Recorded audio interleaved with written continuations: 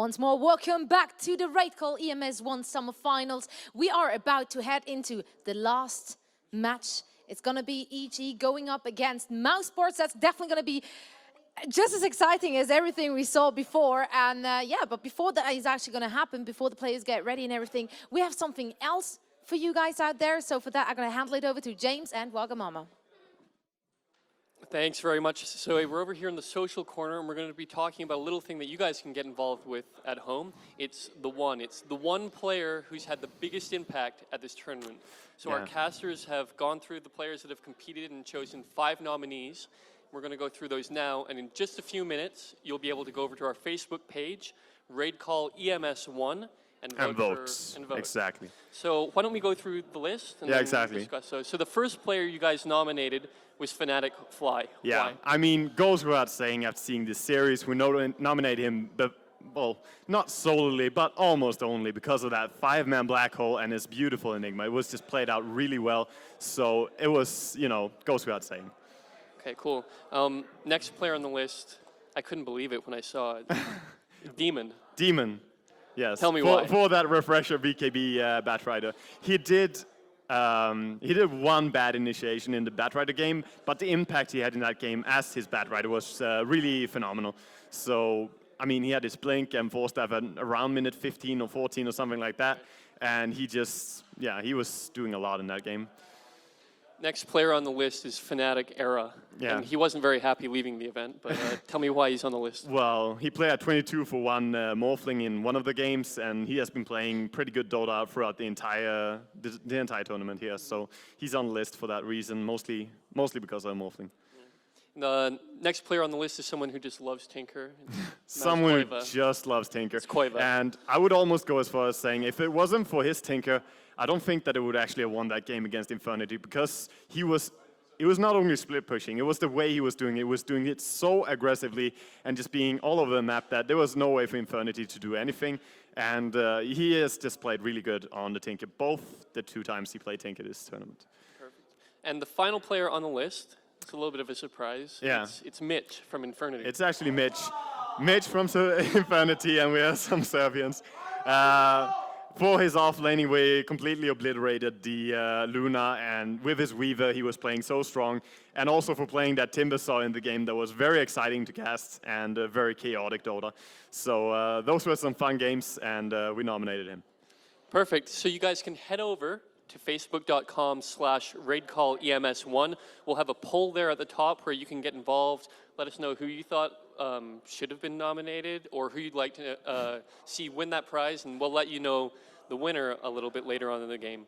But for now, we're getting ready to go into the match between Mouse and EG. Yeah, our grand finalist. Huh? Do you have any predictions? Any predictions? Well, my prediction for the last game was that EG would win and that I wanted Fnatic to win. Right. So I won't predict anything because I don't want to jinx anything. Sure. But yeah, I mean, EG played really well, and Fnatic, I feel I probably support their team a little bit more, but it was the best series so far, so I just hope for an amazing grand finals. Perfect. So head over to the Facebook page, let us know your votes, and while you're doing that, we'll head over to Zoe, who has an interview with EG. Thank you very much, guys. And I can't wait to see who is going to be the one. And once more, I have Demon joining me here for a quick interview. I'll let you get back to you guys in just a second. I really don't want to hold you on for long because this is a very important match. You guys have been just playing a very, very straining, very long best-of-3 series, which actually went into 3 rounds. Do you think that's going to work out in mousesports' favor, that you guys just played that game? Not necessarily, because I think we build a lot of momentum right now, and you know, with momentum, it's just good for the whole team morale, and I think we're pretty confident going into this. Right. So I didn't drop in on conversation you guys had, but I kept on hearing him saying, "It's bad luck, man. It's bad luck." Are you guys actually superstitious? Do you have things you do before things happen, or like da da da? I don't know. I was just really curious. Long story short, it was a cocky interview at DreamHack Winter Finals, and we're trying our best to be humble. Yeah, that's working out for you guys for sure. Well, I wish you good luck with that. And now we're going to throw it over to James, who is having an interview with Black.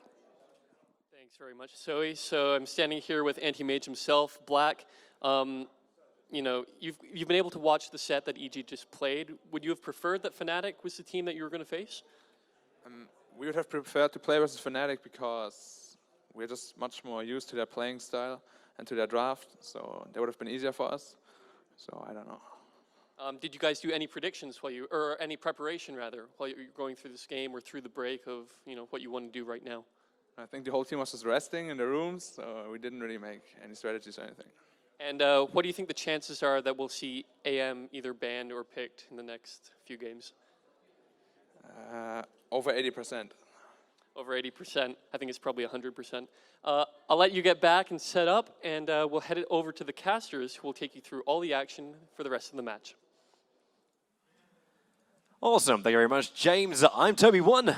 And I'm Wagamama. And we're back.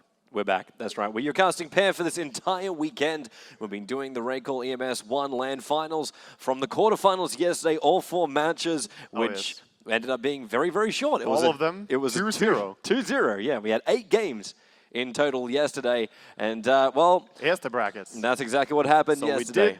We did have our 2-1 there in the EG against Fnatic that we just saw.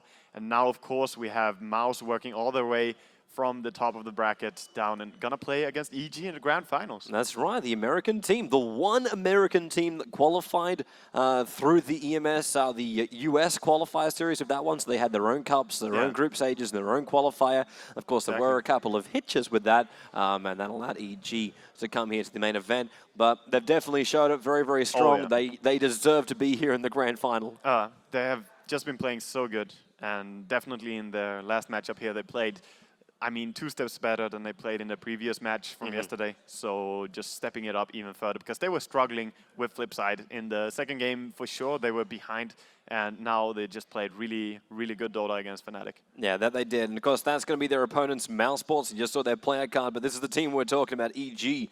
And the guys who I don't think anybody before this, like if you were betting your rares, they probably wouldn't have been on this team coming into this event, unless you were a pure like USA all the way kind of guy. Well, there are a lot of them, Toby. There are. Yeah. There are. You can't ignore the might of the USA fighting. Yeah, Elaine over at Twitch is one of those USA. All the way. All the way. Yeah, so should be cheering for them even if they're not playing. Yes. That's why Na'Vi was adopted during TI2. That is true. Yeah. No. They're a member of Europe as well as US, and now also it seems China. Yeah. Very international for being all Russian or all Ukrainian, I should say. Well, now different. Even with different. Puppy, of course, like Kuro, part of the old mousesports lineup. But now they've got their glue. They've got their Dane. They got Cinder in here in the mix-up. Of course, we are still waiting for all the players to get themselves inside the game. I know our admin Ownage is going to be all over them like a hot rash, trying to get them all inside the game and ready to start. Exactly. As EG just like, they're joking around. It's actually kind of funny. Like, you get yourself here into the grand final. We've still got Chuckles chuckling. We've got Bamboo, who's looking in very, very high spirits as well. And mousesports, like obviously, it's a grand final for them. They've been in this position before. A best-of-5 grand final. They've got to rest. EG's had like maybe like 10 minutes to collect their thoughts. That was after a rough best-of-3 series, 65-minute first game into a shorter second game, but still that was a rough game because they lost that one. Yeah. And then, of course, they came out on top in the end, but now going directly into best-of-5. This is where your endurance is really tested, man. Yeah. So someone gets to slap up Jo, who's the one who's currently on camera, the only person who's not inside the game. Why are you on your phone, bro? Yeah, it's like, get off your phone, get rid of the draft, get yourself inside the game, man. Jesus. Time to go. Time to go. He's watching replays, sort of. Well, I suppose it's, sort of. Just texting girlfriend back in the US, hey, guess where I am? What's up? I didn't tell you I was traveling to Poland because I wanted to wait and surprise you. I'm in the grand final and turn on the live stream. Hi, everybody. Happy EG saying hi to the camera. Back to all their fans. And there are still a lot of them, like a lot of their fans. They've been waiting for a moment like this where they can feel the love back for EG. Yeah, I think there's a lot of people supporting EG for this grand finals and really wants them to just keep playing the play that they have been playing because they have not actually been even close to throwing throughout this entire tournament, have you? All right, so now Fear DC's out when we finally get Jo into the game. So hopefully Fear gets himself back inside the game. No major issues like we've had earlier today. Yeah, no crash, no Dota down. Yeah. Then again, we say major issues like, audio doesn't work. Yeah. And then problem solved. Yeah, it's, and we see The We see Serbians on the Infernity front. sitting there. Victor. We saw all these fans out there. They're the guys who were screaming out before when we nominated Mitch for the award. Of course, definitely take part of that one. Head yourself over to the web, over to RaidCall-EMS1.com. Show them some love. Yeah, yeah. I think we made good selections for the tournament. Well, yeah. I mean, It seems James wanted somebody else. He's like insinuating at the end, like, anyone else you want to pick? Yeah, it's always, yeah, he was very surprised of the pick of Demon, but I feel that Demon had huge impact in the game where he played Batrider. I wouldn't take anything away from him in that, so. I was like kind of torn up a little bit too. Like I would have wanted to put Fear up there too, because he's just such a consistent player. Of course. But at the same time, like there's those certain little like maneuvers which you do, which gets highlighted more than just this consistency. Exactly. Being Spectre and clicking your ulti is, you know, it's good and all. And he was really participating in everything. I mean, he played more really complicated good. than that. He played really good. And, you know, still, what you look at it, what play it is clicking your ulti and carrying. But that's where you see a Batrider or any off-lane position, they often have some highlight moments. Well, let's see how many we get from this one. We've got a possibility of 5 matches coming our way, depending on who could be more successful. Like, remember, this is a single elimination, so there's no one game advantage coming out for just one team. It's a complete level playing field going into this best of 5. The only thing which I'd say is just the EG tiredness factor. It's a marathon for them. They have the possibility of playing 8 games in a row right now.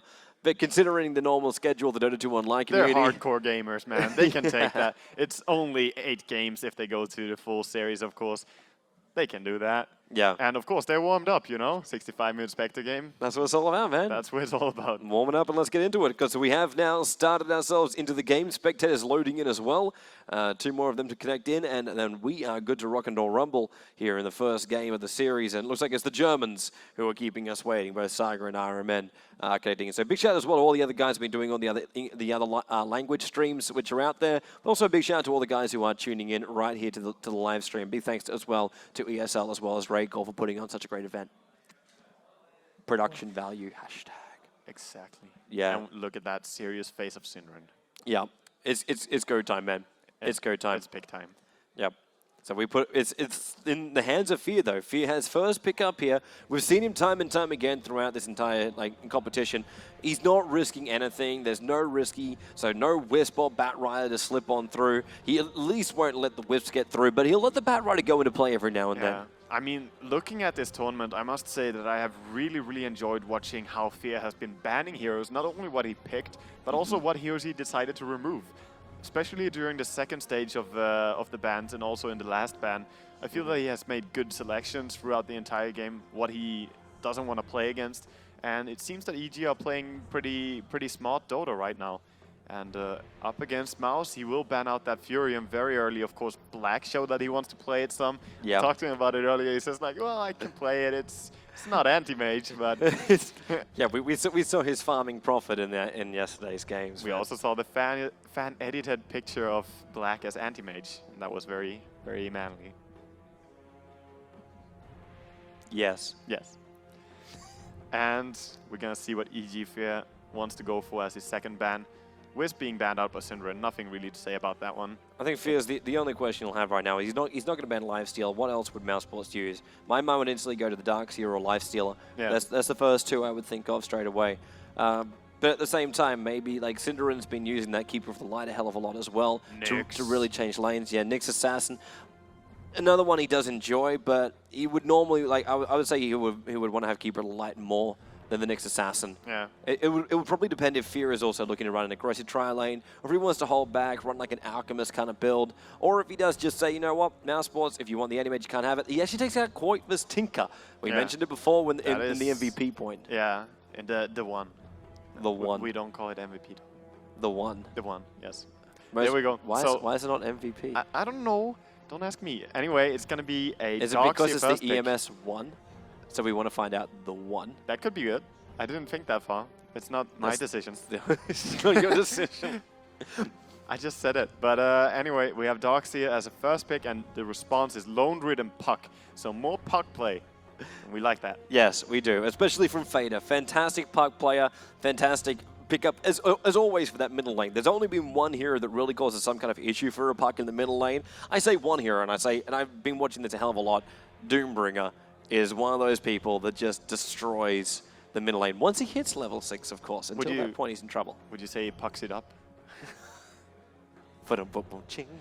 Anyway, Ting. we see Fair thinking for a while about this second pickup, and of course, Lone Druid as well as a puck is very, very strong heroes. And we see the OD, another hero that can shut down the puck there on the mid lane. Yeah. I was thinking that you might go for the OD, but Doom is also a hero that is quite strong there. It's like how many people have just ignored the OD for this first set. Yeah. Like on day one, it was like, oh, make sure you mount the OD in the first 2. And then like today it's been 4, maybe 5 ban. We'll slip it in, But maybe here or there. Maybe it's also a little bit about the experience and how you handle this hero, because he has his weaknesses. He's a strong laner for sure, but then you can abuse the fact that he cannot leave his lane too much. Yes. He cannot move around, and that may be what the more experienced teams are thinking when they go up against this. So we see the There's your removals. Nyx ban. Yeah, Nyx, Treant Protector. Now back to Fear about what he wants to remove. I feel the Nyx ban against Syndron is quite good, as he really likes being up there frontal, and against the Doxy and OD, he would love to mana burn those heroes. Those are 2 of the heroes with the most intelligence in all of Dota, really. Yeah. The other option would also be the Rubik now to be banned out. It's another hero which mousesports always love to play in that supporting kind of role. Yeah. But with the OD and the Darkseer, I'm very, very scared of the EG teamfight potential. Treant Protector was the perfect one to take out. Like, he gives an element of teamfight, but more importantly, he gives the complete imbalance to that middle lane, because you give living armor and OD stealing off the intelligence. Basically, you got nothing up against him. And when Lone Druid wants to pull, push, he's going to need a lot of support to help him with that one. The Visage is going to be the ban out here from EG. I was going to say Visage is not going to make it through a game without ban or pick. I really doubt that he will make through any game from this point on. I think it was one game in total where we didn't see him picked or banned, but at any point... I don't remember that game, because if there was no Visage, the game didn't exist. Yeah, at any point we see the Rat anti-mage bags. picked up by Lone Druid. I was going to say that they could always put the Lone Druid on the mid lane against OD as well, because he actually does really well against OD. You can last hit with your bear in the other game, and sure, OD, he has strong last hit damage putting you down, but if you get Orb of Venom on that mid lane as a bear, you can harass very well. Yeah, but that will be coin for playing up that Lone Druid bear now. With It an will, anti-mage it will. pickup, Black will definitely take that. And SD is the pickup from EG. So All these disruptions. You know? Yeah, it's another one to take somebody out, but it's not what I was expecting in this scenario. I was expecting something like a Jakiro or someone like a team fighter. It's for anti-mage. It's not so much a combo for themselves, but it's just so you can put him down, you can burn his own mana, and you also force him to go into a build maybe where it doesn't skill up the mana break so hard in the early game. And then having that that amplification on damage as well coming out of Shadow Demon is a great way to kill off the Lone Druid, because he's so tanky, but he's quite easy to predict where he is. You put him down, you put the curse on him and just kill him. With his high HP, he still dies very fast. So, I mean, so far quite low on stuns, I would say. There's not a single real stun on EG, though they have free abilities that do cancel the enemy team when they TP or something alike. But on Mouse, we actually just have the puck ulti and entangle. But, you know, if he's as reliable as Fear was with his first hit entangle there, then that shouldn't be a problem. I'm wondering if Bane is almost a bit of an option coming out from mousesports. There's also one option for EG. For EG, I would say, because, well, sort of not after picking that Shadow Demon. They could have picked it up instead of the Shadow Demon. Yeah. But going for it now, it's a little bit too much single target. Sure, you have, you know, Darkseid for the AoE and OD has nice AoE, but you would end up, and there we actually go with the Bane, because Bane would be a great pickup for EG as well with Enfeeble on that bear. Are you questioning if we are muted or not? No. I'm thinking Syndra could take it if he wants to. Yeah. I just think, I think it's just Syndra too well when I think of the Bane. Because what I'm thinking with this one is the Enfeeble pass by. Yeah. So you just run past the OD. He can't get last hits, which means he can't make the most out of taking out what's going to be like a lone druid, and then his bear gets the upper hand. So in fact, that OD lane can be lost just by throwing Bane into that middle lane. I still believe that they will put Puck there now, since they have, of course, the anti-mage and the lone druid and the puck, putting puck on offlane is something that people used to do way back, but nowadays we really don't see it very often. Puck versus a Darkseer will be fine. There's going to make sure there's going to be an aggressive tri-lane from EG if that's going to happen. That would be good, but yeah, exactly. That would force Black into an aggressive tri-lane with anti-mage. It's not going to happen. And it's going to be Jakiro, amazing combination along with Darkseer's Vacuum. This is probably the best supporter along with Darkseer, I would say. There's nothing bad. It's the one for their team fight. It gives them a little bit of synergy between the SD and the Jakiro as well when they want to go roaming ganking. Oh, yeah. But these last pickups are really going to tell us a lot more. I'm still very uncertain about the mousesports lanes. I want to see, I think they will be strongest running that lone druid in the mid and then put the anti-mage as a solo top. I wouldn't mind if it was a solo top. If it's Darkseer just going on that long lane, AM versus the Darkseer, just give Darkseer anti-mage a couple more consumables, and then put Bane +1 with the puck on that bottom lane. It could be a Lina, would be a nice combo actually. Then we have the old classic Fnatic one, which was the Laguna Blade and with the Fiend's Grip, and you can ensure a kill on anybody, especially a hero like an OD before they'll be in imprisonment on the SD before he does his thing as well. Rubik's the final ban out by Fear, so I was mentioning that one before. Synderen was just worried about the combo with the Alchemist and the SD too. Of course, there's always that danger when you have those two heroes, and actually any of the teams could have gone for that hero. It's really, really strong, the Alchemist. But I'm not sure what Mouse want to do. They could be going down there and harassing the enemy, but before we know what carry it is, it's very hard to say whether it's worth it or not. If you want to just save up that farm for your anti-mage, make sure that he can carry this game, and then you have your pucks for the team fights, along with off-lane lone druid. So we will see. The Lina, I was thinking Leshrac, but he goes into the Lina, which is also very fine with Bane, of course. And then Lifestealer, a very uncommon pickup if you're going to go up against a Bane. Like a very one. It's almost like they're trying to use Lifestealer as a magnet to pull the attention away from the OD, which kind of goes against everything EG's been drafting so far in this tournament, because they're always like, everything pulls the attention away from Fear's hero, not towards it. I would say this is a really weird pickup here, because I mean, it's decent against the lone druid at some point, but later on in the game, it's actually pretty hard as well as a lifesteal against a farmed up bear. And as against anti-mage, sure, you're stronger than him in the early game, but in the late game when there's the super pasher, you don't want to carry that, and you know, OD is not going to take care of the anti-mage for you. So we'll see how this goes, but I definitely like the Lina pickup by Mouse. Yeah. It's the combo, it's the safe combo, it's the logical, predictable combo. Yeah. Well, it's the machinery, again, as we talk about. Mouse just going with whatever is really regular and standard that will work for them and has a very low chance of failure. So Synderen pauses the game. I don't know if he's doing it for the EG guys that haven't selected up their heroes just yet, or if he still wants to have a bit of a chat with his players. But right now, there's actually like no words being said between mousesports. They're just sitting there, just waiting for the start. Yeah, and a little bit of a smile and giggle from Synderen there. But, I mean, they probably know what they want to do. They have been sitting and watching EG for 3 games. They probably had a very well-designed plan for this game in particular. And, yeah. Black on his phone. Take that phone away from him. No, he's not. He's there. All right. We're good to go now. We're good to go. So, when EG are finally ready to rock and rumble. As soon as they're ready, we will get into this game and we will see how... All right, so Fear's got a bug. That's our reason for... Needs to reconnect. For stopping. So that's fair enough. I just want to see these lanes, man. I want to see these lanes. Because right now I'm still feeling that aggressive tri-lane with the puck on the back of it. And I know anti-mage is... It's only just for the start. It's just for the start to get puck into the mix, and then they rotate into mid.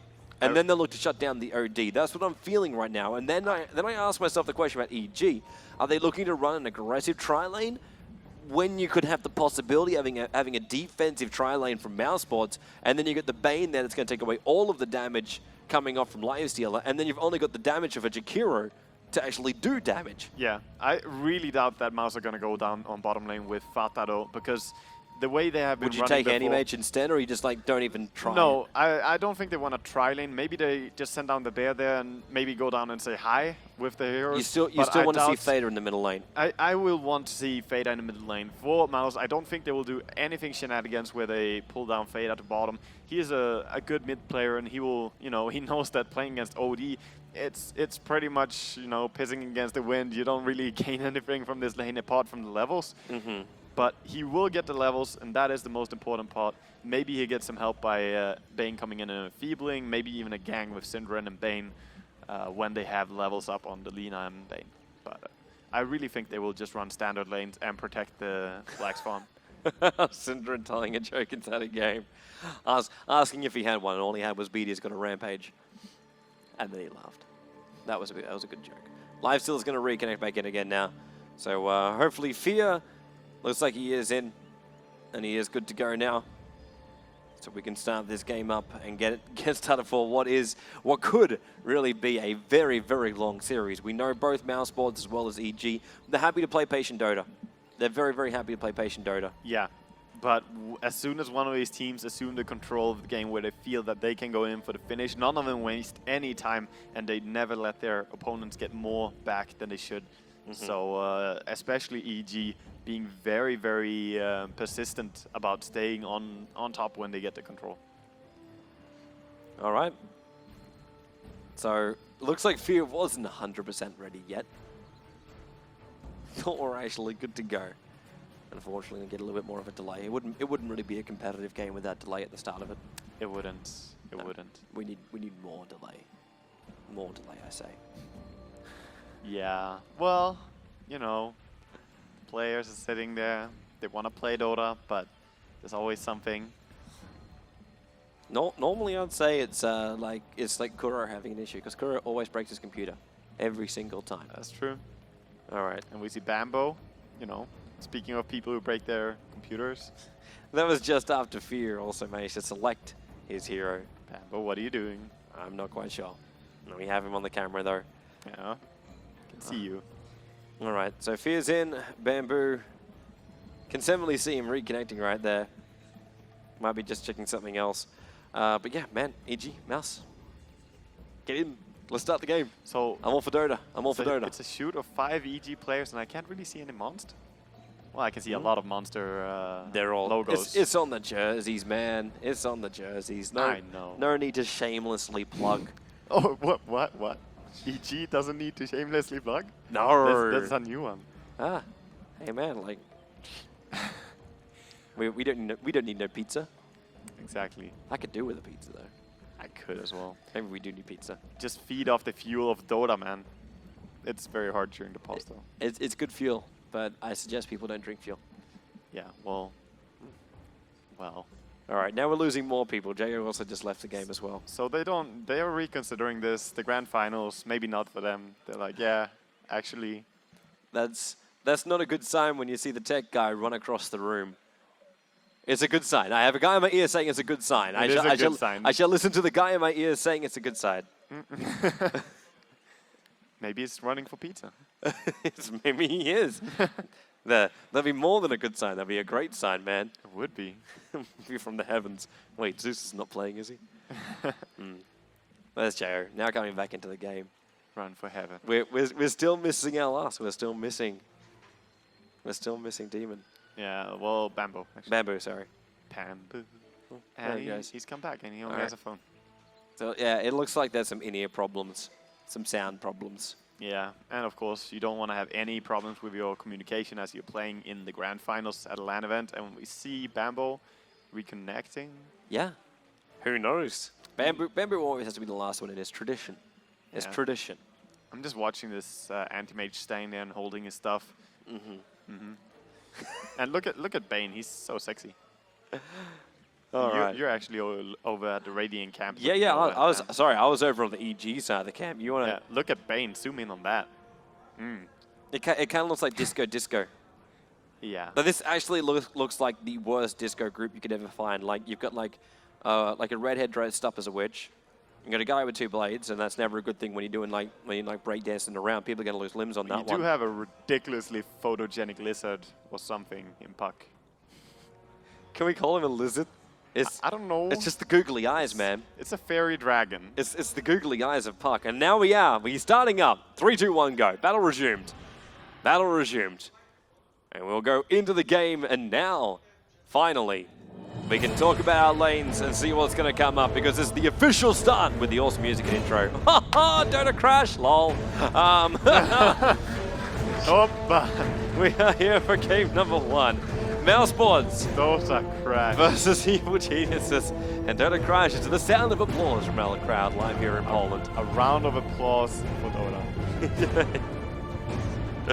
Dota, ladies and gentlemen, here says. Always having issues. Always having issues. Black, he's really... But don't worry, the game's out of beta now. Yeah. For anyone at home, you can just like get an account in Steam and you can be joining in the fun. Yeah. Straight away. So, of course, those of you watching the live stream, we are just paused up right now. There is nothing that you guys are missing. We're just listening to the tunes. Yeah. The Dota 2 soundtrack. Yes. There's like a video about that one, the making of Dota 2. Like, all you got to go is to youtube.com/Dota2, and you can see the making of the soundtrack. Oh, I see. Yeah. Really nicely done. They recorded and nice. I think I saw that one, actually, long ago. With the Valve staff members sitting on the side there listening to the recordings. Oh, yes. So we see Antimage. He's pulled a lot of regen, so he's going to be up there on the top lane. Oh, Toby, how happy are you? How happy are you? I'm so happy. So Koikwa going to be on that mid lane, playing up against Odie. Man, next level shizzle. So Antimage top lane, solo he has Black. A lot of regen. Yeah, he does. And Black has done this in the past. That's the reason why I wouldn't put it past him to do so. Yeah. He's confident enough on an Anti-Mage that he can stand up against anybody. This is his level of confidence with an Anti-Mage. And there's not many people that have this level of confidence. Even if there's an aggressive Trillion up here, he'll still give it a shot. But it will be Paz and Synderen, bottom lane. I don't expect them to stay here much longer than maybe 3 or 4 minutes. Like, they'll block up the pull point to start with. But more importantly is their rotation timing in on Jo in the middle lane. Yeah. That's going to be the critical thing for them. If they get their rotation timing right, they're going to shut down Jo. They're going to completely control that bottom lane and just go from there. And Fear, well, it is actually going to be a rotation now. Bamboo and B-Diz are heading up towards that top lane as the SD and the Jakiro respectively. And, well, Black is already saying hello to Demon, so he sees him up there and he gets a haste rune to boot. He's going to chase a little bit here, but this could be dangerous. And you notice he also got the first point up in mana break. Oh, Demon! He blocked him! He can't get out! He's in the corner and they get him in the corner! Oh! Opa. Oh! EG Dota? Oh my, that is just one of those things. Black's level of confidence turns a very nasty head against him. And now, instantly, their plans for the bottom lane, they have to change. Pass, he's kind of got to go back down there, though, to do his warding thing, but Synderen already making his way up towards the top lane. Actually, Synderen's the one with the wards. Pass is coming back down towards the bottom lane just to make sure Fate is okay at the very, very start up against Fear. Yeah, they want to win that bottom lane and then rotate up and handle that top lane, which is already looking pretty grim. And Demon, what a player. Oh, you know, this is the indecision now. They lost him. And mousesports, these are the things where he's running back and forth and doesn't really know. Synderen, it's like a woman lost in a shoe shop. She just doesn't know what to do. She doesn't know what to do. Synderen. We probably should stop calling Synderen a she. Probably. At any rate, we see a top pool here to the side as well, and Jakiro getting lasted on a big Satire. There's a lot of gold coming his way. Middle lane, this is a really important lane that they do okay on, and so far not a single lasted for Koikwa. This is not good for Mouse at all. He's got 3 denies at least, so that's one way to shut him down. But we still have 4 for 2 on OD. And of course, Koikwa can still make a recovery on this lane. He still has 4 creeps alive here. Yeah. And then you also check out the bottom lane. Like, this is what we're searching for, was the dual lane, or it was more meant to be up. They brought down the extra 2 because they thought it's a defensive tri-lane, and that's going to be a rough lane to deal with. But it's Fader and Pass who are able to shut down Fear. I say shut down, he's 5 for 0, but you have already up on Fader and 9 for 3 puck. Yeah. That is true. And of course, Demon gonna be farming up a lot here on the top lane. And Synderen. I was wondering who was screaming out just then, but I realized it's actually Fear who now I understand what Beaters was saying before when he says Fear can actually penetrate the noise-cancelling headsets. Yeah. He's actually screaming at his own players right now. Yeah, he got that voice, man. He's not happy on the bottom lane, of course. No. As he only has 6 for 1 last hits, but he's doing what he can down here. He's trying to do the call as well as letting him know, like, are they checking bot rune? Like, where is this rune coming from? It's something you've always got to be mindful of. While Black, like, he's getting zoned out in the top. It's a 2 for 0 Black up here on the top. And because he also, he got very aggressive thinking, he's just going up against Demon. He got the mana break at level 1. If he realized SD will be coming up here the top lane, he would never have done such a thing. Of course, he would have also got a blink, so he would be able to blink away from the trap before. So also another thing. And they really, no, they're going for the creep wave. I thought maybe they'll check out for Syndrome, because with a disruption, they can take him. Yeah, if he comes too close now, he wants to get a stun off, but Bamboo is very, very close by, and with Beatus, now of course, Black has no mana, there's so your he disruption. cannot blink away, and this is going to be a second kill, It's a double Iron Shell in with an Ice Path. Black's going to go down. EG. Not only are they winning this top lane, they're winning it so strong it ain't even funny. They are crushing this lane completely, Yes. and they're even pushing it now as they hijack the lane and just kill off these creeps. Even Bamboo walking in close with his Iron Shell and just being a little bit of a hijacker.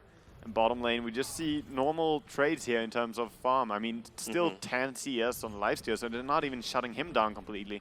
Yeah. He's getting something down here, and he has definitely not died. Fear knows that he only needs to stay alive and get some farm down here. Bamboo, disruption again on Black. This is just a nuisance to him. Ice Path will be there, so they have time to just burn that mana away with the disruption illusions. That's all that is for. They want to shut down his mana pool. So now Black's got one blink, and then he has to be so careful. I want to look at this mid lane because it's really important that they manage to get something good out of this mid lane with Mouse, because they are losing top so hard. They are not really winning bottom that hard, because Puck is 21 for 5, sure, but Lifesteal is still 12 for 1 against the dual lane solo. So it's not that they are crushing him. So mid lane needs to be won by Mouse. They can't kill him, and if he needs to, like, the Enfeeble can't run forever. It's 95 mana per Enfeeble.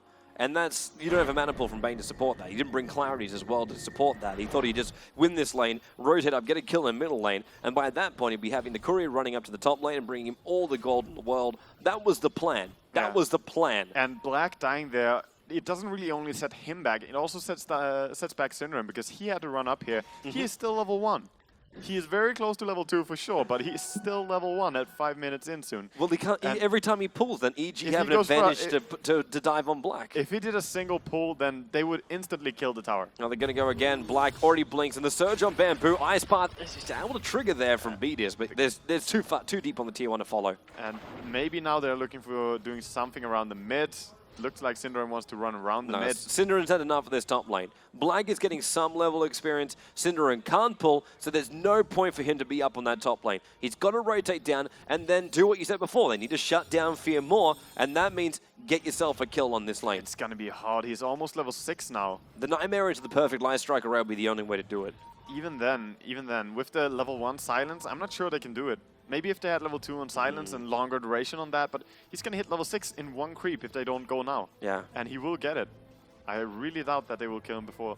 And with Infest and full mana pool, no, he's definitely going to be fine. So yeah, there's level mid, 6. There's an entangle. If they had Lina here on mid lane, maybe they could have just sniped the OD right now and get something going. The problem is if Lina tries to go towards the middle lane, then you're pretty sure he's going to get spotted straight away. Bamboo, he has a lot of creeps after him. But yeah, I mean, we see Black, he's up to 6 last hits now. I mean, he's getting 1 per minute. That's 1/8 of what you want as anti-mage, because you want it all.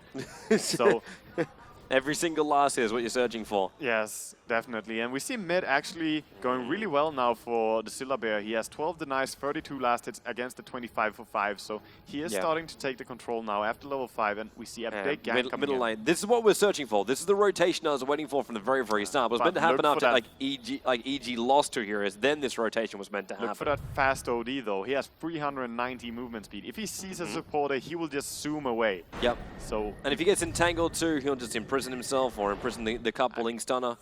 he probably senses this because there's missing on bottom for such a long time. He scouts it. You could hear Fear screaming it out. And he goes to have a look for it. He just runs by. Wow.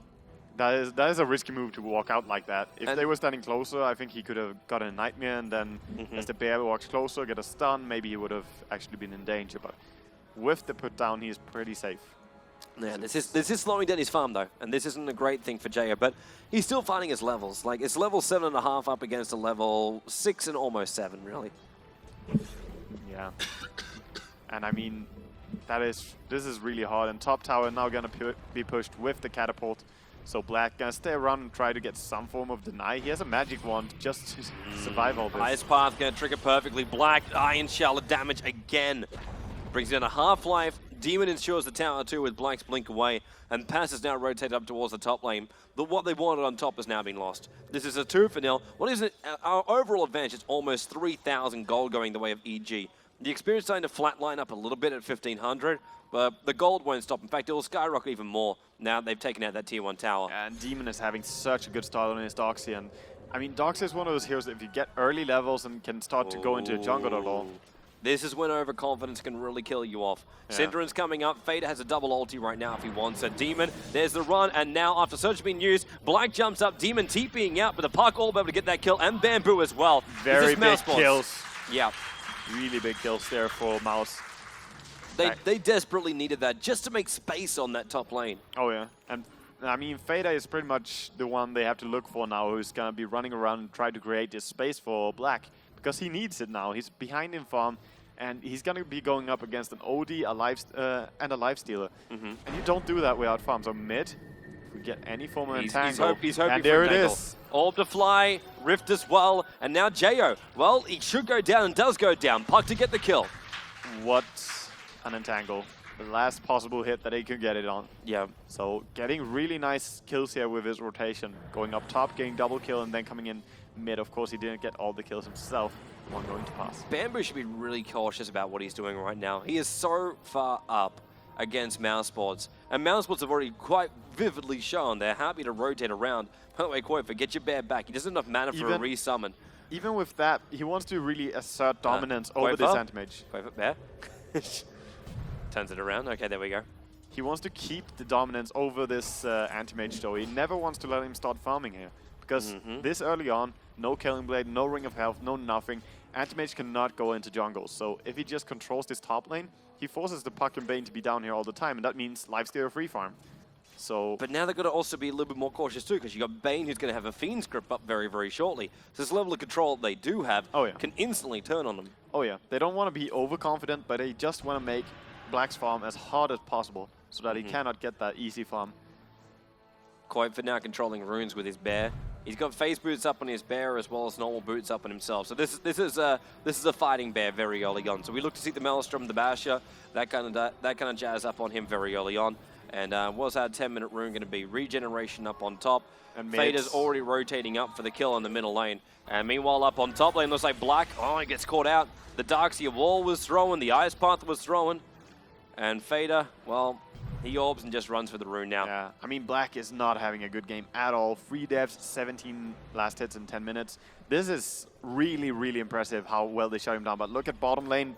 Pass. Yeah, there's your Fiend's Grip. Catches out Fear when he's outside of his rage as well, so all this magical damage has its effect, and Synderen. And of course, they have a beautiful combination as well. After the Fiend's Grip, they can even do a Silence. It's now maxed out, so he just got 2 levels in Illusory Orb early. Now with that long duration, 3-second Silence, they can easily add up the Brain Sap as well, dealing even more damage. So a nice pickup there for Mouse, but they did lose their anti-mage right before on the top lane. Now it's going to be EG's turn for rotation. Bamboo's coming in. Already Astral and Prism. Demons in close. Beat is now for the Ice Path. Catching out Koifer as well as his bear, and that Iron Shell damage is more than enough. But then Nightmare off from Pass almost bought him his life just then. But Lone Druid to go down. Yeah, and this is an OD rushing for a 4-staff, by the way. He is not going for a mech at all. No, he doesn't need to, because they got the Darkseer to take it up for him. Exactly. So he's going to be very mobile, very fast, and that's something to take note of.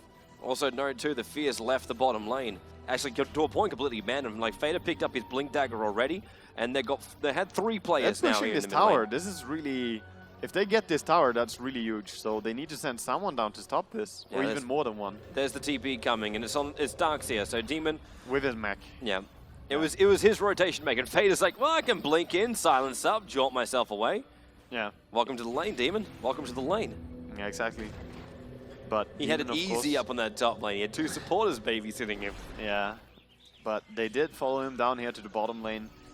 Bamboo failed his stack a little bit in there in the jungle with the trolls.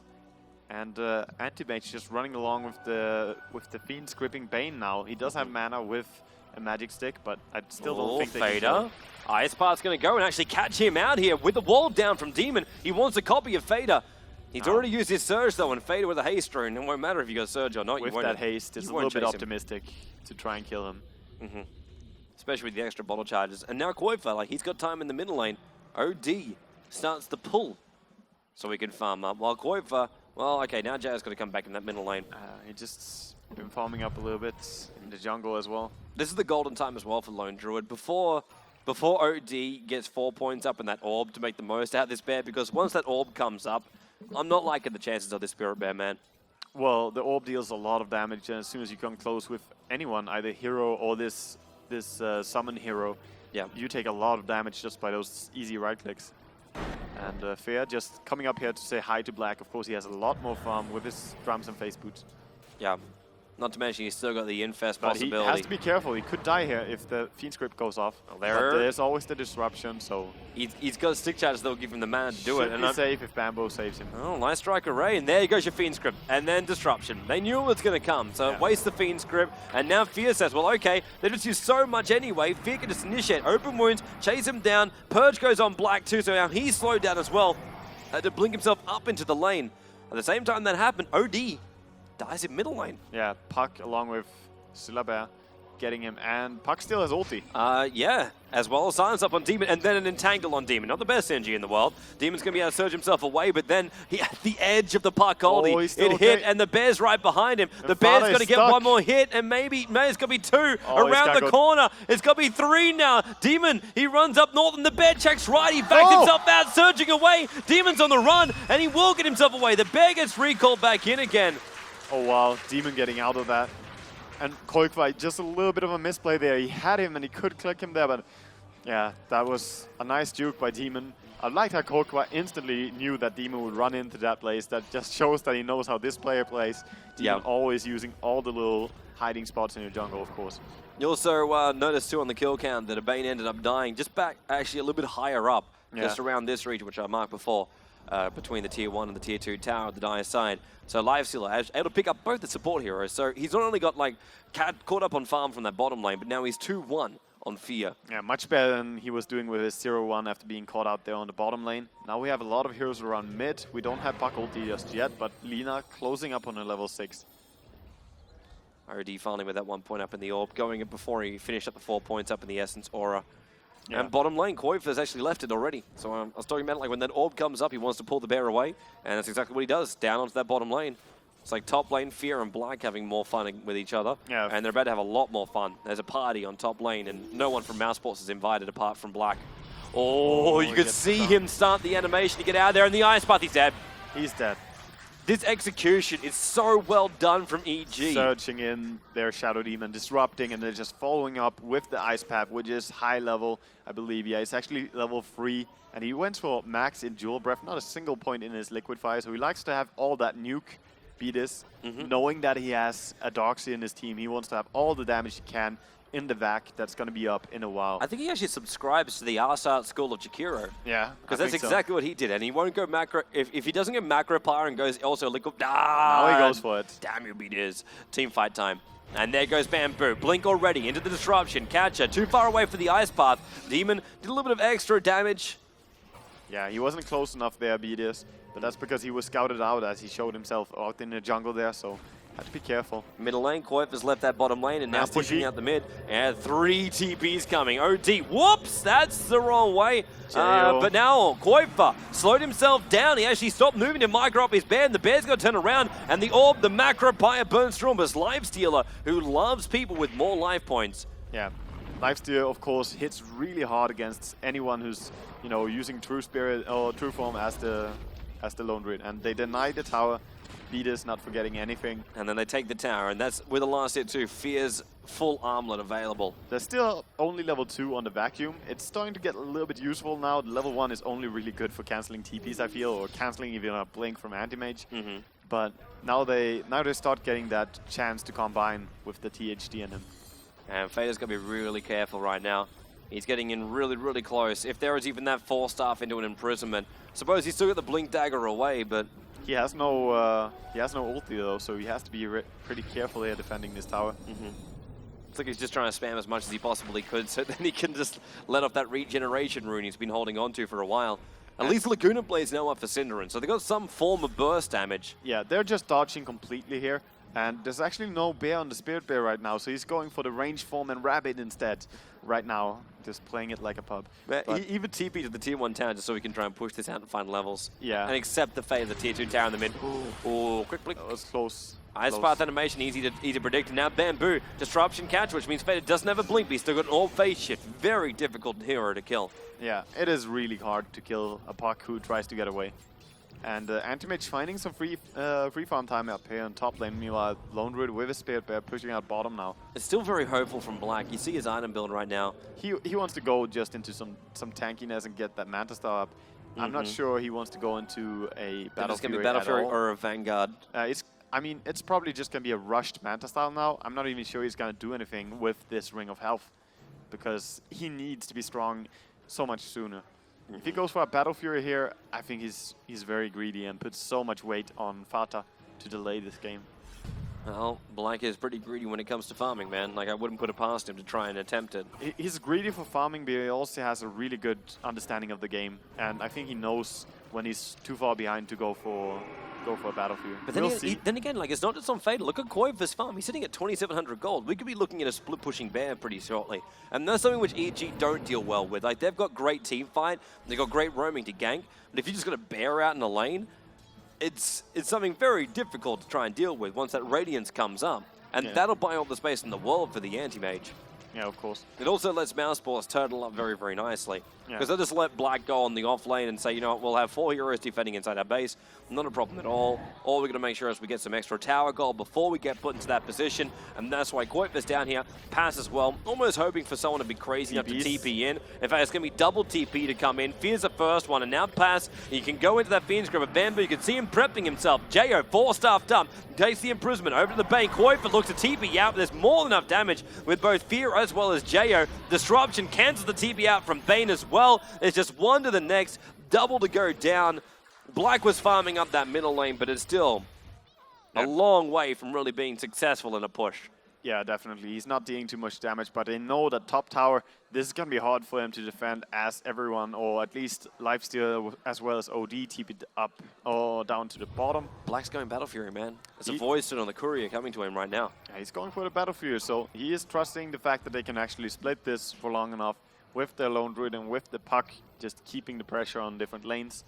And if they can pull this to a late game, sure, Battle Fury is always when you're going to farm the fastest. And I like that Black pretty much never plays Anti-Mage without having a Quelling Blade. Like, he needs to have it, and that's true. Like, it increases your effective farm rate. Like, when you're hitting creeps 32% more, it's just so much faster. Of course, you have the time of travel, but Quelling Blade on an Anti-Mage, Battle Fury or not, is always worth it. Split push or not, mousesports now going to have to defend it on the bottom lane. There's a lot of heroes, 4 of them, in fact, coming in for EG. Still got Fear farming up in that middle lane, but they want to get him more levels and more farm because now he's working his way into a basher. Requires another just under 800 gold to complete it. And actually, no, Bamboo's going to TP up towards the top lane. So he's going to try and defend up there while mousesports would have been preparing themselves for what looked to be a 3, if not 4-man push on the bottom tier 1. EG not really able to force the issue right now. And they don't have fantastic farm on the OD, as he was actually crushed a little bit after the level 5 there by the Lone Druid on mid, as well as the ganks by Fata, of course, coming in with his Puck, makes it harder. So he has his 4 staffs for sure, and he has 1,700 gold. He didn't really disassemble his power treads to get that 4 staff, so he has a little ring of regen as a memory. Save it for a rainy day. There'll be something else that I think can work towards. Has to build a pipe for his team or something. Or Suddenly you go pipe. Yeah, I think he's pipe up against a lineup who has like go Vladimir's OD. We'll see, man. Anyway, the smoke up here to top lane. Black really feels this coming.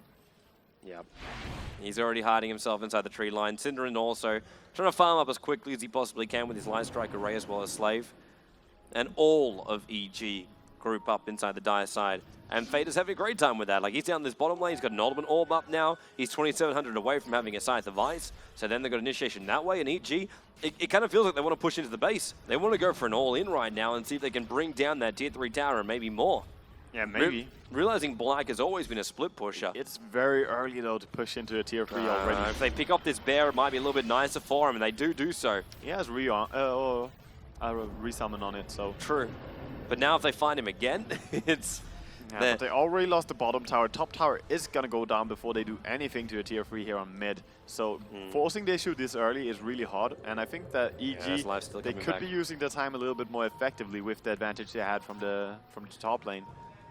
And mousesports, they all ping them as they head back into the jungle. And they realize they can come back out again. Koi for now with 4.2k gold. I wonder if he's not buying the relic just so he can keep this a little bit more secret. Yeah, and we see Black just exploring the edge of the map and tipping down to bottom, realizing he's actually got 1,800 gold, man. This Battle Fury is not going to be that delayed. Yeah. Like, we're looking at only Black like another 1,000 gold or so. It's not that much. Black is amazing at finding farm, but it's also look at EG. They're searching for him. Yeah, they know he's going to be around here somewhere. And then all of a sudden, it's like, no, I'm in your jungle. Antimage, I mean, it is his hero for farming, and I like this Roshan. They could not contest that tier 2, I believe. Going into the Roshan, it is known by EG, and they're rushing there, actually. They won't make it in time. This bear has a lot of damage now. It's got the relic up on it. Yeah, there's no way. Yep. So this is an easy Aegis. Should be going either the ways of the Lone Druid or Fata. Fata probably the better choice, I believe. I'm wondering if they just throw it on Black and say, you know what, man, you still got a Battle Fury only during a team fight. I don't know if it's going to be... And there it is, and it goes to Black. Animage now, nice silence. Animage going to drop almost instantly. The bear is also picked up. That was the secondary one. And EG just going to camp the live body right now. The Animage disruptions there. Puck ulti flying out, but they managed to hold him in position long enough. That was the shortest Aegis you ever held in your life, Black. Oh, man, he thought, you know what, now I can finally get my Battle Fury, I can farm up a little bit more if I die, I got an escape mechanism to make Aegis the Immortal. Obviously not. He was thinking happy thoughts, and now he's not. And now he's 28 seconds on the sideline too. That's a push opportunity for that middle lane with no puck ulti as well. Yeah, exactly, and Lone Druid, I don't believe he's resummoned now, yeah. He didn't have the resummon right there. In they come. This is very early push again, but the mech is almost up, so they can tank a little bit. Is he really? No. He will defend. I thought he might be going for a bit of a challenge. Fade up. Whoa, jumps in. 3 to catch on the silence. That ice path from Beat is more like an afterthought. Just a harassment. This is what you can do when you have Blink Dagger on puck. Blinking, silence, and then immediately orb back. Fear might be a little bit frustrated. The courier ended up flying out something to this lane. I assume it was like a 4-star or something like that. He brought up his bash just before the courier left. Yeah, he did. So if he had that, still pushing in right now, they might consider a little bit more, but doing the non-EG throwaway will be just rotating up, taking out the tier 2 tower on top. Yeah, looking at Demon right now, he has mech, he has 4-staff, he has 2.2k gold to boot. As, of course, he has mana boost as well. So no mana issues ever for EG, really. Even with Anti-Mage in the enemy team and Bane even with the ultimate. They are gonna stay healthy on that mana. And is Anti-Mage ever... And manly on that health. It's all about being manly, man. And this tower, we have Lone Druid now finished up his Radiance. That is a big item to finish. I love this from Black. So prepare for the split push all over again. Yep. Syndrome was the captain at MTW, TI qualifiers, TI2 qualifiers. I thought we were never going to mention that game ever again. It was not just one game, it was many games. It was a best of 5, in fact. Oh, was they played it throughout the entire tournament, so yeah, it was more than just that. It was NextKZ the ones who actually blamed for that. Fader. Jayo cancels. Yeah, he was worried about Fader jumping in on him just then. I didn't know that Fader was pretty lonely, actually. He has a Bane behind him, of course, but with no one else really close, he could have kept TPing and Puck would have to waste his ulti to cancel it. Could have also been a misclick from Jayo. Like, he saw him and then all of a sudden, like panics, accidentally hits that right button. Of course, could have been. And OD has the cutest TP animation. How could something like this, basically described as a space cow, No, he's cute. have a cute animation? What do you mean space cow? Look at him, cute. And when he TPs, he sits down on the ground and puts his rod in, in a nice position for TP. Anyway, Black almost has his entire Battle Fury now. Of course, 27 Battle Fury is not something he's going to brag about on his Twitter, probably. He may be, I don't know. The fact that he picks up a Battle Fury, yes, that will be an achievement. Yeah. The fact if he doesn't die after picking up the Battle Fury, that's worth tweeting about. Yeah, because you always worry about it, even when you have safe lane and free farm, if you go for your Battle Fury, which you always will when you have free farm, how early are the enemy team going to start forcing you around? Yeah. And in this game, of course, it's already closing up on the 30-minute mark. And we have so much farm going the way of EG. We have a 4-staff now also finished up on Jakiro. SD has an urn and a lot of gold, actually. Dogs here. He's going for a hex as well sometime. Notice the advantage, though, is not as big as you'd think. Like, it's only 3,500 gold. And the experience is only like 1.2k. It's Koikwa, Puck, and Anti-Mage, of course. They are all running around and just split farming this as much as they can. And they have a Radiance Bear, so he could even send this one down to bottom and just pull the next creep wave, make sure that they never get a reinforcement for that push. And thus, you know, there would be no tier 3 push. Well, they're already TPing down. There's a lot of mousesports actually now in the bottom lane. This could be more than just a grab the aggro. In fact, Bamboo entangled first hit, forced up deeper into the lineup, but there's an imprisonment to save him from Cinder and Stun. But Laguna Blade, I can guarantee you will be used. No, it does not. The slave was enough, and now into the Fiend's grip on beat as they pick up both the supports of EG. And before the tier 2 tower was even damaged into deny range. And Jo is like, well, I was gonna 4-staff you, and then yeah, there's a little bit of miscommunication in that fight. Yep. We have seen EG pull some really nice combinations already in this game, but that one particular moment, that they did not were work well. really on the same spot. Look at Fear. He's chasing Black. Black has to TP bling himself into tree line right now because Fear's going to make his way in. Phase boots plus the extra movements to be having. Black just TPs himself straight away. Yeah, Back to base. He's already got the Battle Fury. There's no need to risk anything. He might get annoyed at passive stealing his farm now, though. Yeah. It's like, pass, what are you doing? Why are you jungling? Give me my jungle, man. He's like, oh, I can finish it before 29 minutes. No. Gotta get it. I like the build on pass. He's just, he's sitting on one of the tankiest and rough, I mean, one of the most rough skilled supporters there are in the business. And he has 2 braces and a magic wand just to make him even tankier. He has 1.2k HP. That's not a free frag by any means. Especially when he uses his brain sap. So you damage him down, he gets the line straight back out again. Oh, yeah. The only thing in which he'll never get done is like a proper Fiend's grip. Unless it was like the opportunity on bottom lane just before where everyone's running away. Yeah. Then you can just grab one of them. But you've got 4 heroes from EG that are capable at range of cancelling off his Fiend's grip. And 2 heroes that can cancel it no matter what, putting down the target. Yep. There's always the SD, there's always the OD. Yep. And these 2 heroes don't care if they can see Bane or not. They can just put down the one who's being targeted, and he's fine. Yep. So that top tower, Syndrome gonna push it out. We have a Hex finished up on our Puck now. And there's already a Hyperstone up in the Lone Druid's bed too. Like I say already, considering the start that happened here. In terms of experience, okay. look at how far ahead Mouse are. Like, this was after the fight, of course, and just by the fact that they are starting to farm up with Radiant, with Battle Fury, everything is going a lot faster. There is now an Abyssal Blade on Old Man Fear, and he could definitely kill off an Anti-Mage who doesn't even have a Manta Style. Yeah, but the Anti-Mage isn't the problem now. The problem is the Puck, and the problem is the Lone Druid. Lone Druid's getting really fat. Puck's already got himself a Scythe of Vice now, so they add a Hex towards this mix as well. So if they get that one off on Lifesteal, it won't matter if he's got an Abyssal Blade, they'll kill him up before he can do anything. Right. And when you get the nukage damage, which is just coming from the supports, all they're going to do is just focus one target. And you're right, Bane, the first one, and he got Abyssal Blade. Nightmare, I thought he was going to be successful at denying himself off them, but with Rage. He actually canceled it himself because there's no way Fear can cancel it instantly. You have some time where you cannot even be hit by anything as you Nightmare. That's why you can juke spells. Yep. But he double tapped Nightmare a little bit. This Lone Druid Bear has actually forced JO to TP to the bottom lane. Yeah, and I mean, it's the problem for EG is not that who they fight and who they focus or what they do. Oh, Fada, really looking for the supporters here. I think he was hoping for Bamboo just to get like someone who was TPing out. He had no vision back there. Yeah, well, he has the night vision as well, so he can see further than them and can see really well if they're around. Of course, they have an observer ward, so they saw him chasing after them as well. But the problem for EG is that they don't really get to fight, and even when they do get a little bit of a fight killing off the Bane, there was still the push going on bottom. There was a Radiant Bear been farming up their entire jungle and split pushing, and he's keeping his Bear down there with the Radiance, just pushing that lane, being ever so irritating.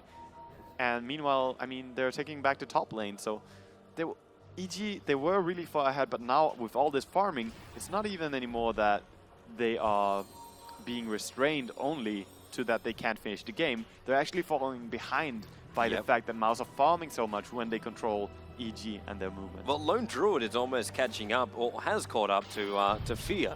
as far as net worth goes. And Puck is above that, the Darkseer and the OD. Their only problem is still this animation that doesn't have much, but you give Black 5 minutes, and these two heroes have enough fun they can do so, and Black will not only catch up, but he'll actually supersede almost anybody that's on this map. And Fader, Puck ulti will fly, and now Demon Bamboo's going to help him off, actually cancelling out, or taking out the Puck in this scenario, taking out the animation in this scenario, who then gets back in, and Oh, no super bash used.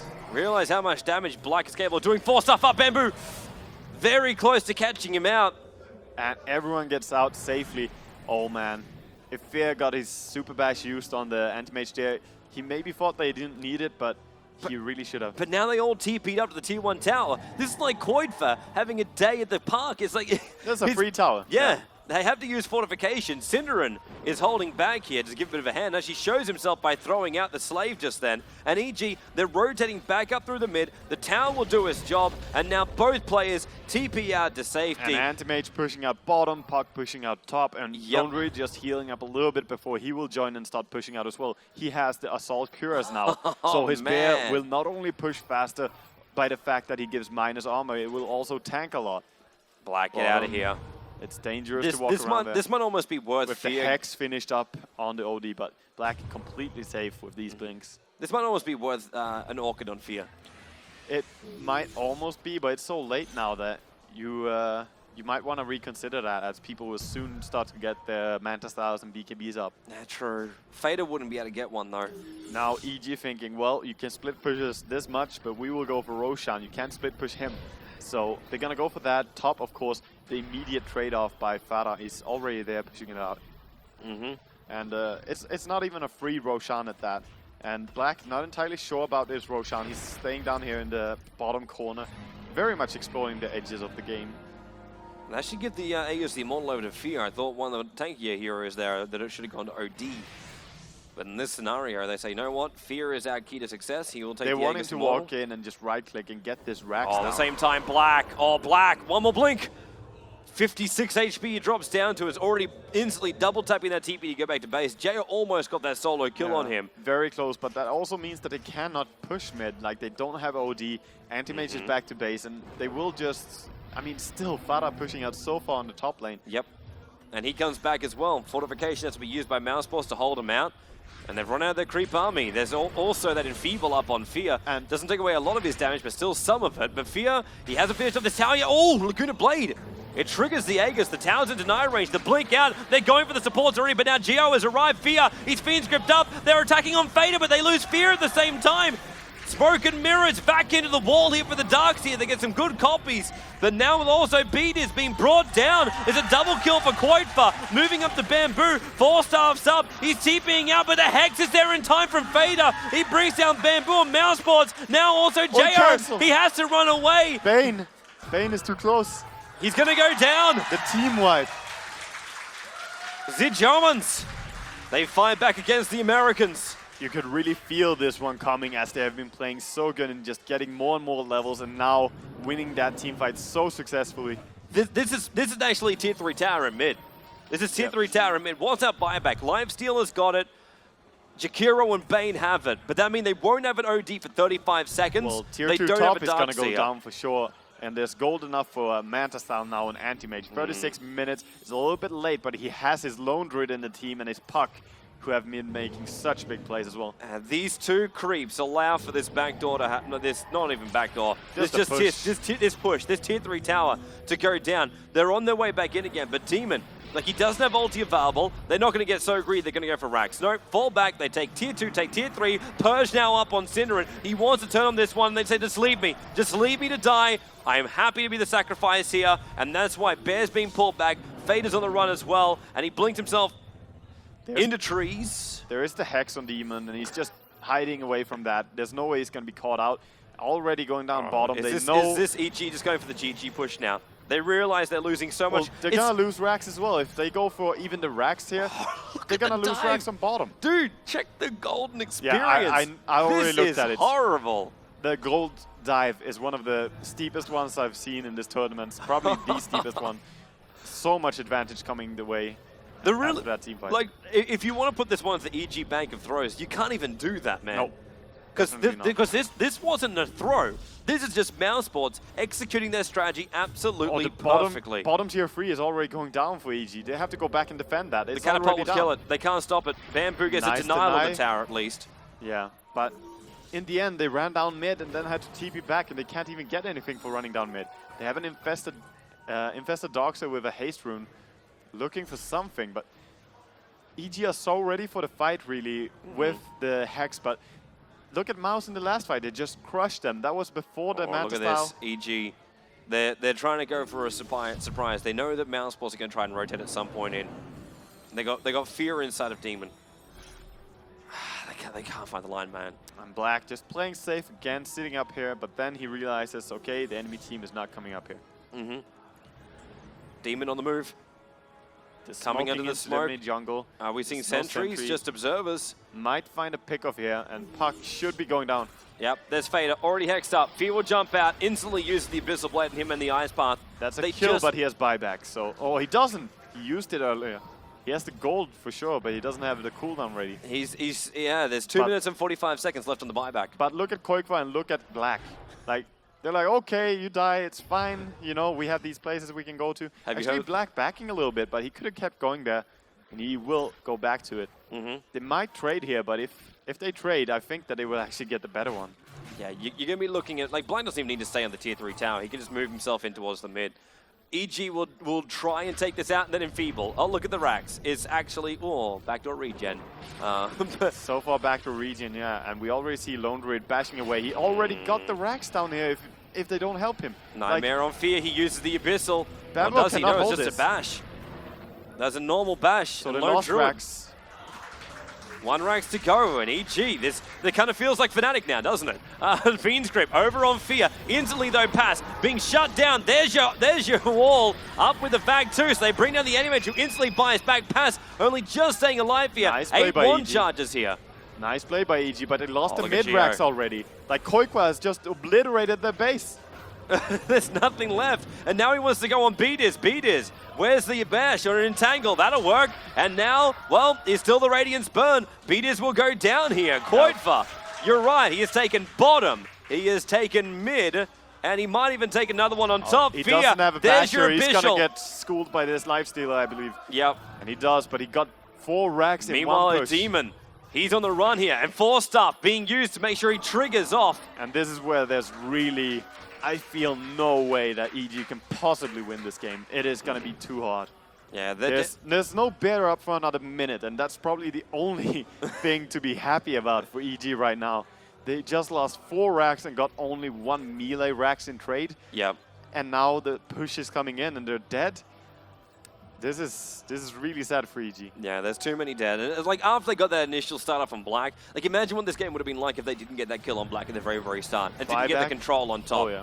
Buyback can come from the Darkseer, but Fear hexed up, Black just blinking himself away. They know that at this point of the game, they don't need to take a fight because their racks will take care of everything else. All they need to do is just slowly add pressure towards that top lane, and mousesports will take a 1-game advantage here in this best-of-5 grand final for the RaidCall EMS 1 Summer Finals. Pretty much, it's that obvious that they should be winning here. It would take an amazing throw.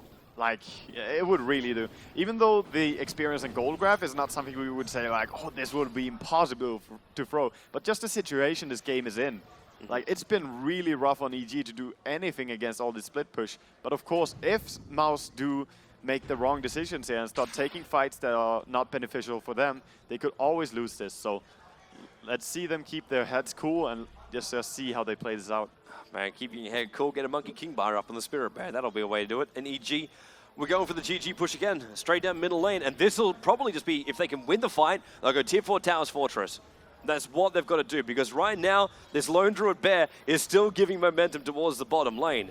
And Black probably realizes what's coming. He's got copies of himself on this top lane, but he just wants that tier 3 tower and mega creep. So even if they lose their mid racks, it's no problem. This has to be EG going straight for a GG. Yeah, and Black is just thinking, I can get megas in that time. So he's going, and his team will hold this. They start on the range racks. They realize mousesports aren't going for him, but they're just trying to use this range racks as... They're against the clock, and we also see a TP back. It's OD that came... Well, actually, no. There's the TP out. In fact, a lot of players already coming back. Black, there will be that Hex, and now Demon. Maybe it was all just bait to find Black. Back in again. They get the kill on him. But in the meantime, mousesports. Yeah, he's got to catch up, and he wants to head down, and it's the wrong way. Yeah. But he will find an Invis rune at least. Constellation rune. Yeah. It's like a free copy of Monopoly. JO. Silence. Doesn't get it on Fear, though. The Hex will go, and now Fader. Big kills here for EG. First baiting out that Black to overcommit a little bit on top as they TP'd behind with Demon. That was really nice. And now Black can't buy back. He has the money for it, but it's on cooldown for 2 minutes 40. Puck can. Yeah. Of course. But there's still a 4v5 fight in favor of EG. Still the fact that there's a bear now entering your base. You don't want to have a bear in your base. That's not a good thing. You can't win against bears, man. It's very, very hard to win against bears when it comes to trading base. So let's see how well they can hold this. Of course, Puck will be buybacking any second now. And Bane with the Enfeeble can slow down this push that's coming in. But, you know, Koikwa is thinking about it. He doesn't want to get caught like Black did. So in fast, there's already a Hex. Jump out, pass, Bane. Oh, that's a big kill, actually. He'll buy back. Buyback is used, but that's a big kill. And this is them not going for the GG push. They still want to see if they can claim more towers. Doxia TP'd base, so they have to be a little bit careful without the Doxia in the team fight. Demon, you can't win against bears. No, he definitely can't. Hex to go, and now there's TP support coming back, and this is Koifa saying, you know what, now is time to fight up on the top. Looks like Vac cancels off that TP though, so Darkseer, he holds him there. The Ice Path there too. Parkoldi, only going to catch out two in the Magropie. A little bit of stray there. Cinderin trying to avoid the fire. Rather ironic. OD, big ulti. Alan Pass and Cinderin can't get a kill from this one. Jo still alive though. The disruption from the SD keeps him up, and Pass low on life. Fear gets one. Now he's going to get a secondary one. Bash up onto Cinderin, but Black still alive, and he's got more of himself as well. Fear have to armlet toggle. The orb flies up. Fader attacking. Now another armlet toggle, but it's too late. Black with a triple kill. EG have returned to their own base to defend. So they did lose both their tier 4 towers, but they don't lose more Raxes though. But they didn't also claim anything. And I might even see Mouse going into a Roche, and yeah, there we go. Cinderin pinging it out, saying, hey, go just kill this, you know. Well, this one's a cheese one too. Yeah, it is. And that's going to be so huge, just getting that Aegis, getting the cheese. I like the BKB that Black has now, just being a fighter, because they have another even better split pusher than Anti-Mage, which is this bear. Oh, EG. And they're actually being really careful because EG know about this. Yep, EG will want to fight this one, but the Dire have got a very deep Observer Ward that gives them a lot of notice about it. What they don't know is they think it might just be Beaters as well as Jo, and Beaters instantly throws the Ice Path 4-star, like, And they see the HP and know that they were actually in here and tried. But now they might think, HP, why can't we kill him off? There's no reason why they can't. They got themselves an Abyssal Blade. The Slave will fly out there, and mousesports, they backed up too soon. EG will take this Roshan, Aegis, and Cheese. Anti-Mage on top, Rax. Oh, this backdoor region, though. Yep. You cannot do it against back to the fight. Region. Fader, he's throwing the Dream Call. Jo and Fear, there's a 4-star back off cooldown. Live Strike Array, Fear, he's nightmared up for now. Jo has to use the cheese, but he wants Fader. Cinderin's Laguna Blade on cooldown. That was what did the damage, and Fear finally out of the rage. He wants to fight right now. Meanwhile, on the bottom lane, it's Koifa fighting up with both Demon as well as Beaters here. They throw down the Macropyre, and Demon body blocking him up and doing the Iron Shell damage. The Bear turns on Beaters, now beats him down. They got the Basher up on the Bear, and now also the Entangle over on Demon. This is going to be a huge thing right now. And you're right, Fear, he died back over on the Roche pit. And no buyback for him. Oh, yo. That's really, really sad. So now the push is going to come in. Anti-Mage looks ready to go for the GG. Lone Druid is alive. The arms are out, anime running style, Ninja Naruto. In he goes for the tier for the fortress. Bamboo, 4-staff down. The wall will go and he gets a copy of Anti-Mage. That's a decent thing, but they've already lost the SD, and Demon trying to be a one-man army, back and back in again, but Bamboo calls the GG. Mousesports go around the wall, and they will, after losing Black in such a horrible scenario and their top lane, they fight back to take game 1 here up against EG. Yeah. Game 1. And what a fight it was, 24 for 24 in kills. It was a very, very rough start for Black. I have never seen him shut down so hard, I believe. Yeah, that was brutal. But that was the really way brutal. he returns, that's really... And look at all the 4-staff that were in the Radiant side. Like the left side 4-staffs. 4 of them, just to bounce him around and evade. They really wanted to catch the enemy, but it was so hard with all these split push going on. They just could not find Mouse as they were playing around them, and this looked really, really much like TI2 calls. Yeah, I'm gonna be honest, that is so similar. But it was smart Dota. Like, we end our kill count at 24-24, but for the first 10 to 20 minutes, it was EG's game. But the problem they had was mousesports' timing on their players, on their heroes, was all contingent on Anti-Mage finding a little bit of space. Was what we first thought, and then it turned into this. Druid. It turned into a lone druid saying, "I actually did a really great job in my mid lane, and they got more space elsewhere." I will take nothing away from Fada in the way he split push on that puck, because it was not only about that anti-mage, it was not only about that lone druid. It was also just the puck being able to push out the lanes confidently. With his blink dagger, he pushed out bottom, top, just made sure that all these towers fell as soon as EG tried to go for something. And there was never really a good trade. After the early game, sure, they win against the anti-mage on the lane, they get really early tower, kill him 3 times, and they did so much with this. And Syndrome was level 2 really late into a game. But well, he spent most of his time like wandering. Like we saw that moment in the middle lane where he's like analyze. back and forth. He was trying to control his team, telling them what's going on. Like he, of course, was not always in the right position, maybe, but he was trying to see, okay, how is this game gonna work? And then we saw the control that came in the mid game, and that is definitely a sign of how these players and this team knows how to play it out. So that is truly amazing by Mouse. I'm interested to see what's going to happen with the game number 2 now. So obviously EG, they're going to take a moment just to think about what really went down just then. They shouldn't think of it as in they played badly. They should just think of it as mousesports executed their strat a lot better. There still needs to be that focus, though. There still needs to be that kind of focus to realize that the main target is not the main target, to switch over to the bear and shut him down then. Even with the lifesteal being able to deal so much damage to a lone druid, it's not really about who deals how much damage, because you have a Radiance, you have a Soul Cuirass. Both these items help out at split pushing lanes and just pressing the lanes back. And that's what really happened. It just got controlled over the map repeatedly, over and over again, and it really makes it so hard to force anything. As soon as they go through the mid, they lose bottom tier 1 and top tier 2 or something like that. And it's just bad trades all over the place for EG, and there's nothing they could do about it. Well, I'm interested to see the next draft, man. I'm interested to see the next draft. Of course, though, we do get to have ourselves, well, a moment for now. It appears a little bit of a moment. It appears our social corner was being a little bit more social. And Ari is running around. People are going crazy over here. For the players at least get to chill and relax. EG, I know we'll have ourselves a little bit of a longer break here between the games. EG needs a little bit of a break. To be honest, they played a best of 3. We need to give them some time here as well. They need to actually eat because they've basically played 4 games in a row. They haven't even had their dinner. So they have like about, I think it's going to have like a 10-minute extended break here before game 2. They have a really short dinner break. That's what it comes down to. And they have to basically stuff themselves with some food and go back into the game and try to realize how we're going to take this game and how we're going to change what happened in the first game. Let's not get caught on that again. I really doubt they want to give away the Lone Druid to Mouse again, because that was a hero that really was so key for this. The funny thing is we're going to do exactly the same kind of thing, by the way, with the whole like 10-minute break. Yeah, because we're working hard for you people at home. So thanks for watching, if you are watching.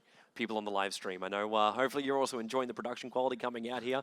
It's great having the players in one location. It is. Having us in one location too, because this is our first LAN event we actually get to cast together. It is. But it won't be the last, actually. No, not the last. No, 2 weeks. 2? 3. TI3 is the last 3 weeks. 3 weeks. 3 weeks. Almost. It feels so close, man. It feels so close. It is very close now. And I mean, this is, as we said, this is one of the last goodies we get to see before TI3. This is the tease. We have Mouse playing here against EG. They played against each other, both these teams from the Western qualifiers, of course. Mouse did manage to pull through, and EG, they did not. Now, EG, they have a chance in this best of 5. I think it might also be a little bit of a horrible thing to mention it for EG, not to mention that qualifier. It's the unspoken they're thing. down eating. They're now eating. It's fine. Mention the Western qualifier. Right now, though, we are going to jump ourselves over to James, who I believe is actually with the crowd. So social corner just got a lot bigger. Thanks very much, guys. They said I was running around. I haven't run in 5 or 6 years. I'm sitting here with George, who's one of the fans in the crowd, and they actually said they were going to make the social corner a lot bigger, but there's actually nobody sitting beside us. I promise they're here and here, though.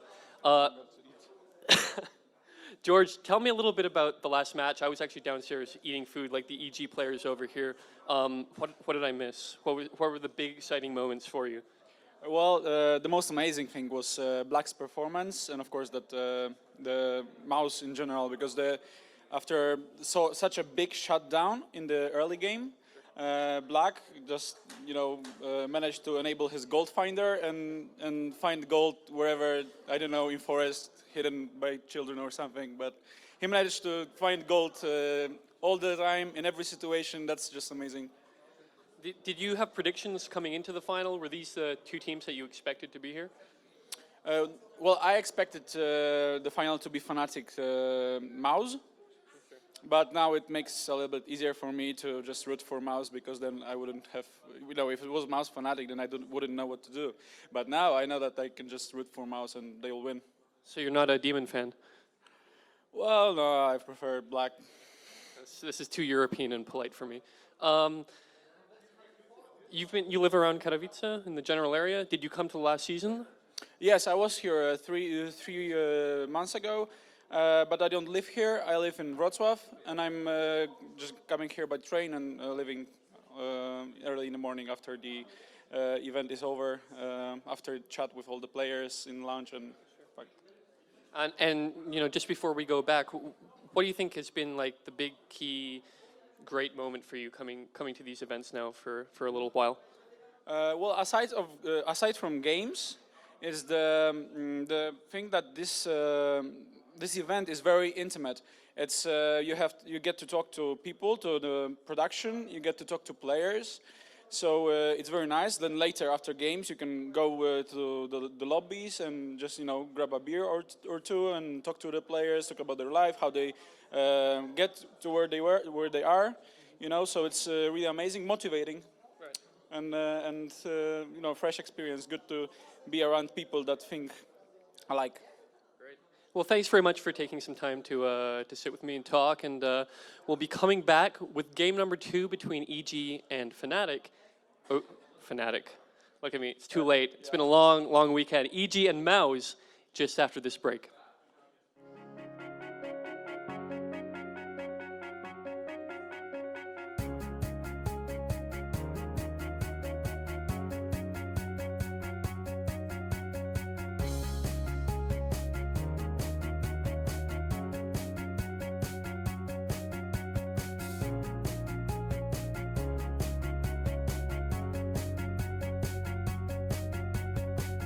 RaidCall, communication for winners.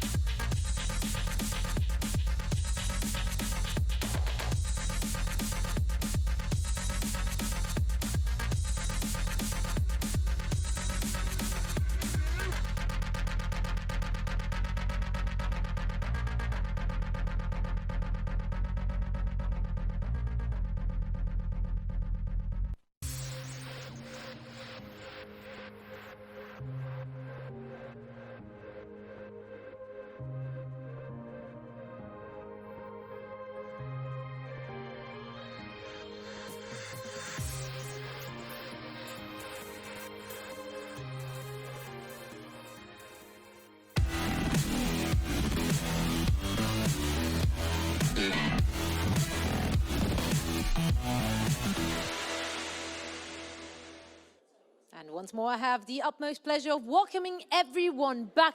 We are about to head into the second game of our best-of-3 finale here at the RaidCall EMS 1 Summer Finals. And for that, once more, I handle it over to our lovely casters, Wagamama and Toby1.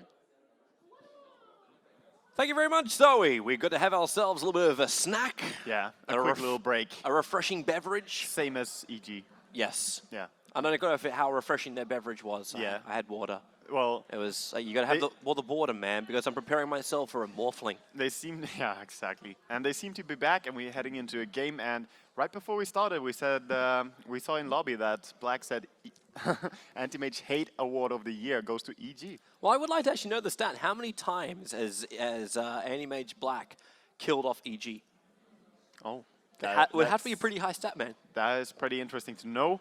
But one thing that is for certain is that you got really played there on level 1, but they made such a big comeback. So let's see what EG has in store for game number 2 here. Yeah, this is, of course, a best of 5. Yeah, we had a quick chat about this in the break about, like, okay, what if everything starts on even feet straight from the very, very start? So exactly. no Anti-Mage first blood because he didn't level up Blink, he went mana break and then got caught up in the tree line. Yeah. What happens if the strat works the way it was really meant to, and both these teams have to around doing nothing? Like, if these things really worked as Mouse wanted it to and not dying there, then how much worse would this have gotten? Yeah, we're going with like Captain Hindsight kind of thing here. Exactly. It has to be a little bit scary for EG thinking, what if we didn't find this kill on Anti-Mage? What if we didn't control him so hard and get this tower super early?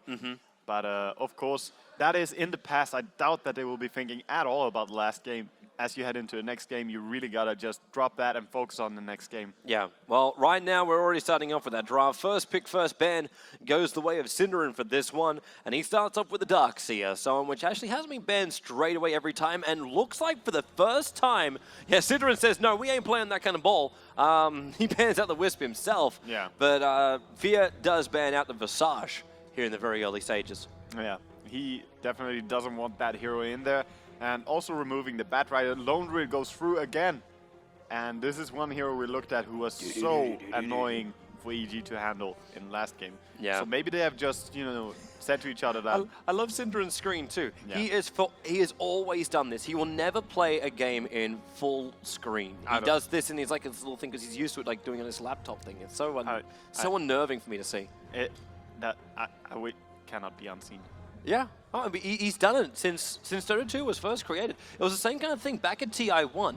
All the Chinese players changed their resolutions to be 4:3 because they weren't used to seeing things in 16:9. They looked at the game and said, oh, it must just be wrong because in Warcraft 3 it was a fake change. Yeah. It actually stretched the I hate you. Here we go, EG.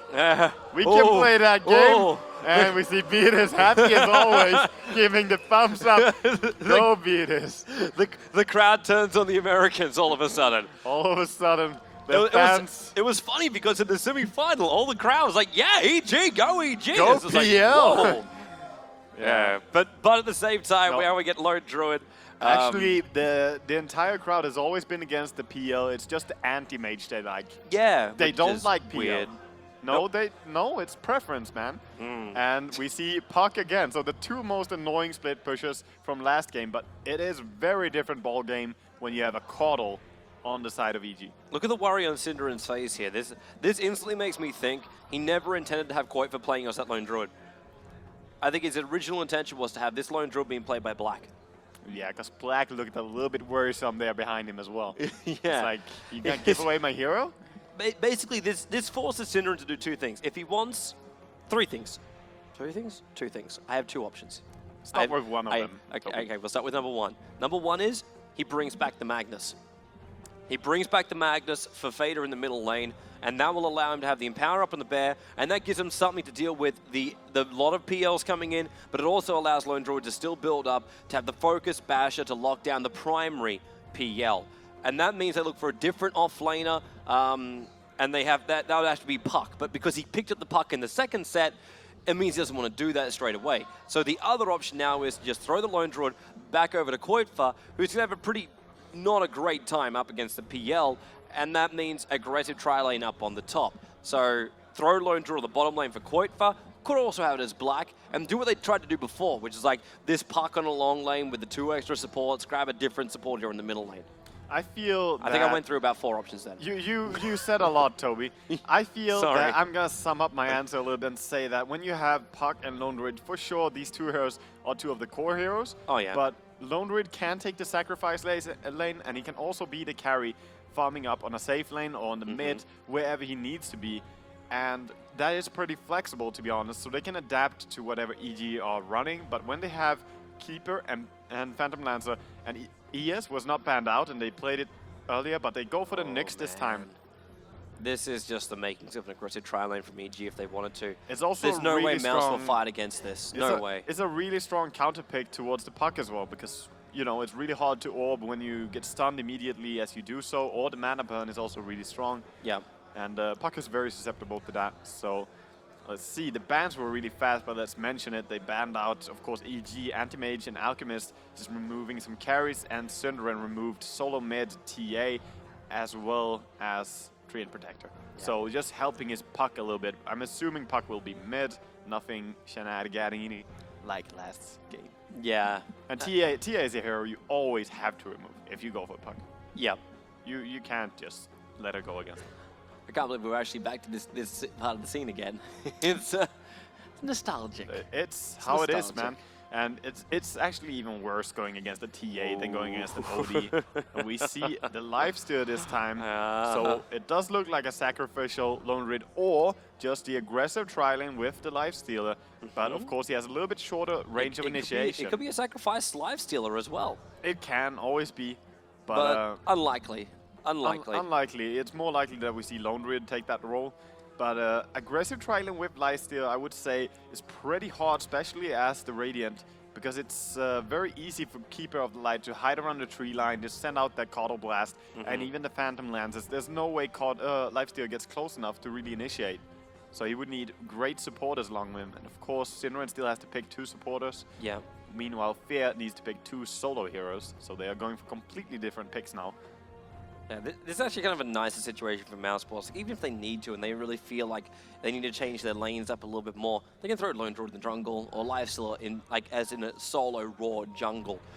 No throwaway or sacrifice the top lane. So you can still have the only thing on which I would want to lock down right now is the fact that Puck would be in that middle lane. Yeah. Would be the only thing I'd like to lock down, but even that can't be fully locked. We need to know what After EG is seeing going to last run. game, yeah, we can't really know about that one for sure either. Hey, I'm going to say I was still right in last game.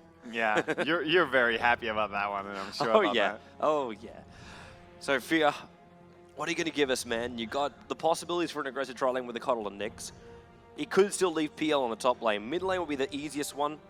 At any rate, we could be seeing a Queen, we could be seeing something like another strong solo lane in mid, and also OD hasn't been touched yet. Yeah, we're also looking at an OD that's available, and But would you really want to have an...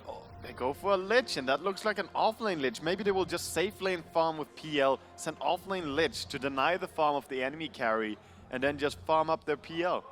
That is pretty similar to whatever they were playing against in that game against the Anti-Mage, or flip side. They had the same idea going, where they denied a lot and just farmed up themselves. Jungle for mousesports, so Chen will appear. I'm really not sure about this Lich, man. I think that the Lich is a smart pickup here, actually. It can really slow down the farm, and on the The problem they have, though, is Chen gets picked up and you have a Lone Druid, which means instantly your towers can be pressured a lot early because Lich doesn't have counter push. The Frost can pull the creep aggro, but that means if they even have one hero that has a range initiation on him, they're dead. Puck might have it after a while. Right now, they are still missing something like a Rubik or something that can grab him from a range, drag him back, and then pummel him into the deck. Of course, we should probably see Or the the Rubik. SD actually might be a bad, may not be a bad choice because you've got the PL on the field. Yeah, and we actually see Leshrac, so batting at one of those really hardcore pushers, not too scared about SD or Rubik, as both of them are available. He can't ban both, and they are quite similar in the way they impact the game. So removing the hardest type of push, and of course, it is dangerous, the amount of push that's going to come out of Mouse, but also how fast can they shut down the farm of PL? And how much farm will they get themselves with the Lich on the off lane? Because if they safe lane the Lifestealer and push with a Chen down there, I don't think that's enough. because Lifesteal is not fast enough to initiate on Lich. Lich is faster. What if we turn this around a little bit and say, let's stop looking at Lich on the long lane and talk about Lich on the mid lane. And talk about Nyx, PL, Coddle, 3 to go on the long lane for EG. Up against, well, it's going to be Chen, probably Lone Druid, or Lifesteal, either way, Lifesteal probably, plus an extra support. Who do you think would win on that matchup? It's always scary. It comes down completely to how the champ plays and how they play around it, how they look at when will he come in and when will he contribute. They ban out the OD for the mid, but I really feel if they go aggressive trialing with Coddle, PL, and Nyx, they are taking the riskier path. They have these strong laners in terms of Lich shutting down the farm and experience for one lane. They have Coddle, PL, and Nyx for mid, or for safe lane, and that's gonna be a Naga Siren. So it really looks. It's PL top lane solo, man. It could be. It could very well be. And Naga Siren is so strong against both Lone Druid and Lifestealer. So this pickup is actually really strong for EG, and that is a strong hero, man. Yeah, man. I'm feeling this level of aggression that you'll never be able to run away from. And like Naga won't. Actually, then again, like, do you really want to PL up solo up against a Lone Druid? Do you even want that? Not really. You don't want him to solo. You don't want a Naga, you don't want a PL up against Lone Druid. So what do you want up against a Lone Druid? I'm not looking at the solo completely still. I'm looking at a solo mid Naga Siren by Jo. SK is going to be the final one. One of the preferable support heroes that Synderen really enjoys. Not great teams. Sinji, yeah, you're right. It'll be Jo in the middle lane. So my thoughts go out the window on this one. And actually, Sanking is a very nice pickup because he's one of the best illusion slayers in the game. As he starts hitting him with caustic, if he has it, then he will explode them even harder. The crazy thing is too, that actually does damage. It doesn't just explode them. Exactly. So if you get a full burrow strike on a massive army of PLs, you take out one, the whole basically stack of cards falls over. Yeah, pretty much until he gets that hard up and he starts getting really tanky. Yeah. And also the ulti of Pass this game, of course, playing the Sanking, will be able to cut off the light and cancel answer. So we have the crowd cheering for the cancel. All right, so let's get into it. Second game now. mousesports versus Evil Geniuses, live from Poland. I can't say it correctly, I say Katowice. It's the English lazy way of saying it. Katowice. Yeah. Is that how you say it? I'm pretty sure it's wrong. So you were saying like Katowice or something like that. I'm like, Katowice. It sounds so much more like... Katowice? I'm not sure. I'm not entirely sure on the pronunciation. Katowice. We have a voice in our ear that tells us the meaning of life. Yeah. It's 42, peoples. It's 42. And Black even just trolling him back. Really nice picks there, boys. All right, so let's run through our lanes and see where people are. So it will be PL as a top lane solo as the Phantom lands Sophia. It will be Jo in the middle lane as the Naga Siren. You don't think it's solo? No, I don't think it's solo. I think the Bambo will Demon head up is top. down here on the bottom lane with it boots Nyx. And he's done it. He's doing his Demon thing.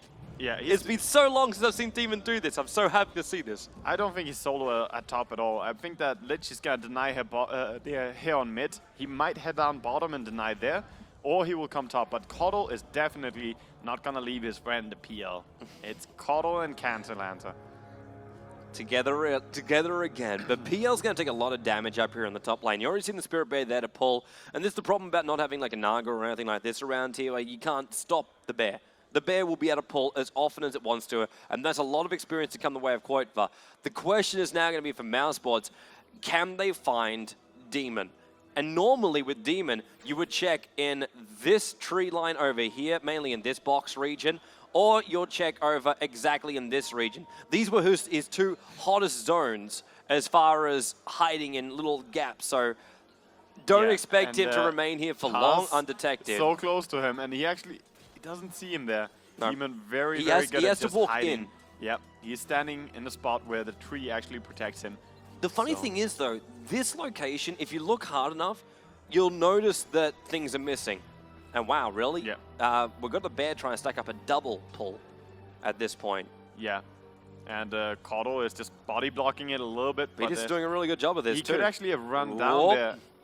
Yeah. Trying to loop him, he man. can block it over there where the anti-mage got blocked as well. Demon moved again, and they're going to find him this time around. Paz says, yeah, Demon, get out of here. Burrow strike, Black. He's got open wounds They too, and want him no to stay, worry about man. this. There goes the double stun out, but with the open wounds, he won't be able to run fast enough. And Paz, he's moving up. He realizes if Demon wants to run to the lane, he'll just Burrow strike him out. Black, he got open wounds in 15 seconds, but support's rotating over. Cinderin, he doesn't have a nuke. It's just harassment damage. He's not going to pull this Wilkin off. He's already got himself a double stack over here. And Cinderin, don't chase further. You'll miss out on your experience. I think he might have been hoping he got the level 2 from that camp as it was all going on. And actually, he disrupted the farm a lot there. I mean, Black missed at least 2 last hits that I saw, and that's the fact that he pulled him off the lane by running away this way. And I think he should have died if Paz managed to stay a little bit closer. He ran up thinking that Shen will cut him off. He takes a left This path. could be perfect timing for him. Yeah, but Courier's already flying. That's a flying courier. Bamboo, you can't do that. It's not going to get caught. You can't blame him for trying, though. Well, I suppose you can. It's a disgusting move. It's only if you normally play mid solos. No, as a support, you get pretty mad when the chicken dies on the mid lane as well. But anyway, on the mid, we see the Puck. He is 6 for 0 against 6 for 2 on the Night Science. Both of them been disrupting each other pretty hard on the farm. Yeah. Actually, 9 for 2 on Koikwa on his off lane. So he his double pull there worked out very well for him. Yeah, and now he even finds himself a Saturn Ascent, a Hellbear, to try and farm up whatever he can, or just find beaters. Yeah, hard to farm beaters though. He's too happy. Yeah, it actually hurts your soul to do it. It really hurts to kill off beaters. Demon trying to get some levels here on the bottom lane. It is very hard to do so, but Sand was maybe running around Koifa, a little bit of trouble for him. Fear's already come down here and thrown the land, so it's really slowed him down.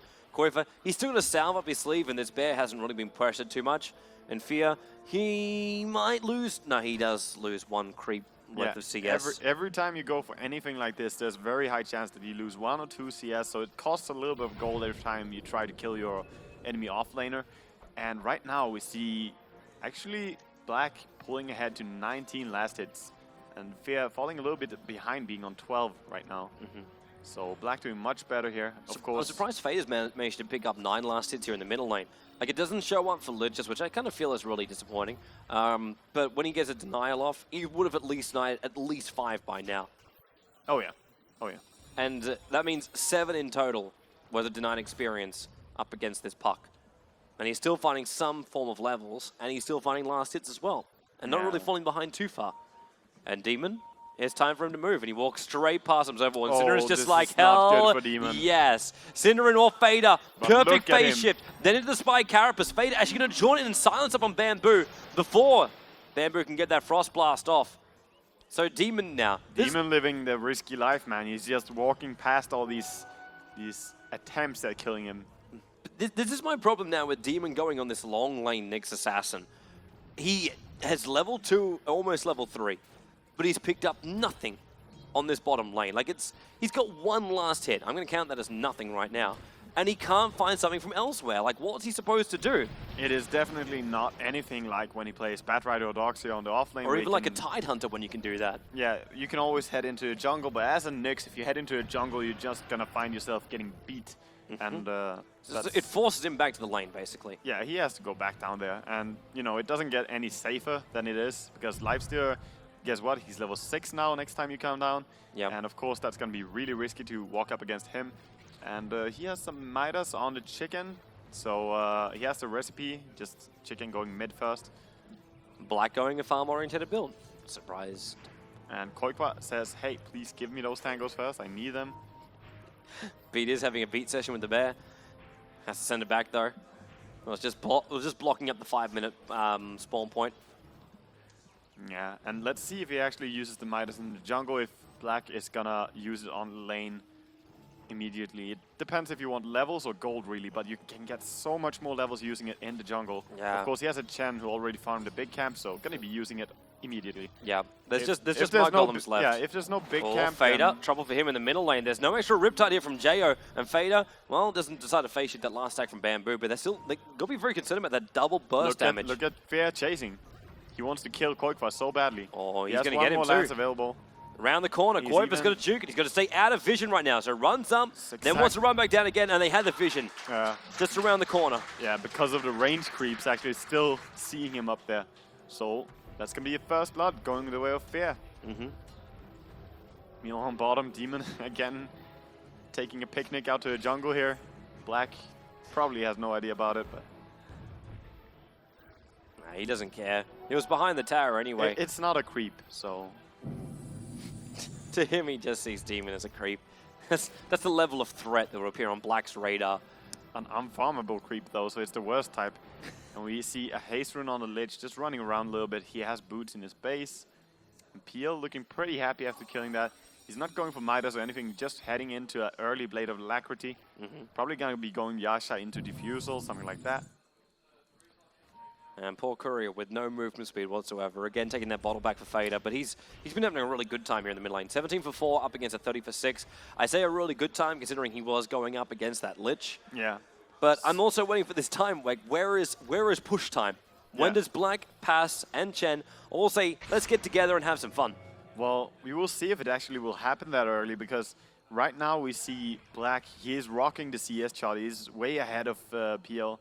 Hasn't at all been as distracted. Of course, didn't get the first blood, so he is behind in terms of kills, but 54 CS already. And using a Midas, he's going to stay here until he's a little bit more comfortable with his farm, man. Yeah. Especially after the last game. You notice with the first blood, she's going to take this tower even without the help of Chen. Yeah, Lich Like, is here, but what's Demon going to do? He'll come out here, like, Lich will do the Stun. frost, but if Black's got to do it, he'll just rage up, ensures the last hit. or Demon showed himself, and he Oh, doesn't yeah. have any... He's going He to has be the backed in tangles. here. He's going to be backed in here. Cuts the path out, but Black knows where he can come out from. There's only one path out of there, and he didn't decide to come in that close on him. Yeah. The creep wave gets held off in the Just corner. Demon running around in the jungle. Nothing new. Yeah. But one thing which is new now, like we've got SK, like he's got boots up and running. We've got Lone Druid. Has he managed to buy up something nice up in his bear? Poor man's shield for him. Smoke towards the bottom rune, and Lich is checking it. Bambo checking, and there's an illusion. He actually denies it, so he knows the enemy is close and just runs away. Lich, very fast hero. Yeah, if he ran down, he would have been instantly dead. But these phase boosts up on Lifestealer. He knows he wants kills, and Demon is the easiest one to get. Phase boost gets him in range for the open wounds, but it's already 4 levels up in open wounds. So attack once, hasn't raged up just yet because then he got stunned up, and then Pan says, hi, I've got a stun too. And then the nuke from Chen and the last hit from Lifestealer. And the TP was actually cancelled on mid lane. I don't know if you caught that, but Fada used his ulti on Jo, so he could not TP in and punish this. A little bit of a dive down there, I feel, as the tower focus did bring Black pretty I was pretty wondering far who down. was coming in there, and probably the only person that could have stopped that was a Naga ulti. Yeah, definitely. Then again, Rage on Lifestealer. Yeah, but he Naga ulti was means stunned. nothing. He was stunned, so he would actually have gotten him with his sleep. But yeah, And that could have then been like an extra 2 TPs coming in straight after. for sure. But for now, Fader was him. Blink Dagger's coming up, but it's not coming up that fast for him. Syndra's having a great time in the jungle. He's already up to level 7, so he's now got 3 creeps. Yep. He's got 2 Hellbears and a Satyr. And This the Hellbears- instantly means pushing power. The Hellbears have insane damage when they nuke on something. It's 150 damage per nuke. Also slows your enemy a little bit, 25% for 3 seconds. So he might be looking to go in mid, but there's still no Puck ulti, so maybe he should just be farming for now. Use his Tornado to control the mid lane a little bit. Yep. But this game, it is a ticking clock, I feel, for Mouse, because this time there is the Caudal and the Cancer, and even a Naga Siren at that. But has PL really got enough farm? He's 49 for 15 so far in. Ticking clock, yes, but the clock isn't ticking that fast. Yeah, he has missed a lot of last hits up here on top, either by going for the kills on Lone Druid, and he did get the first blood for Oh, sure. Demon, there's a sentry down. Fader just silenced him up. Demon hits level 6, he has Vendetta and instantly gets nothing. But he will swipe that regeneration rune from Fader, so now he can turn around for the first stun. Mana burn as well, and then the Spike Carapace. Nice. Ooh, actually that phase shift didn't work perfectly. might He's up ulti on the it. tree line. Oh, Naga could have ulted there. Would have cancelled the TP. Yeah, exactly. Because he knew he doesn't get far enough to actually move away there. But in the end, just a nice little trade there. Fear finally pushing onto that tier 1 tower. It's taking a lot of damage already. But he's not really into the pushing mode yet. Like, he's put 4 points lands, 2 points up in the doppel walk. This almost feels like all he wants to do is farm. Like, use the doppel walk illusions to start farming up inside the jungle. Hence, the Yasha very early on, instead of going straight to Diffusal Blade. I mean, Yasha just is more effective as a farming item than Diffusal Blade is. Of Yeah. course, he doesn't want to fight until he has it, but I mean, rushing Diffusal would slow down his farm. And as any carry, you don't want to do that. Ursus to the top. Clean up the waves. Jo, silence a little bit here in middle lane. Fader. Wow, the Yeah, silence Sand King is not long around, enough. and he actually has ulti, so it could be so scary if he gets caught by the puck ulti or silence afterwards, something like that. It's true, even if you do get your Nagasara and ulti off, you're still going to have that epicenter effect slowing you down, doing your damage, so Exactly. getting away isn't going to And be guaranteed. Even getting it Oh, off is gonna Fader, be there very goes your hard. puck ulti. Able to phase shift, he's waiting for Bamboo to do exactly that, try and Frost Blast, but he got the Rift off and kills off the Lich in the middle lane. At the same time, support rotated down, the Courier, please deliver what you came, and then leave.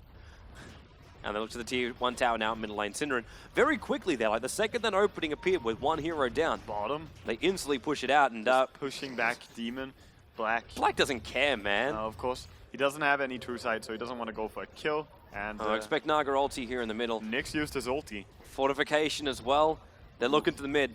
Yeah. Sentry wards are down. They know that Nyx has that level 6, so Sentry wards are down. The second he overcommits here, they'll instantly kill him off.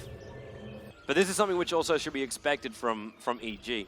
Yeah. The mousesports will be very much ready for this. And with Lone Druid and Lifesteal on bottom lane at the same time, this tier 2 tower, it's dead. Yep. You always wonder what happened to Koitfer on that top lane, and now already, like I heard Fear just actually, you can hear him scream Koitfer, and there goes Jo, popping up the oldie, so 2 to be caught, Black, they need to keep him stunned up before he's able to rage, or even just infest into that bear. He wants to turn, he's going to turn on a Bamboo, he There's the rages net. up, but there's your net going to go off, holding Black in position. He's still got this infest, he doesn't want to leave the creep wave, now he jumps out, it's a lot of damage to Bamboo with the stun and the Riptide with the double damage on Demon. And they kill the raid boss. Well, pretty much. It's that sensation when the enemy is just too strong and you're fighting against him for too long. But in the end, he does go down. He's such a wild noob. I like it. It's pretty nice because I never played it. And he actually has Really? Midas on cooldown. Yeah, I never played Really? it. Like you can't insult what you don't play, man. I played it for 2 years. I can insult it. Yeah, well, of course I can insult it. Anyway, he has his Midas, has it on cooldown while he's dead. That's the worst feeling ever as a carry. This is really irritating for Black right now. He'll be back, man. He'll be back, and right now, they did get the bottom tier 2, and that is huge. They got the mid tower as well. Wow. Mouse, on the other hand, they have all their towers standing, and pretty healthy at that. Only their offlane tower really taking any damage. Yeah, Down to 350 though, but that was just a PL too. Because like, what are you gonna have to push this thing out?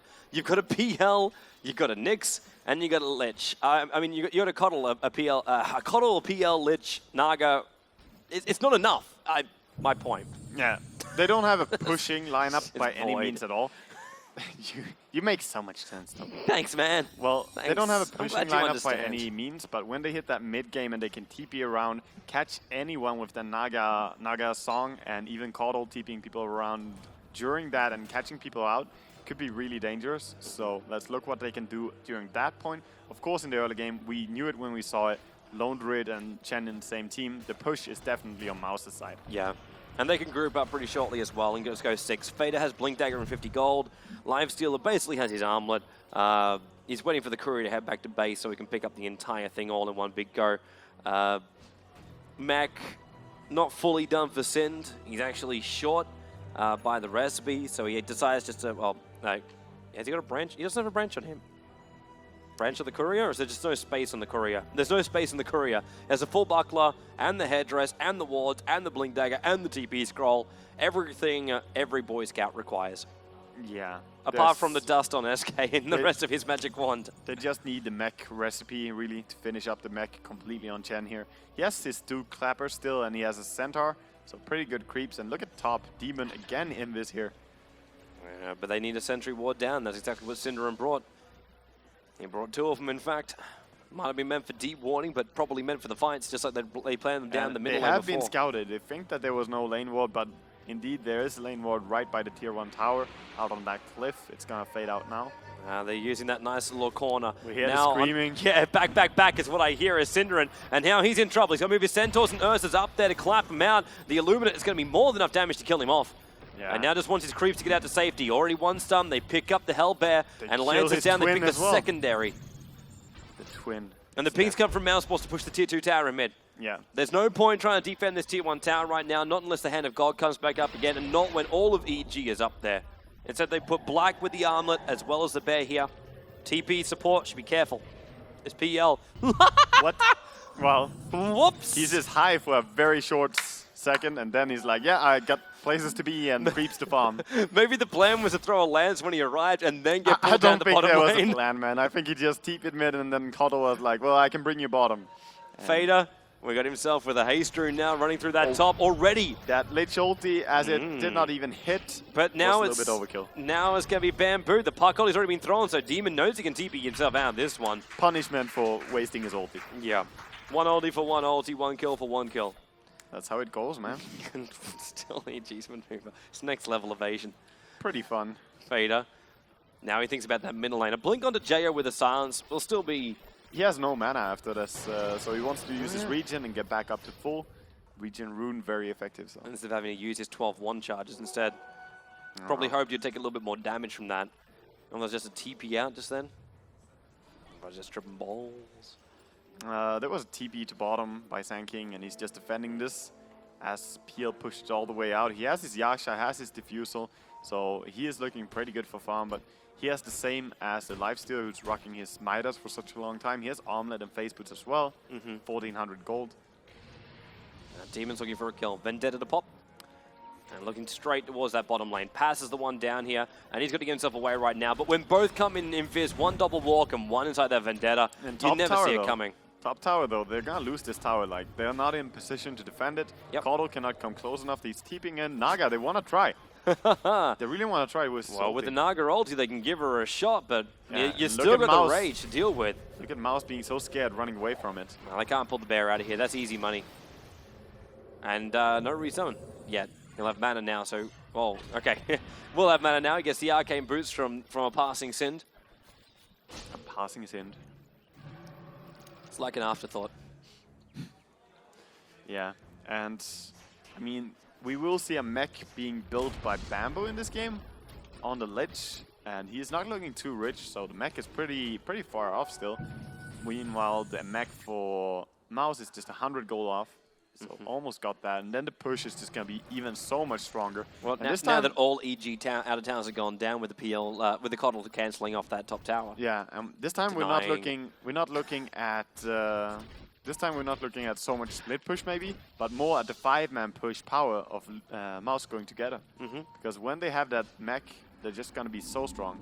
No, it's even more than a mech. Like, you look at Fader, he's got Blink Dagger already, but he's got 2k gold. If this guy wants to, and I wouldn't put it past him, would look towards a Dagon up on him. And then they get their burst damage, they get their nukage. He could for sure, but I think that he might go into something like... Would it be worth getting a BKB just up against the Naga? No, he might be going for something like a Hex. You almost don't even want the BKB because there's the chance of him being caught with his BKB on and then ensnared. And then you get really DPS in that. But how do they kill off Fear then? Like, if we're relying 100% on that side device, it means Basher, Abyssal Blade must come up from the Lifestealer as well as the Bear. So at least they got chances to hold that PL in position and kill him when they find the real one. I would almost say that it's most likely that he will go for a Dagon in this game on Fada. I'm actually feeling it because there's so many low HP heroes on EG, not a single strength hero. So of course everyone is pretty good target for Dagon. And then they can rely on the stuns which are already coming off from the rest of the team. Like SK's got his Burrow Strike. You're gonna have a Basher at some point up on this Lifestealer and the Lone Druid Bear. And then you got Chen who can bring in Centaurs. He can bring in whatever he wants to. Fader's already got his own silence as well. So. And a Dream Coil, so running out of that one's going to be rather difficult to do. And mid, we see the push already coming in on a tier 2 tower. This tier 2 tower is gone. Yep. Double Tornado, nothing can beat it. Naga ulti. Oh, that can beat it. Maybe you can't. They're still picking the towers. Like, would you mind denying off this tower? No, TP supports come in. PL's going to arrive. They didn't even initiate with that one. Fader blinks up, throws the ulti, catches both Bamboo as well as Jo. They got the tower, and then a Burrow Strike from Pass. Going to go through too. Lich Ollie will bounce down, but Koifa takes it far enough to the side. The bounces will stop. And then the Illuna will fly, but they're down a Naga, they're down an ultimate of Naga, and they're down a Lich, and his ultimate as well. It's very hard to take any fights before you have some HP on your PL, and it's actually going to head into the Manta style. This as is we Roshan. saw him build earlier as well in the other game. Easy Roshan. The illusions get cleaned up by the SK up on the top lane. But Black, with the rest of the support that's here, if Synderen needs to, he could throw the Hand of God. That wasn't even required during the team fight. Yeah, it wasn't, and he probably has mech off cooldown, in 10 seconds. So Cordo is moving over there, BDS wants to throw a blast, but it's already too late, and even a Hand of God just to be safe. Yep, Joe, woo, Black. Gotta be careful with those armlet toggles. When you turn that damn thing off, you drop down very, very low on life. Yeah. But the Aegis belongs to him, and the Radiance will soon belong to the Lone Druid. So that ends my question about will we be seeing a Batcher up on him? He sees the Manasal on PL, says, you know what, screw it, I can still burn these guys down. With the Manasal up, the chance of Fear also going into a Heart really severely drops. Yeah, you don't really want to go into something like a Heart against a Lifestealer, really, because he can DPS you so good even against that. But he has his Manta Style finished up, and sure, he's looking pretty strong now on Fear, but he needs more to carry this.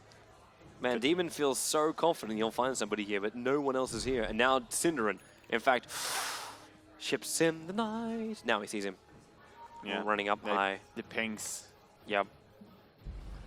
Yep. But Black has a full deso, man. This is...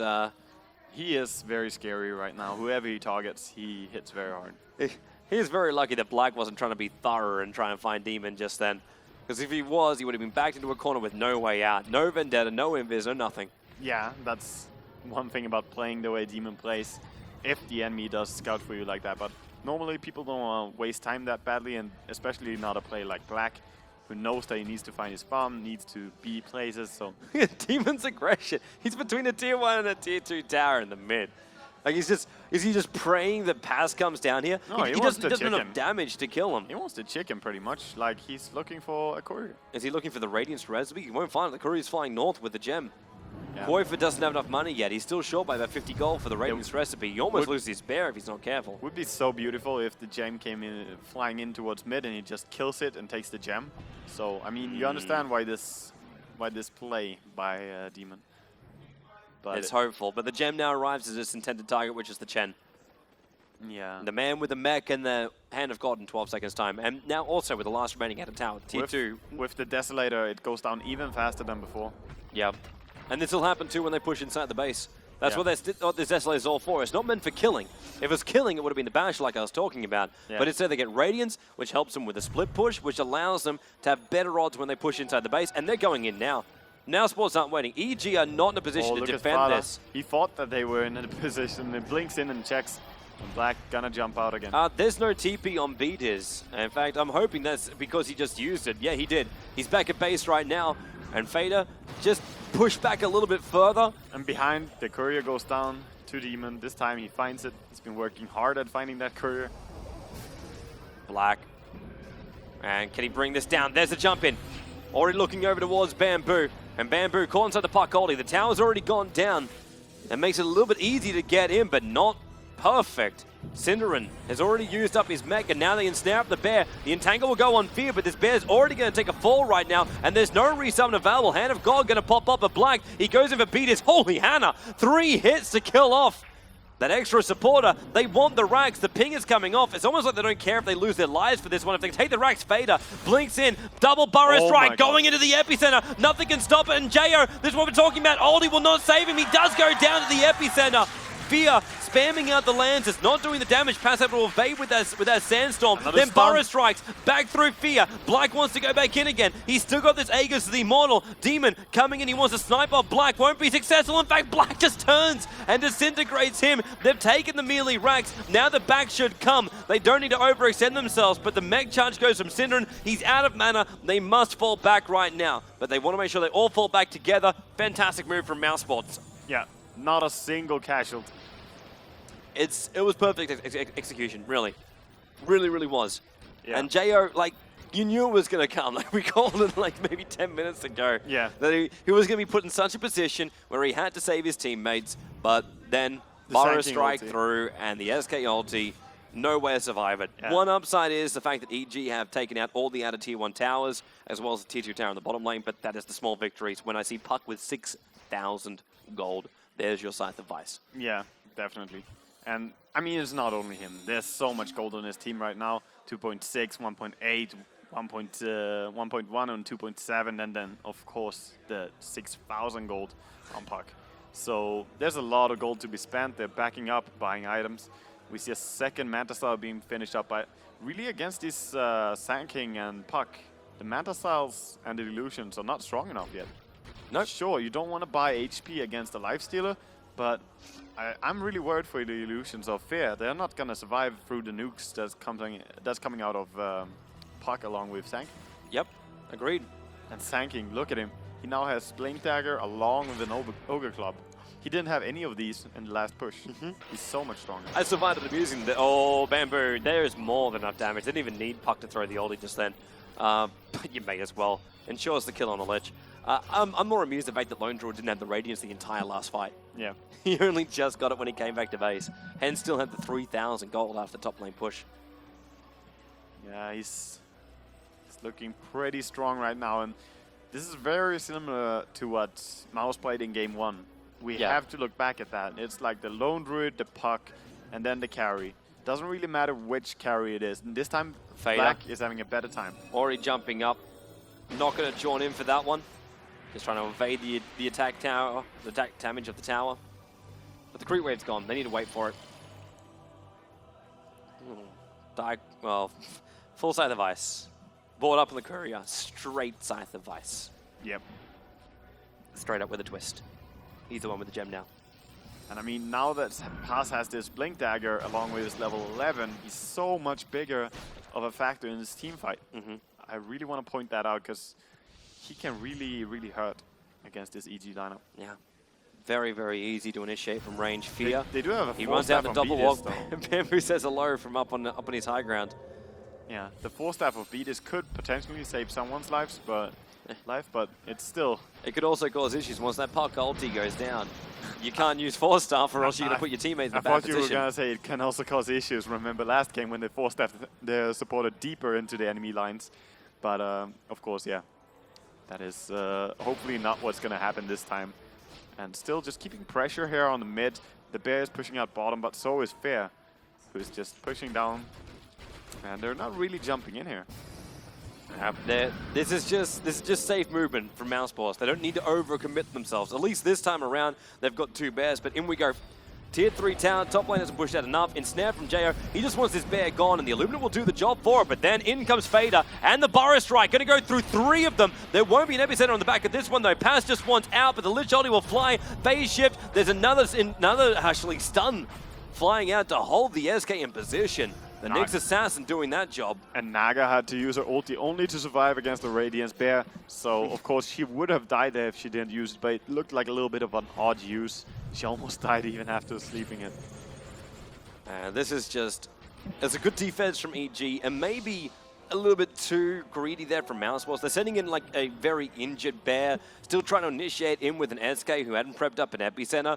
They weren't quite sure if that was meant to be their fight. Yeah, there are 2 things that are going on right now. I mean, Mouse, they're playing very similar game to last game, but they're trying to finish a little bit earlier because this time the carry of EG is not a lifestealer. This time it's a PL. And this hero does not mind going in towards the late game. So Mouse Especially a little once bit... he gets the butterfly too, you can have no direct attack. Oh yeah. And Mouse really putting on the pressure a little bit too much. The Coddle is a great turtle hero, just holding away the enemy. And even Naga Siren, the illusions that nuke, they can even bring down the Chen creeps pretty fast. Well, right now, it would be definitely a big throw from mousesports if they lose it from here. They've got such a great advantage which is bigger than that of a PL. And they're 1 racks up against the PL. And the PL does finish up his full butterfly now, but he still doesn't have a lot of life points. Like 1.2k, man. 1.2k is is very not low enough.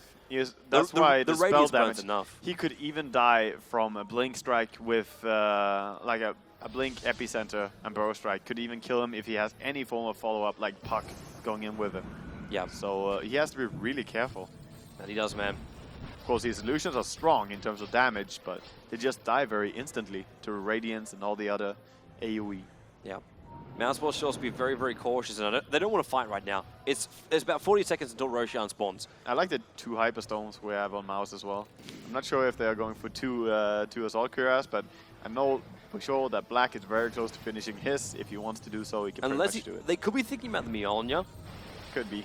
Which I know if Hani is right here now, I always have his words ring in my head. whenever he says whenever I say Mionya up against a PL, saying the lightning damage just isn't worth it. It's not worth the money you invest into it. If you're trying to push fast, then yeah, I could actually understand that one. But as far as killing off the PL, it's always focus on the PL directly. Yeah. Only way to kill him, actually kill him.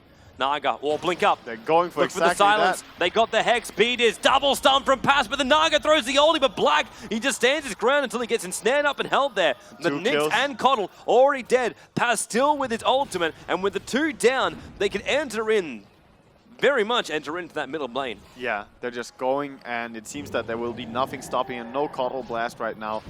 And they're just taking down this tower. Yeah. You can see Pass also hoping to find himself like a Blink to a Burrow Strike with the double epi. Oh, yeah. Because there's only one person right now which is capable of... Actually, no, 2. Lich still has his ultimate up and running. And then a Blink to Burrow. Bamboo also getting entangled up. That'll be mid-racks. And I wouldn't be surprised if mousesports don't leave this base again. Yeah. They will just go straight down the bottom. They have no reason to stop. All the HP is still up. They have mech ready whenever they need it. Synderen has his ulti. I don't see this stopping. Yeah, this won't end well at all for EG. And there's already Fear getting hexed up over on the side. If he drops right now, it's a guaranteed pass going into the epicenter. He wants Beaters, and Beaters forced up. Goes to work, but then Jo and Demon both getting attacked there by the Pass ultimate. And GG! GG game 2. mousesports having a lot easier time here on game 2. Not having to work from being behind the 8 ball. And they are now 2 games up against mousesports. Best position they could have ever have hoped for here in the LAN final. And a position which EG, well, they went for the Coddle PL. And they got pretty much played into the same position, but even now with the lifesteal making us so much stronger in the early portion of the game instead of the anti-mage. So this time... And the lifesteal wasn't shut down at all. Like, he was Exactly. free farming in the bottom lane. Get ourselves a bit of a break here, same as the players. So that means it's time for James. Thanks very much, Toby. I want to let you guys know about something we have available almost right away. It's a brand new DX Racer Chief SRS from our friends at Need for Seat USA. Now, these are actually the guys who made it possible for us to run a EMS 1 North American qualifier, which actually brought EG over here. They've been really supportive of EMS 1 for a while, and they've been really supportive of a lot of pro gaming teams. I actually have one of these chairs in the office, and so do a bunch of my coworkers, and they're just really, really great. I know a lot of pro gamers are using them now, and probably will be as we go forward. They've already begun sponsoring a whole bunch of teams. So, how do you get the chair? Head over to RaidCall. It'll take you like a minute to download the client if you haven't already, and join us in group 1997.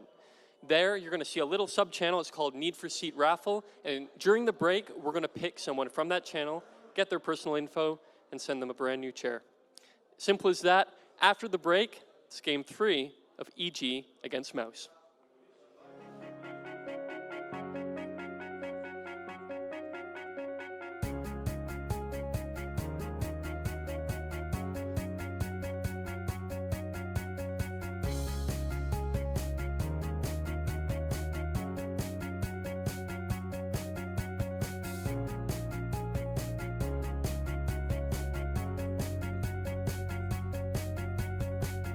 RaidCall, communication for winners.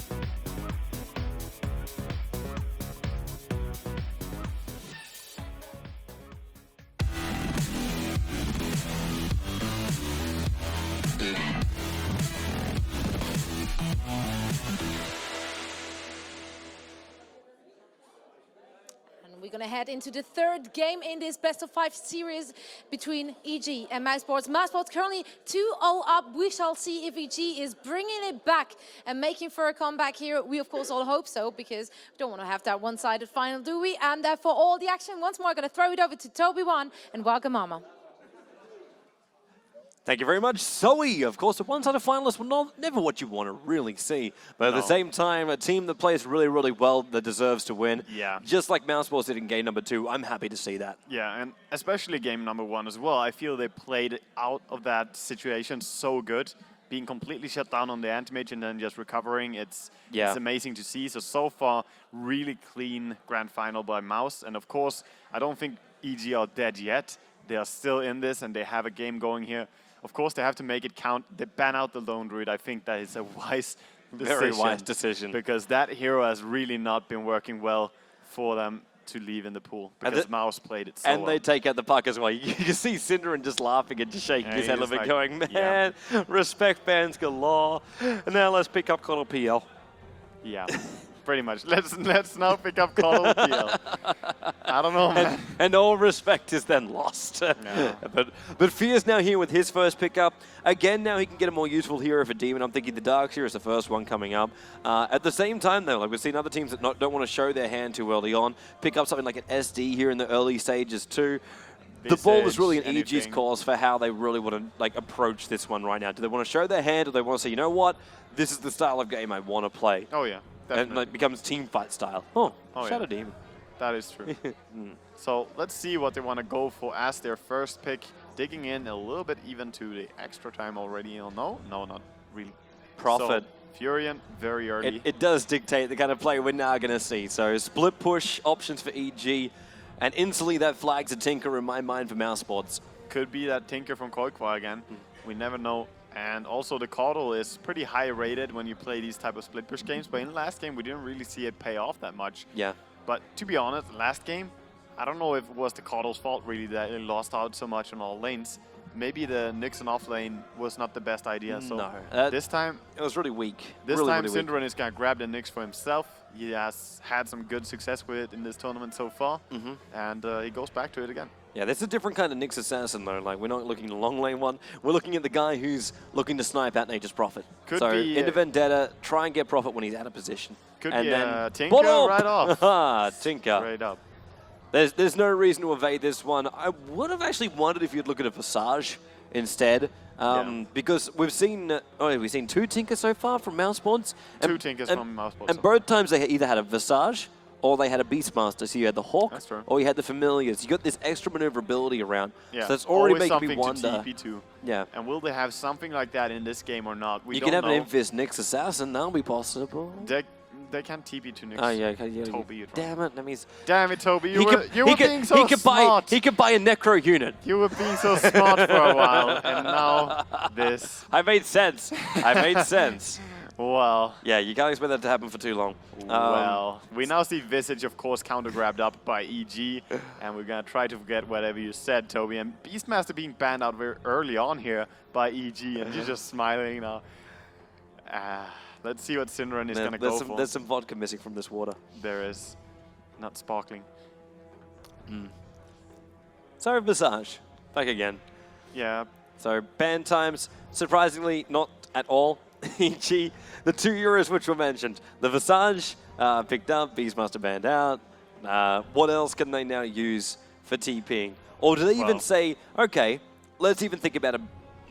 There's still even the Chen. You can use many different heroes for just getting something to TP to. But that was really to take it out of control with his TPing around.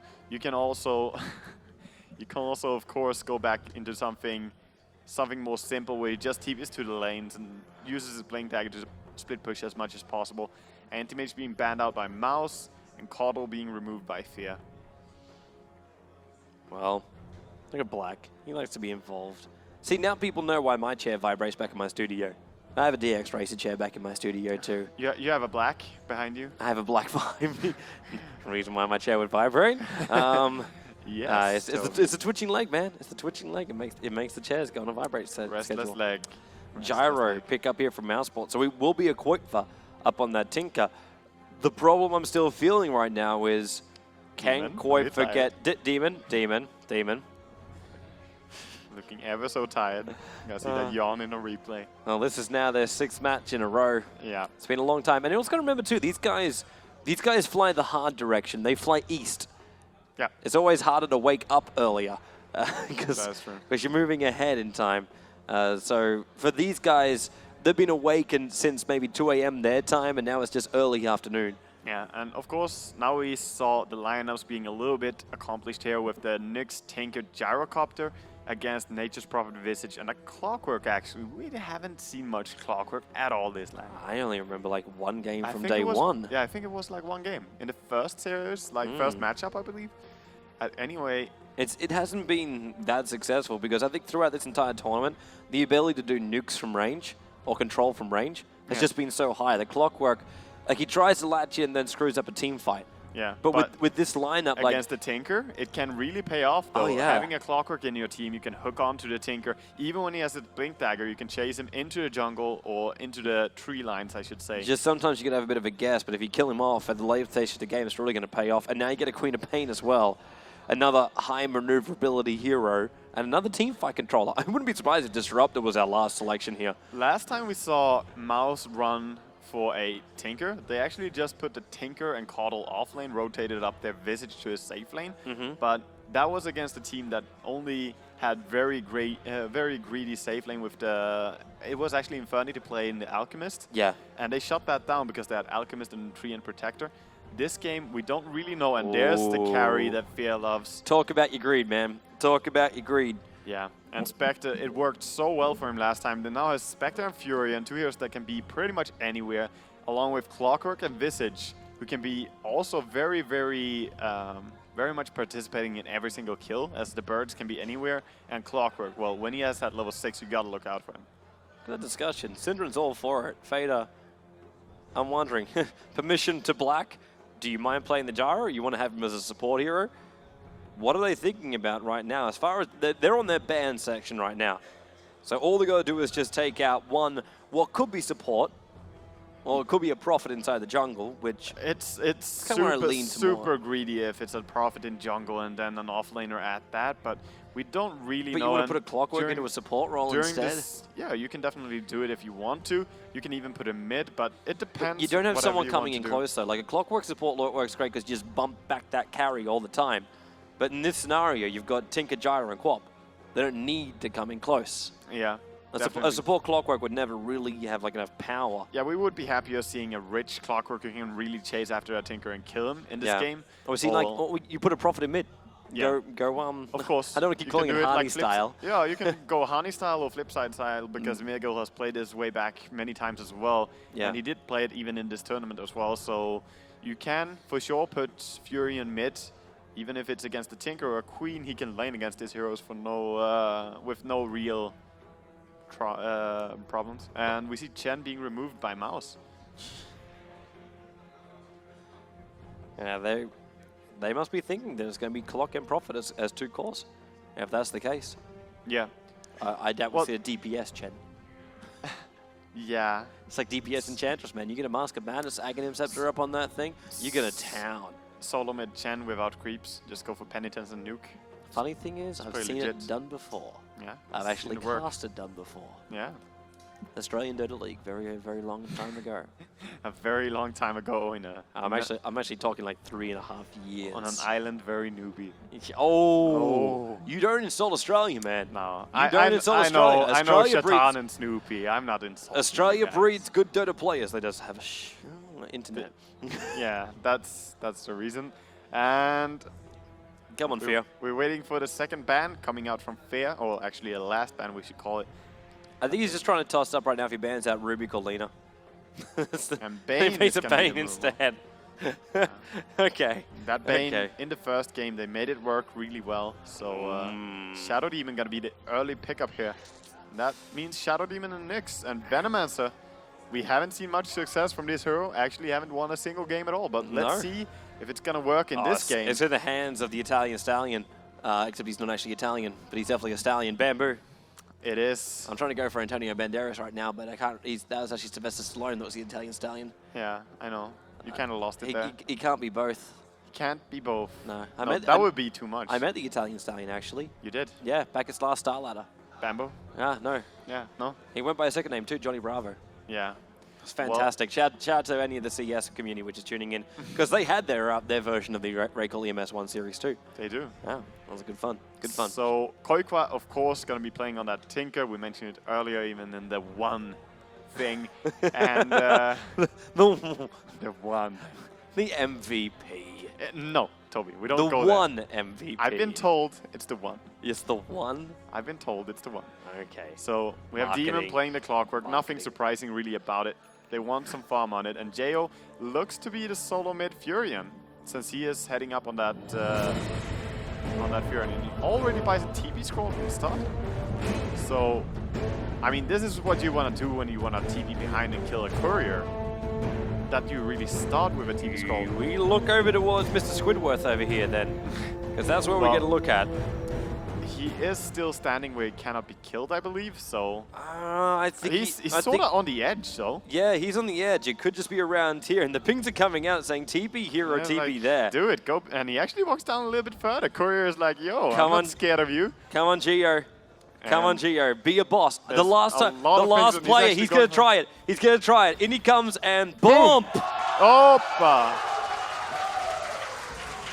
The last time. And you see Clockwork running back to base. He's like, well, maybe I can buy more items, but actually he's just going to keep the gold. It's like, no, that's it. We're now going Pinoy style. I need another courier. I need another courier. Damn, I would want to see the camera on mouse just to see the madness in their eyes right when that happened. Where's our RaidCall cross now? Where's our RaidCall cross? Give me mousesports. Give me mousesports. Yes. Oh man, it's moments like that. The last time I actually got to see that physically, because ever since like the protection, you never really think about doing that kind of stuff.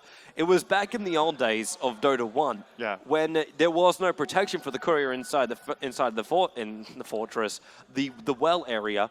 And what you do is you'd actually, this is also before Prophet could TP anywhere across the map. So what you'd do is you'd fly your own courier into their base, have a bit of a look at it, and then Prophet would have the vision. He would TP in, take out the courier, buy a TP, and jump himself back out again. Yeah, it was beautiful to watch. And of course, with that courier kill, Furion leading the CS chart with 1. Well, look at the entire team.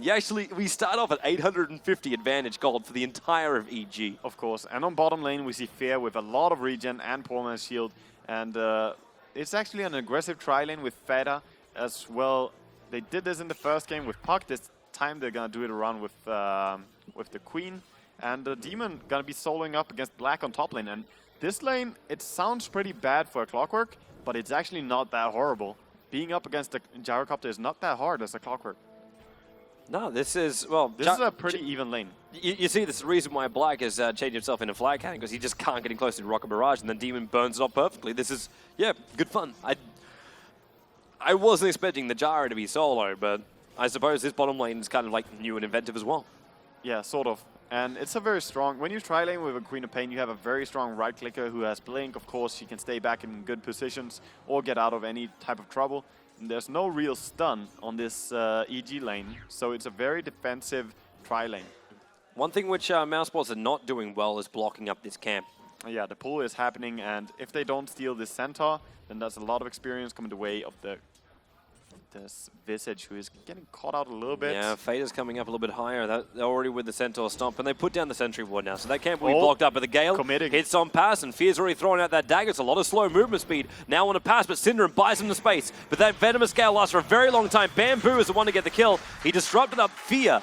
At that point, even Prophet was about to TP in to help him out. So big that he did not, and that he stayed on mid, because you don't really want to do this. We saw it in the game with Flipside, where he TP'd away, Miggle that is, and he had a good control of his lane, TP'd away, and then suddenly lost his control of the lane. Yeah. But this time, actually, Tinker... the Tinker has all the control. He has all the control already. And look at his denies, like 8 denies in 2 minutes. And this is a Tinker with no bottle available, and he still... Now he actually has his courier back and respawn. He can buy his bottle and send it out to him. And I believe they will upgrade this courier as soon as they possibly can. That'll be nice. They just don't have the gold for it right now. Syndrome waiting to get it up. And he will buy it when he has it. Yeah, now he has the money, but I got a funny feeling the pass is the one that has to make the sacrifice. Because Syndrome's already sacrificed so much. Nope, he's the one to buy it, so up goes the courier. It's 220, so he bought it exactly when he could. And yeah, on this top lane, we see 14 for 3 against 9 for 2. So, of course, Black coming out a little bit on top. But he is also a very exceptional carry player, so... And Fear, he needs more money. He needs more money. So much more money. Levels are decent, but like, they've pulled him so many consumables. So he's only eaten through one of his tangos. But he knows if he comes in close and he gets Disruption captured, then the burst damage is going to fly straight through from Fader and Synderen. Yeah, It's going to hurt so bad. Fear having a really hard time CSing anything down here. I mean, they did get one kill, but the control of the lane is still not theirs. They're doing a second pull, so this time, you know, this time Mouse will probably be a little bit scared to come out in any bad position towards that pull. And this is how EG can start controlling the lane level. Look how many sentry wards though EG had to use to get rid of those wards of mousesports. They Oh, used yeah. both of their sentries in order to do it. They They've got know how only one important- left on B-Diz. They know how important this pull is for this lane when the enemy goes aggressive trialing. But it also means they just committed 400 gold. They committed 400 gold into D-warning. Yeah, but if that means that Fear can farm and that they get levels, then it's all worth it. Rune won't spawn on bottom, spawns up on top, a DD rune as well. And Furion, I'm a little bit worried for him. He got that first blood on the courier, I should say, and his team got the first blood on bottom as well, but he is not having a good time against this Tinker. Koikwa is really destroying him on mid lane. Yep. And Koifa might even just leave a Martial Machines behind on this thing so he can go up there and pick up the rune. Or did he? No, Demon. Nah, yeah, okay. So let's let it go. Koifa continues to free farm. Snatching the DD rune. That's very nice for him. If he can catch Black in the cogs right now, that would actually be very dangerous for Black. With the Battery Assault, it should actually be Black's death. It should, well, yeah, it could be. But Black sees it, and now he's a little bit more defensive for the next couple of seconds. Yeah, it does make last hitting very much harder though when Demon, of course, sits with a DD all of a sudden. Considering his base damage ain't too shabby, like 68 base damage right now. Yeah, Clockwork is super strong as a melee hero. Looking at Quoit for 2, 30 for 13 now. And this is when these Treants turn around. Like, they're already very, very fragile. You put them in a Martial Machines, and he may only get one of them out. And then JO instantly has to start denying him. He realizes he's feeding so much money into this middle lane already. But 32 to 13. It's not too much money when you die with your Treants, but it's the fact that there's so much farm going the way of Tinker already. Koikwa is really just having an easy lane on mid. He's playing phenomenal. It means his BTs are going to come out a lot sooner too. So Null Talisman having the BTs already running the bottle. That's everything he basically needs to run around. Maybe considers a Soul Ring right now, but at the same time, maybe he's like, well, I've already had such a great start. Why buy another close item? Oh, Demon got a latch up here on Black, and then the Battery Assault. The cooldown will go in the full Rocket Barrage. Demon's going to die from the second pulse down on Willie. No, the Flag Cannon is just on the edge, and the Rocket from Clockwork so clutch gets the kill.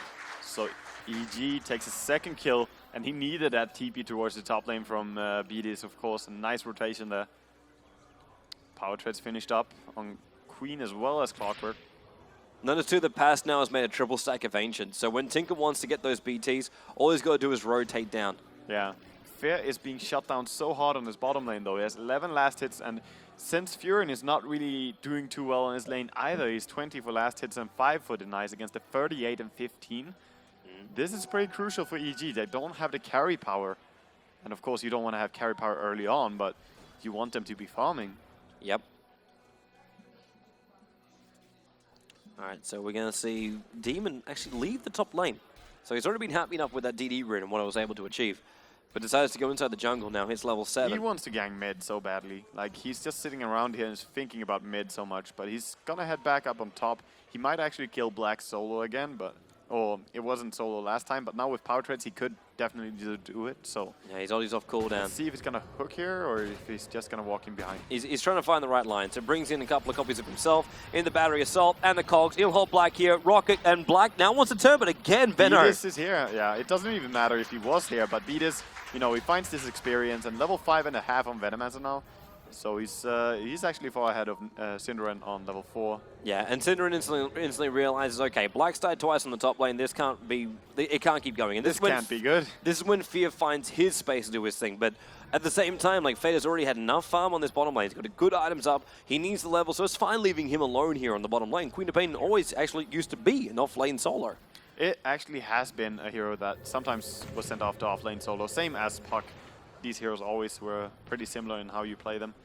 But she has a Power Treads, has a Null, has Magic Wand, so she is quite okay against the the Spectre lane down here, and also a bottle flying out for her. So gonna check this bottom minute 8 rune. Oh, Quaver. Destroyer of lizards. Oh yeah, Couldn't stack it again, but that's 4 stacked already, and these ones are really easy to kill with March because they are so big. Like, it's about how their models are compared to the dragons or compared to the rocks. And so more of the machines actually make contact. Exactly. So it's quite easy to kill them off. Should also point out too, the second SD right in the top lane, there's already a double stack of Alpha Wolves, which instantly denied an entire wave of creeps. Yeah, and now farming up the wolves afterwards. As at that point, Clockwork gave up. He's actually here at the middle lane. Demon just left that top lane, is waiting for a hook opportunity, and he gets one out in the Quaver. But Synderen is here, so stuns up on Demon. Quaver, Laser, Martial Machines is at least going to try and make him pay. The Sprout from Prophet actually pushed Demon out of the cogs. And Fear, also Spectral haunting in. Yeah, just contributing, as we always see him on that Spectre. He wants to join in as much as possible. And they saw the ward, I believe, somehow, realizing there's a ward there. They pinged it a lot, so they know about it. Yeah. Well, Prophet got the kill out of that one, popping out the ulti and also being present there. And so far, I mean, the lanes looked a little bit better for Mouse, but the kills, 4 kills now, and no return for Mouse. And that keeps the advantage in the way of EG, but not by much. Like, it's still only 1,000 gold in their favor. The experience, however, that's starting to rise. 2,500. And that's very scary. But we still haven't seen that ancient stack taken, though. So we should keep this in mind, that when that does get taken, and no one on EG can really contest that. Even if Prophet comes in with a set of trees, he can't contest the farm. Yeah. Oh, I say contested. He can't take it from mousesports. They just don't have enough life points for it. He just needs rearm on Tinker before he goes there and kills it, because he doesn't have it yet. Bit of a problem. Doesn't really want it either until he can make sure he can get the BTs up and running. Oh, he will get it on level 9 for sure, I think. Yeah. So, but his plan was to probably hit, when he hit level 9, he would actually have enough money for BTs at the same time until he got killed. Exactly. There's a point booster flying down to the bottom lane too. But dying sets him back a little bit there. Actually got Bamboo able to afford up a point booster this early on. Where is the mech, Bamboo?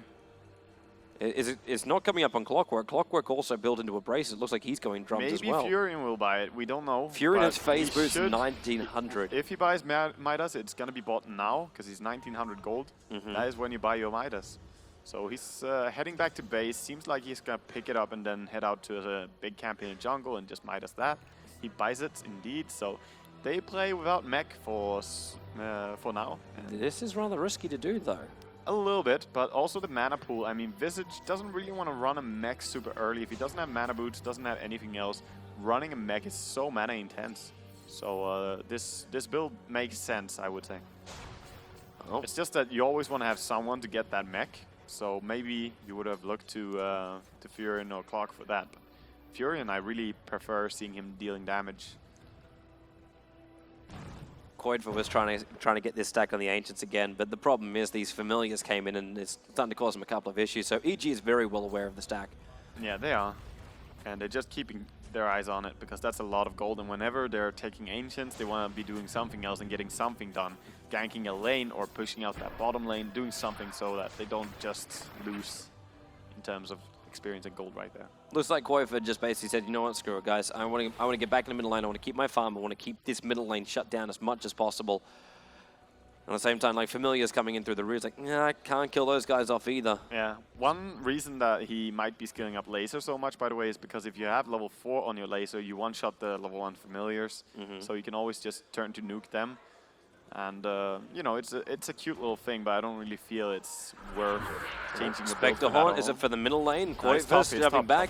Yeah, you're right. It's over on Black. The Familiars were here, and with the Prophet Ollie, they have enough damage. Jo. Oh, and pass, you're alone. He and is. They canceled TP, and they saw that, so they could be just diving behind and killing him. There goes the no TP. TP from Synderen. And out they go. TP's. But they could also be looking to take another town, but then again, we've got Beaters with a wall of wards up here and running. Level 4 ward, so that's not easy to get through. And that's a tier 1 tower to go on top lane. And Bamboo has not left his bottom lane. He's been pulling here and getting some farm. There was a block on it very early on, so not too much farm, but he doesn't want to leave this lane right now. Yeah, this is a perfect start now for EG. 4,000 experience now ahead. They claim another tower, so they go up to about 2,400 as far as their gold advantage goes as well. Koidva will finally bring down the Ancient stack. The ping was coming off here. from Beaters, saying that this is going to go on. Yeah, and he's going to get his travels for this for sure. Yep. He's up to 1,700 already, so... Ooh, that rocket doesn't make it easier for Tinker. Wow, he dies! Oh my god. That was a perfect timed rocket. Demon just with that rocket, level 4 rocket coming in. The only downside is he doesn't get credit for it. And he didn't buy his travels before, so... Oh, he didn't. He went backwards. He doesn't have them. He's going to respawn, have to buy a normal TP, get down there, kill them again, and then buy it. And that's a new level of frustration. That rocket sets Tinker back almost a full minute in terms of farm and in terms of what he's doing. So one rocket could make such a big difference. And now Bamboo also just goes on the back of it with the help from Beaters as Wads, trying to take down this tier 1 tower in the mid. Cinder and forced to actually use his stun to clean up the creep wave. And in the meantime, Demon continues to free farm up on that top lane, while on the bottom lane, Fear is finally finding his space up to 43 CS. But I should also point out at the same time that Black has also found a lot of CS up here on the top lane, sitting at 73 for 14, only being topped by the Queen of Pain. The CS is not looking bad at all for Mouse, but the fact that they are dying 6 times already, it's just very hard for them. And they don't have boots yet on the Nyx. He's gonna try and get the last hit here on the bottom, but the Visage creep's actually stealing a few on these Ancients. So Bamboo taking that farm instead, and he's up to 1,200 gold again now after having that point booster. Rocket again. Sup, Quoitva? Yeah. Remember your old friend? It's like traumatic flashbacks all over the place for him. I remember a rocket hit me from afar. Quoitva now has his BT, so buys it up. Courier's flying out to him right now. Yeah, many people on EG sitting around with a lot of gold right now. Jo has 1.8k, 1,600 on Demon, and also for a Visage support, 1,200 gold is a lot. So let's see what they all start working into. I'm seeing what Queen of Pain's working into. Side device, ultimate all being picked up. Oh yeah. But yeah, that current gold. And top, we see a hook, but it misses. And Spectre was haunting, hoping it actually hit on that one too, because if he did, then Black would be dead and pass. He's up here just in case, but that's on the bottom lane. Fear, Quoitva on the run. Familiar's right behind him. And that's going to be a kill going the way of the Radiant side. But then Cinder and Vendetta and the stun gets the revenge kill on Fear. And that is actually 100% worth it. Yeah. But that was still nice by EG. Didn't get the kill on top, and that was where he used his ultimate for, I'm quite certain. And then the Visage Spirits on bottom just making that kill enable on Tinker. So finding kills a little bit here and there. Of course, dying with the carry is not what they want, though. He just needs a moment. He needs to find that hotkey to spam even more Venomancer wards. Same button. So far, he's been clicking it with his mouse. The button's been worn out, man. He just has to. He has to It's just broken, Beaters. He just used it too much.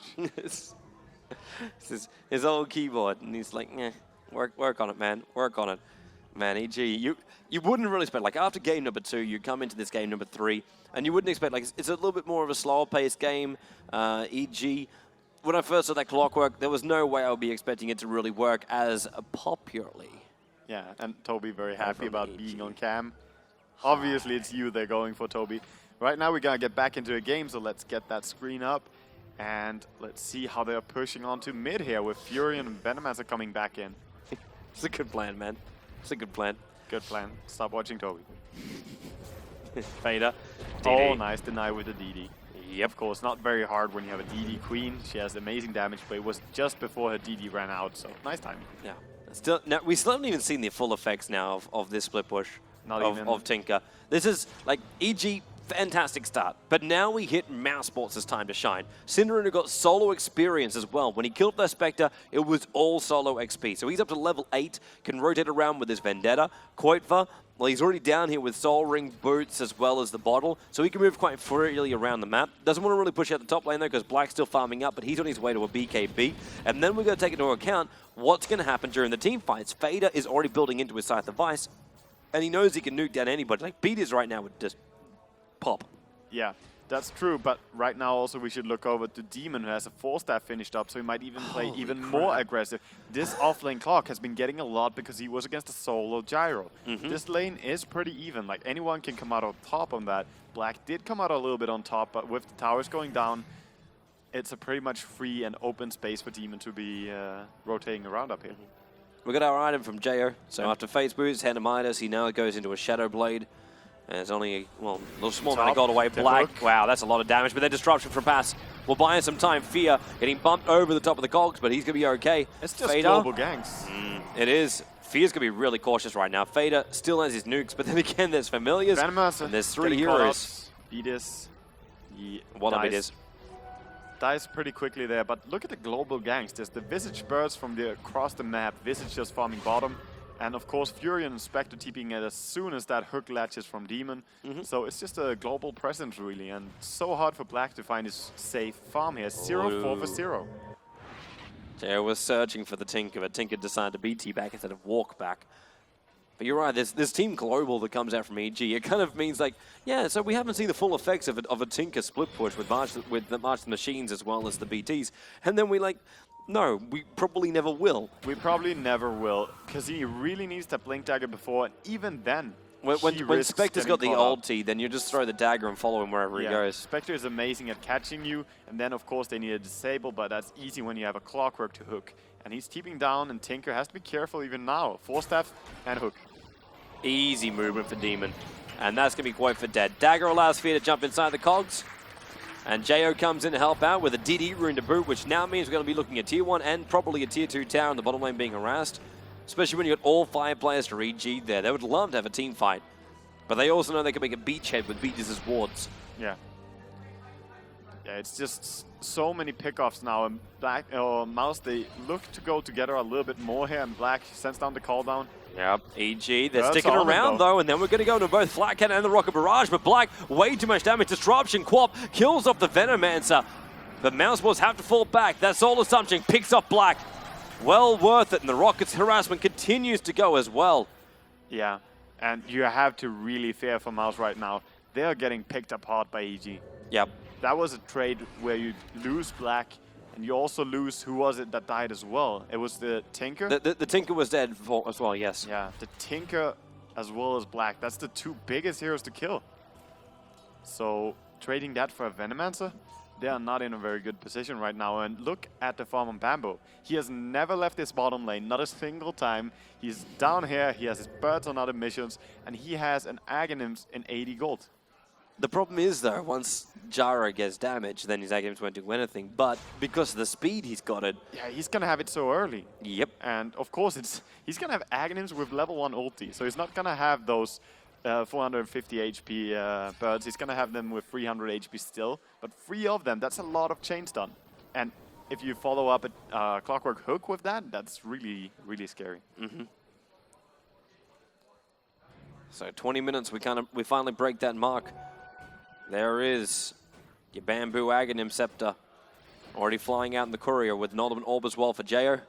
Yeah. And it's... Jayo, who was struggling a little bit there in the early game, to say the least. And now, of course, as a Furion, it's quite easy to make a big comeback, especially when you find kills all over the place. Ooh, Fader might be able to pick up one of these Familiars. A little bit more difficult than he really intended, but...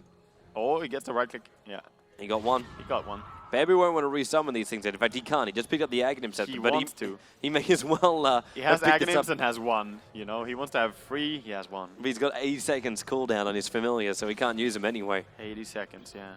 Quite a long time. So he may as well have just picked it up before. The cooldown time on the Visage Ultimate is so long. It but is. at the same time, they don't time out. That is the good part about it. It's pretty much the same as Lone Druid. Longer cooldown. Yep. Well, pass. An extra one. Synderen's going to come in into the Vendetta. And they look for Fear, so Sting, Fader. just to slow him down. And yeah, Fader, Synderen has to do the stun before he gets down that edge. And he's there, mana burned up. And then in comes the Gale from Beaters. Instantly gets stunned up because of the Spike Carapace, but gets the ulti up on both paths as well, Synderen. And then the Spectral Horn, they kick off already, picking off the Nyx Assassin, but they manage to survive. Fader throws that ulti down. He gets that kill, but again, another Soul Assumption, and Jayo fighting up with Black into the Rocket Barrage now, man fight. And Geo, more of a man. Demon in through the rear too. He's looking for Quap, 31 HP. And Demon didn't have another ulti, but I can guarantee you'll be having another look. Where is this, Fader? He's back in time. He's back, and I think Demon knows this. He's gonna try anyway. But of course, He's thinking maybe he's delayed it. yeah, maybe Puts that in that he box. ran juking, trying to hide from it. But of course, he knew that the rocket was on cooldown. Yep. So Fader instantly back towards that middle lane. It's a good thing he didn't die, or else then they'd have no chance, mousesports, because they wouldn't even have a sight the Vice possibility. So what was big there was that Fader survived, and he actually got a nice double kill with his ulti there, and he's really close to his hex now. That's what happens when you sort of stash your money on one guy who gets the double kill so on. So getting that hex up could be really nice against Furion, against Clockwork, against anyone really. Even turning off the dispersion from Spectre by using it. Bambo has his 3 familiars farming up the enemy ancients here. So this big dragon having problems with the small birds. The weak shall inherit. Yes. Is that Bambo's slogan now? I don't know if we can really call him weak. No, he's not weak. The small? Yes. The small shall inherit the earth. Yes. No, Bambo just farming all the time right now with his little birds in the jungle. Of course, still level 1. He wants to get more experience on his main, but he hasn't really been fighting all that much with his hero. Even though it's 4-0 for 4, I don't think he's been part of more than maybe 4 of those with his hero. And top we see Nyx. Synderen scouting around a little bit, wants to find any form of a kill. Well, there's a TP coming to bottom lane. I don't know, actually didn't instantly check and see who it was, but I got a funny feeling it was B-Diz. Either it was Bamboo, I think it was a Bamboo. Koikwa, the Bambo birds. Of course, he has Blink Dagger now on Tinker, so his split push can really start now. This is what he was doing so well on his Tinker before. Very difficult to control. Yeah. Very, very difficult to control. But look at the birds, quite good positioning on them, coming in from behind here. Yep. Of course, they do take damage from the march, so they have to be careful. Especially when Fader has a DD rune as well. A blink to kill off these guys is well worth it. And if they heard the stomp just then, but they definitely reveal the fact that Fader is here. Yeah, and we haven't seen a kill really in a while now by Demon. He's been playing a little bit more careful, but he is looking for kills for sure. And top, we see the march. Maybe he's gonna have a try with Force Staff and Hook, but no, not gonna go. He tries actually, but he hooks completely into a creep zone. A little bit of a miss there. He's a little bit out of it right now. We saw him napping on the job before. He's been playing really good in this game, so let's not hate. He was just a little bit out of it. Yeah, it happens. So, sometimes, like, you might have just double tapped the Force Staff and then just clicked it, but the double tap didn't work. It was Facebook. It was Facebook? Nah. No, that was social network. Yeah. All right, so 13-5. The advantage is starting to slow down a little bit here. So sitting about 7,000 for the experience, it levels out. It levels out, and gold is the same kind of way. And this is something which EG kind of don't want to have happen. Like, their advantage is good, they're not losing it, but they're not increasing it as well. This advantage which they have is making no effect as far as the income goes of both the teams. Yeah. Well, we have a Furion in one team, a Tinker in the other. Both are very good at globally farming. Then we have the Spectres just farming up in bottom lane. Not very quickly increasing her item progression, but look at Black. He is not happy right now. He has 6 deaths. He has a Mithril Hammer in his base, so he's not all that poor. But he is just soon finishing up that BKB. Yeah. Man, you actually look at both of them, like 6 and 4. What the hell is this? Like 10 deaths and not a single kill between both the Tinker as well as the Gyro. Yeah. It means all your faith goes in the Queen of Pain. It's Fata trying to do his best at carrying this game right now so that his team may help him later on. But 4-0 and 0 on Fata, so he's been playing good. But it's not an easy position he's in. No. Clockwork, and he done the almost hunt. took his friend there. And a little bit of a whiff. He cancelled that line like 5 times. First time he actually had Beatus standing right in front of him. Yep. A little bit in the way. Kind of reminds you of a classic Pudge Enigma moment. Yeah, I mean, Good moment. hooks around this tower. Sometimes we see some Elgin play. Yeah. Yeah. Sing Sing was really happy with you with that one. Yeah. Yeah. Yeah. You should really check out the replay. It was actually him that screwed up. He completely missed the target. Completely. Like, it wasn't even close. Nice black hole. Yes, thank you. Thank you. I still stand by the fact that I was falsely accused of bad play. Toby Dota. Yeah. I salute that Kappa. May the chat go nuts. Yes. We just make all those ESL chat moderators go, oh my. Everybody, just release the Kappas. Just release the Kappas, all right? Let's Volvo disband. Red Eye's going to be there. Why do you promote them? Why do you Toby? promote them? Why? I'm hoping we're not in subscriber mode only right now. No, it seems we're not, but maybe the chat is actually so your low. chat might have bugged out. It always may crashes on, have, yeah. Twitch. So yeah, It seems like it. time to go, man. Time to go. is. Refresh buttons for the win. Yeah. The cap has crashed. The chat. It's just They what it did. They is. did. It crashed even before the kappas were released. Hell yeah, man. Just Bottom lane. anticipation. Hex. No hex, but just a little bit of a harassment. Now he's got to worry a little bit more about all these familiars coming up to steal the stack. Like, ooh, triple stack. Wonderful food. 3 familiars dropping down very, very quickly. And mouse pass in the neighborhood. They can't do anything to stop this. Yeah. Rocket spam. What they kind of hope is the fact that EG will initiate into mousesports. I can't believe I'm saying that when they got a hero like a Tinker, who's all about, we don't want you to initiate. I want you to split push and be farming in your jungle, or maybe trying to move around as 4 and find a pick off and have one caught out. But that's not even happening right now. Not even that. But Tinker is finding some farm. He has his blink Oh, dagger Sind. along with 2. Caught out. Spy Carapace returns the stun to Bamboo, and Pass will disrupt it for a moment. These familiars are out of a lot of damage, and Peters, the commitment, he actually threw the ulti already, and then the BKB off from Black. He kills up Bamboo. In fact, Venomman's Ambassage is a mega kill streak going the way of the Gyro, but he's getting forced back out of here. Jo TP's himself in. Magic Wand Charge to keep Black alive a little bit longer with Fear behind him. And no other mousesports heroes remaining alive. Backdoor region actually going off here because they didn't hit the tower before, so Yep. not really a push here, but yeah, they did manage to win that team fight, even though They can't win that fight, man. Yeah, Bambo and Beatis did go down, but they killed the Tinker and the Gyro. That is really big. Fada's still staying alive though, haven't died a single time. No, he's doing a good job as the Queen of Pain. Unfortunately, the rest of his teammates keep getting caught out, and that's not what he wants. It's not only about who dies and what's going on though. At this point, they need to try and commit a little bit and take some risks to get something, because they're falling behind. Yep. There's Jo jumping down. You can actually hear the calls coming from the players. It's a very good thing they're wearing the noise-canceling headsets. Yeah. But the call for smoke now and go. Comes out from mousesports. Yeah. So that is like their way to force things, their way to make things happen. Who's got the smoke? So it's over on Synderen. And looks like they're going to group themselves up just a little bit further back here. They need everybody who's going to come with the gang train. That's everybody bar the Tinker. But looks like Black doesn't want to be part of it either. So it's going to be a 3-man smoke and using a Tinker as bait. BKB now on our Clockwork. That is a lot of items. Oh. I thought he might go into the Aghanim's, but BKB is not going to take any damage when he goes in. That's true. Apart from the March. Yeah, the March and the flat cannon. But that means Gyro's going to find some space. Gyro has been having a very hard time dealing damage with his flak, though, throughout this game.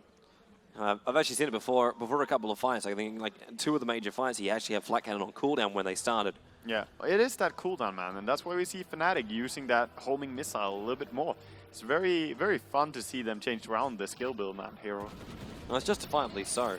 Like this 30 seconds is such a long time for a flat cannon. It is, it is. Especially when you compare it to what the players were used to.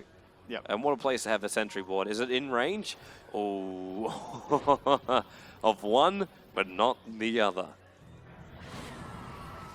There's more TP support coming bottom lane. Still confidence from Koi, but it'd even do that right in front of Fierce face. The biggest problem I'm still seeing from EG is getting into the base. They can get pick-offs, that's fine, but they're still pushing up against a 4-level March machine They and have rearmed. Hex now on Furion, so they really rely on pickups more than anything else. And the BKB, oh, Demon hooking. He does, he jumps up. There was that wall. Black pops the BKB and wants to TP himself out of this one, but he may as well. Boy, Oh, Geo jumps in. The quad pole, destroys him instantly. Big spree to end and Fear. Spectral Horn, he's looking at Koitva. He's going to pick him up as well. Finishes the job. And now Gale. Nyx. Synderen, well, it wouldn't be a team fight unless he died. Yeah, and again, I would say that, you know, Fada alive, but his team is dying and he can't really help them. This is a tier 3 tower if they really want to force it. They're missing the profits, they're missing a lot of momentum from him, but he can buy back right now if he wants to. The DPS from the birds is quite impressive at this point. He's going to put them down and get the damage back, quite likely. Oh, Radiance finished up. Radiance? Aye. And he bought it straight too. Like, he's kept this secret for a very, very long time. Yeah, so And next they're backing time up. he hits that ulti button, it's going to deal a lot more damage to everyone. Oh, yeah. Burn everywhere. Doesn't even matter with the when he joins himself in, or realities himself in, sorry. Yeah. Because those illusions last the entire time. So he gets the full radiance burn from every single one of them. Yep. And that's going to be where the pain comes in. And mousesports, I'm getting to a point here where I'm not quite sure what they can really do to stop this. Like, it's now a 10,000 gold advantage going the way of EG, plus experience of hitting about 11,000. Split push is one thing, but they haven't taken a single tier 1 tower. They don't have any map control which they can exploit. They don't have any team fight strength that they can exploit because Black doesn't have enough money for it, and they're not being able to stack up, so they can't do that either. Even Synderen, like, he's been walking around being involved in a lot of fights, doesn't have arcane boots. He went for the raw support. And then you see Fader. He's the only one that can really save this for him. And right now, he's got Scythe Device. He's got to basically become a one-man wrecking party. Yeah. To a point where, like, Orchid, Silence, so he can get at least 2 heroes controlled at one point. Something along these lines. Yeah. And on bottom, we see him now applying pressure to a tier 1. I doubt that they will even defend this one because they're not in position yet. They're hoping for a TP, mousesports. And then Black shows himself. The other two guys are invis. They realize just the 2 heroes out here because of the rocket. And there is rotation quickly coming from Familiar Birds. And Demon on Haster, and there goes your Spectral Haunt. And he realizes there's 2 extra copies up here, and that's why Purge and Stump is Synderen. He's burning so fast here from the Radiance, and now from the Familiar Birds, which also came through. Nixon SD down, Koi for giving the cover fire, but further down, Fader and Black, they are way too far out here. And that's going to be 4 heroes lost, and I wouldn't even be surprised if before the Rax goes down, mousesports are considering calling out the GG. Yeah, this is where, you know, now Fade actually died in this fight and everyone just went down. They didn't get anything out of that, Not really. a single iota, man. And that was before Jo finished up his BKB. He has it now, so they're going to have these heroes that just enter the fight and don't care about anything. Yeah. Even Clockwork, after picking up the BKB, picked up a Blade Mail as well. Oh, yeah. So he's already attempting some kind of hatred towards that Tinker. Yeah, or in general to everyone who's close around him. As soon as his BKB is gone, he's just going to click that Blade Mail, or even before, because, you know, if people right-click him, he can always do that. But this is really, really a rough spot. And Familiar Birds are already ready for this bottom fight. They're pushing the tier 2 tower. Mousesport's going to use Fortification. And Synderen going to go invis in the Vendetta, and he tries to go in through the west just in case the Sentry Ward's out there. And Koifa instantly spotted. Look at the birds destroying him! Yeah. Before the fight begins, even with the March Machines, they will not want to go on that. If Synderen initiates on Bamboo, he'll Soul Assumption him and kill him off almost instantly as well. Yeah, and I wouldn't be surprised if EG just say, well, we'll go and take the Roche and then go for a GG. Yeah. But they could just be going towards mid. They damaged that tower a lot before. Some pinks Clockwork, going there, and that's the hook. middle lane. And he's just like, I have no creep wave, I'm out. No, pretty much. He caught the Queen of Pain, and he realizes I can't do anything against her, really. Yep. And Blink on Venomancer. I like it more than the Necro book. I'll just accept it. We might actually see this Venomancer win a game. Oh, wait. Have we got a Melk Ward contender? No, we don't. He's 2-4-10. Yeah, I'm just going to go ahead and flame 2 of the players who played the Venomancer before. But it is... I'd be careful, man. They're Serbians. They kick your ass. No, we're good friends. We're good friends, but you do not mess with their build orders. At any rate, we will see the contest for Roshan is pretty much what we're at now. We see the movement of Mouse, and Synderen finds the haste. He's going to kill off Beaters here too, so easy kill. Well, I say easy. Clockwork's going to jump in, force off away. Spectre going to haunt. Synderen's already dead, and Fader forced to blink away. Is it going to be a reality? Because the Spectre's able to go up the hill, over towards Black TPing out, but they lost SD. He didn't even have to be in that fight, and he would have died anyway. Yeah. And that means that Roshan is now safe to go for. Yep. And even could see the go down mid, but I doubt that EG will stress anything because when they have been winning, they've been playing really safe. There's Roshan dead. Nothing is going to keep him alive, and nothing is going to allow him to be snatched up by mouseboards. Yeah, Roshan. Your time is over. The only thing Fader can do is try and split push it, and then all of a sudden Tinker's trying to split push, and then all of a sudden they realize there's still 2 creep waves are over on the mouseport side of the river, so split push ain't really working that well. Yeah. And Jo takes care of the bottom lane, and he'll be part of the action in 13 seconds time when they push up the mid for the last racks. But he's got 5 seconds left on the ulti too, which means there's even more burst damage coming their way. And the fact that Spectre is building into a heart now, like he's already walking around with that Reaver at 2,200 life points. That's already too many, and Clockwork gets a latch. Goes in on Black, and the birds open up. The BKB doesn't protect you from the physical damage. And now Fader, Blinks away to safety. You realize he's already lost his main damage dealer, who has no buyback. This is 56 seconds now, opening for EG, and this will be a mid-racks, unless some magical, horrible ability called Martial Machines can hold him out. And then, no, Demon's like, yeah. Look at the HP on Voikwa. Disruption from pass. It's the only way he can stop the damage from happening. So he can blink himself away to safety. And they're going to jump in. Whoops, another jump in is there. It's the blinking in from B-Diz. Got the Venom ulti off as well as the Gale of the SE. And then the Soul Assumption. 1 HP. He does go critical from one of them at least. And then Clockwork jumps again.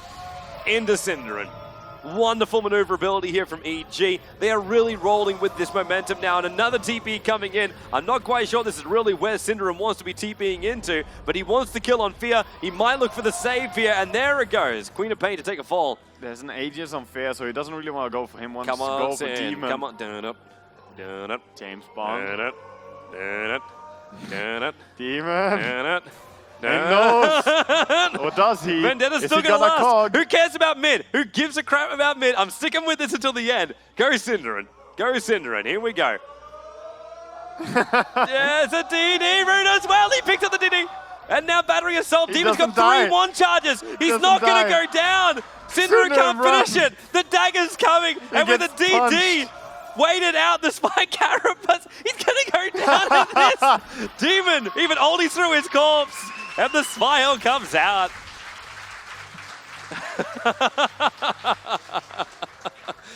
Follow him the entire width of the map just to fail at the DD rune. Yeah. It wouldn't be a game without Synderen dying in an entertaining way. I like how Demon just realized that, well, what do you got to do here? And they both start last hitting him pretty much like a creep. Synderen, you turn into a creep for real now. I'm wondering if that 4-star, like, Demon didn't know. He was using No, 4 he stars so he didn't could know. get to the rune If faster. he really knew, he would have cogged for sure, and he even had his hook ready, so Yeah. if he really knew, he would have reacted, but it still looks very funny. In the meantime, though, what did happen in the middle lane? Then we got the mid-racks melee down. The racks went down, no biggie, guys. Small detail in the whole grand scheme of Dota. If Synderen dies, bigger scheme of Dota right there. Yeah, I feel you're a little bit biased right now. I am not. I'm never biased, man. Go Alliance. Go Navi. Oh, I feel like I've just been shotgun by a morph. 38 minutes. Let's go. Let's go. So, EG. They've already taken one mid-rack, so now they're going to find something else. yeah. Well, they have a Desolator now on Furion, and I mean, his DPS is ridiculous. They have Fear, who has his Aegis still, and I think he has the full heart. He does indeed. There it is. So they can basically just go down any lane they want to. They haven't really bothered pushing out bottom, which they probably should. He can actually throw an ultimate Fear, and he would kill off passive if he's by himself without having to reality. It would be close because of the probably. Bracer, but I think he's got enough damage to do it. Well, he doesn't really have enough, because 960, especially as Pass can just put the illusion down if he wants to. Oh, that's true. Just disrupt himself up anyway. But, I mean, the build that Fear has been doing is not really for damage. He has Radiance to add the damage, but apart from that, none of his items really makes his illusions more DPS. It's just tank. So if the March is there and he uses his ulti, all the illusions take a lot of damage. Black and then the DPS. initiated. Demon got him again. He's had a fantastic game here on the Clockwork, and Black has had a horrible, horrible time. And in comes Geo. Heads the Hex up on Fader. Slow maneuverability, and there it is. Brings him down. Just standing his ground up against it. Fear is here too. Looking over towards Pass. Koitva trying to TP out, but then, whoop, actually has enough time to do so. And they might Koitva, want to chase. Prophet ulti. Pass trying to protect him. Stay there. Hide. The Rockets. Hide, they're Familiars, coming for coming you. in. Beaters blinks in. The suicidal EG throw. They lose only Beaters. Acceptable loss. Acceptable loss. Come on. And Black is down as well. Fear's going to go down unless the Aegis Immortal trigger. And that is now going to be GG well played from Black. The fun is over. And that is going to be the third game here of this best of 5 going the way of EG. They really controlled this almost from the very, very start. It kind of feels like the complete reversal of game number 2. And EG needed this. They didn't just need the win to keep themselves here in the best of 5 grand final. What they needed was a strong win over mousesports to give them the confidence to come here into game 4. Yeah. And then give us a game 5. Give us a game 4, give us a game 5. We're here for Dota. Yep. We're not leaving until... No. I said almost. Jesus, Toby. It was close. It was close. It's been a wonderful weekend. It's been a anyway, long guys. weekend, I thought you were going to say, but yes. I want So- to give a big shout as well to the guy whose sign just showed up just then with a little pudge symbol saying pick please. Yes. I'll be down for that, guys. I'll be down for that. I'm still a big advocate for the pudge pick. The pudge is always something we like seeing in grand finals. It's always fun, exciting. And, Especially with his buff, man. Especially with his buff. I'm a little bit sad to not see Fnatic here. I would want to see some grand final Meepo, something like that. But See, no, that's never going to happen, man. it's going to happen one day. Fly is too secure. Fly is too secure. Too scared. All too right, scared. man. We're going to have ourselves a break and give you some serious content. So we're going to James over in the crowd. Thank you very much, guys. I'm sitting here with Commander at Team EG. It's Malk. How do you feel after this game? I'm great. I'm ecstatic, actually. The guys were very depressed going into the game. And I was like, let's just global their ass. And it worked. I'm very pleased. Going into the next set, you guys have a lot of momentum now. Do you have any predictions about, you know your team probably better than anybody, about do they carry momentum into games really well? Oh, definitely. Definitely. A player like Demon right now is going to really just rip them a new one and really go all out insane. And he's really good once he gets his momentum going. And I hope he can carry that on to the rest of the team. I think they're pleased with this game. And I hope they can really show Mouse that what they're made of in the next one.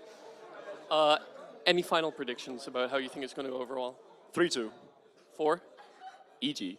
Okay. Well, I mean, okay. I'm distracted. Sorry, I forgot all the questions. Okay, here we go. Listen. Why doesn't your team pick Disruptor? So Disruptor is really hard to play, and my team isn't very good, and I haven't been able to teach them all the heroes in the game yet. So they have like maybe 20 heroes they can really play right now. And once we get around to it, like 5-6 years down the road, we'll hopefully integrate all 100x heroes. But it's a work in progress. It takes a long time for me to teach all of them because there are 5 people, and I dedicate 4 hours for each player every day.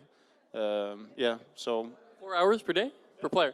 For each player for one hero. Wow. So you're a dedicated coach then? Oh, definitely. Hardworking, dedicated, everything like. So the players actually told me though that you're not really involved in the strats or anything. You're just managing. Is there anything to that? Oh, I'd like to add that Game 1 I had nothing to do with it. Phantom Lancer and Cuddle in Game 2 I had nothing to do with. The global strat in Game 3 I had everything to do with. This is actually true, by the way. We sat here during the draft and he called every hero except for the last one. So have you told them what they should do in the next game? No, I'm busy giving an interview, but I will immediately after. Okay, so I'll let you go and tell them how to win the game. And we'll jump into a commercial, but when we come back, it'll be Game 4 of EG against Mouse.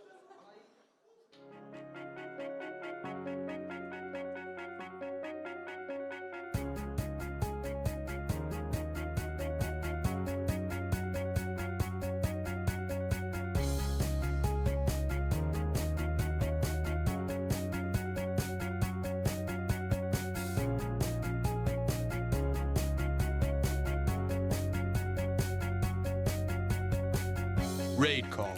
Communication for winners.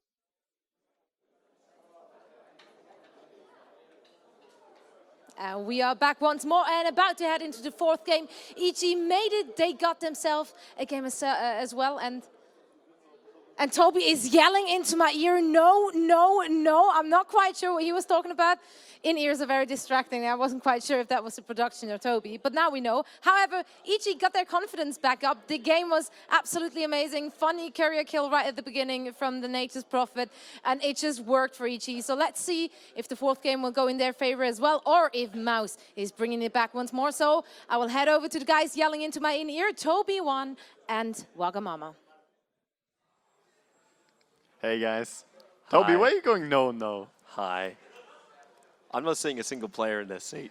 Yeah, well, we can just sit here and watch their join slots, you know. It's a lot of fun.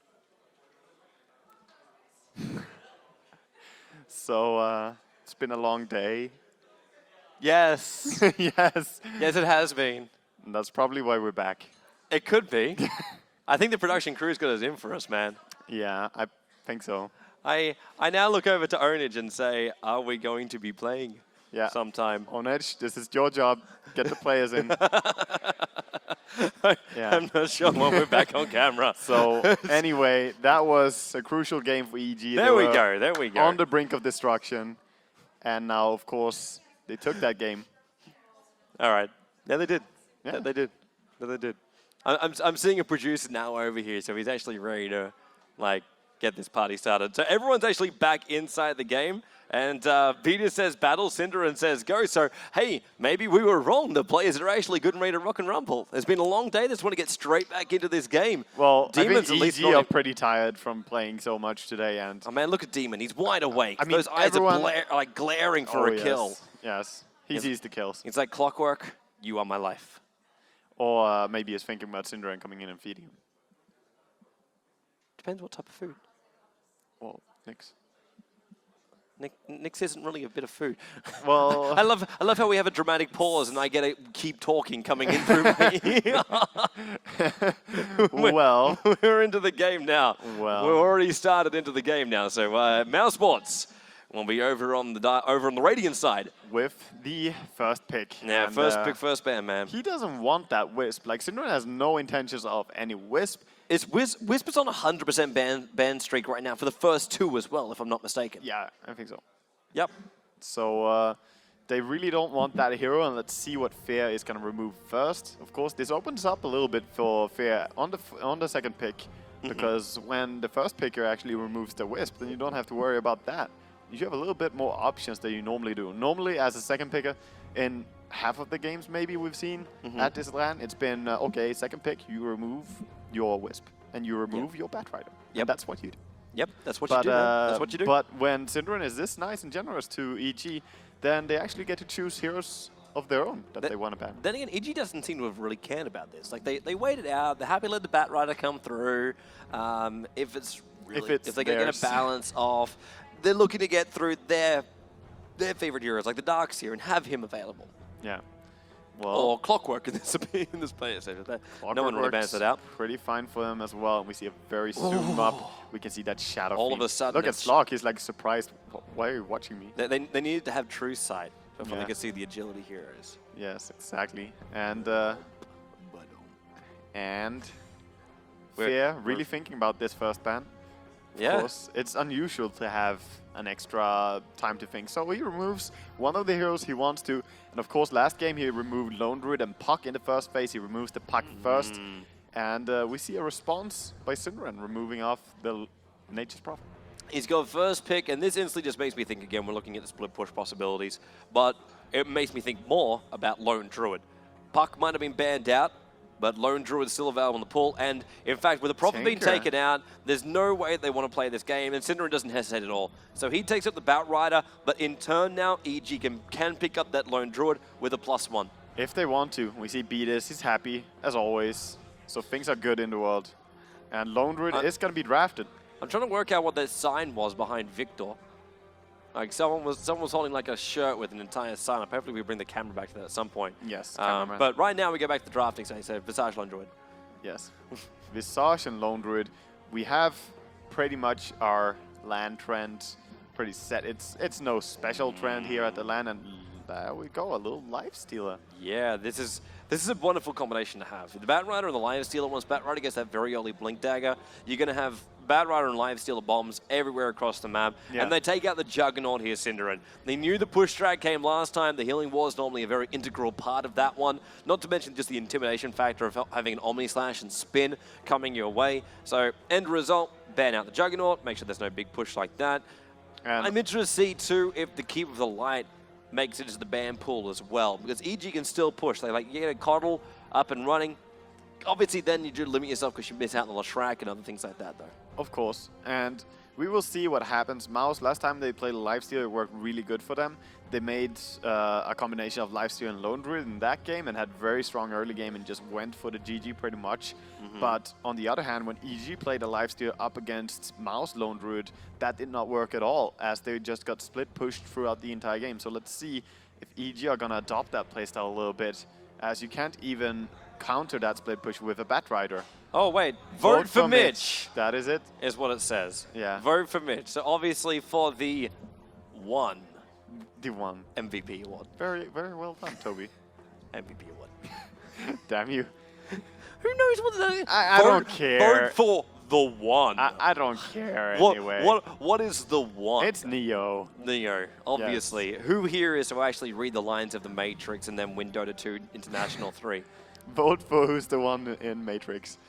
Well, anyway, we have Unero being banned out, Clockwork being banned out, and Carter was removed by EG, and they will now remove their 4th hero and then turn into the 3rd pick. So what are they going to remove? There's a Batrider and a Lifesteal already picked up. Of course, support heroes are Support's quite the only obvious. one that goes in there, and the Bane, I'm guessing, is the only thing they could think of, which would be the controller of the Lone Druid. Yes, he's pretty much the bane of many of those right-clickers. Wow, we really are scraping the bottom of the Yeah, barrel well, with both of us we are today, pretty aren't we? tired, aren't we? Yeah, So it's- anyway, it's been let's fun. see what's going to be the pickup here of Man, this Fear. is a short day compared to yesterday. What It can is, you it say? is. At least for us, not for the players, maybe. Man, you see the looks on the players too. Like they're really tired. Like mousesports, Yeah. they actually went through the easiest Yeah. out of all the teams. Like they went through 2-0, 2-0, and now Yeah, they well, come here at the grand that's sort final. of something they earned. That's not something like, oh guys, by the way, you're through 2-0, so you have an easy time. Yeah. It's something they worked hard for. Yeah, And- but EG, like this is actually the first team to take a game off mousesports, just to make it sound really, really cool.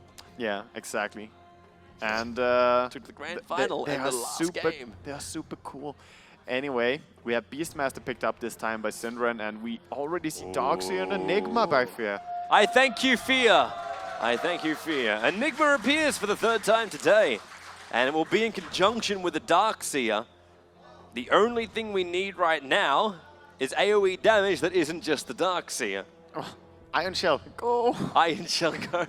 The Visage Birds with the stun. A double Iron Shell. You got one on Enigma, you got one on the Lone Druid Bear. Like, Yeah, or even just on the Visage Birds and just deal that damage. At any rate, Enigma is always fun to watch, always fun to see. And as we said earlier when we were casting Enigma, sometimes it's the fear factor of Enigma throwing that black hole. Rubik, and the that's master, a wonderful the counter. master of steals. Yes, Look for a double black hole. We're going to have the googly eyes of the black holes. yes. And that's going to be going to work in the lane, so like that. A Rubik pickup from mousesports is just instantly so they can say, okay, we can seal Enigma's black hole. That's going to be great for us during a team fight. EG, because when they have a team fight, like Darkseer will be focused on the Enigma. He won't be focused on the Rubik. That'll be the initiation. That one, the vac in, which can stop Rubik from channeling a black hole, will be used to set up for Enigma. The Visage stuns will be used to set up with Enigma. The Lone Druid Bear couldn't get caught inside the black hole. Come on, Demon. Put a hand over it, man. And then you've got one last thing to come up from EG. What could it be? Are they really going to save it for in case a Rubik steals the black hole? Either that or they make sure they kill off the Rubik before it even starts. It's more likely that they're gonna try and just make sure that you hit the Rubik. There's always the sort of rule when you play Enigma against a Rubik. If you don't catch at least very many in the black hole, then Well, they gotta catch three. Then you gotta catch a Rubik. They've got to catch 3. We've No, got Beastmaster Raw. Even if there's a BKB, Enigma will still be interrupted.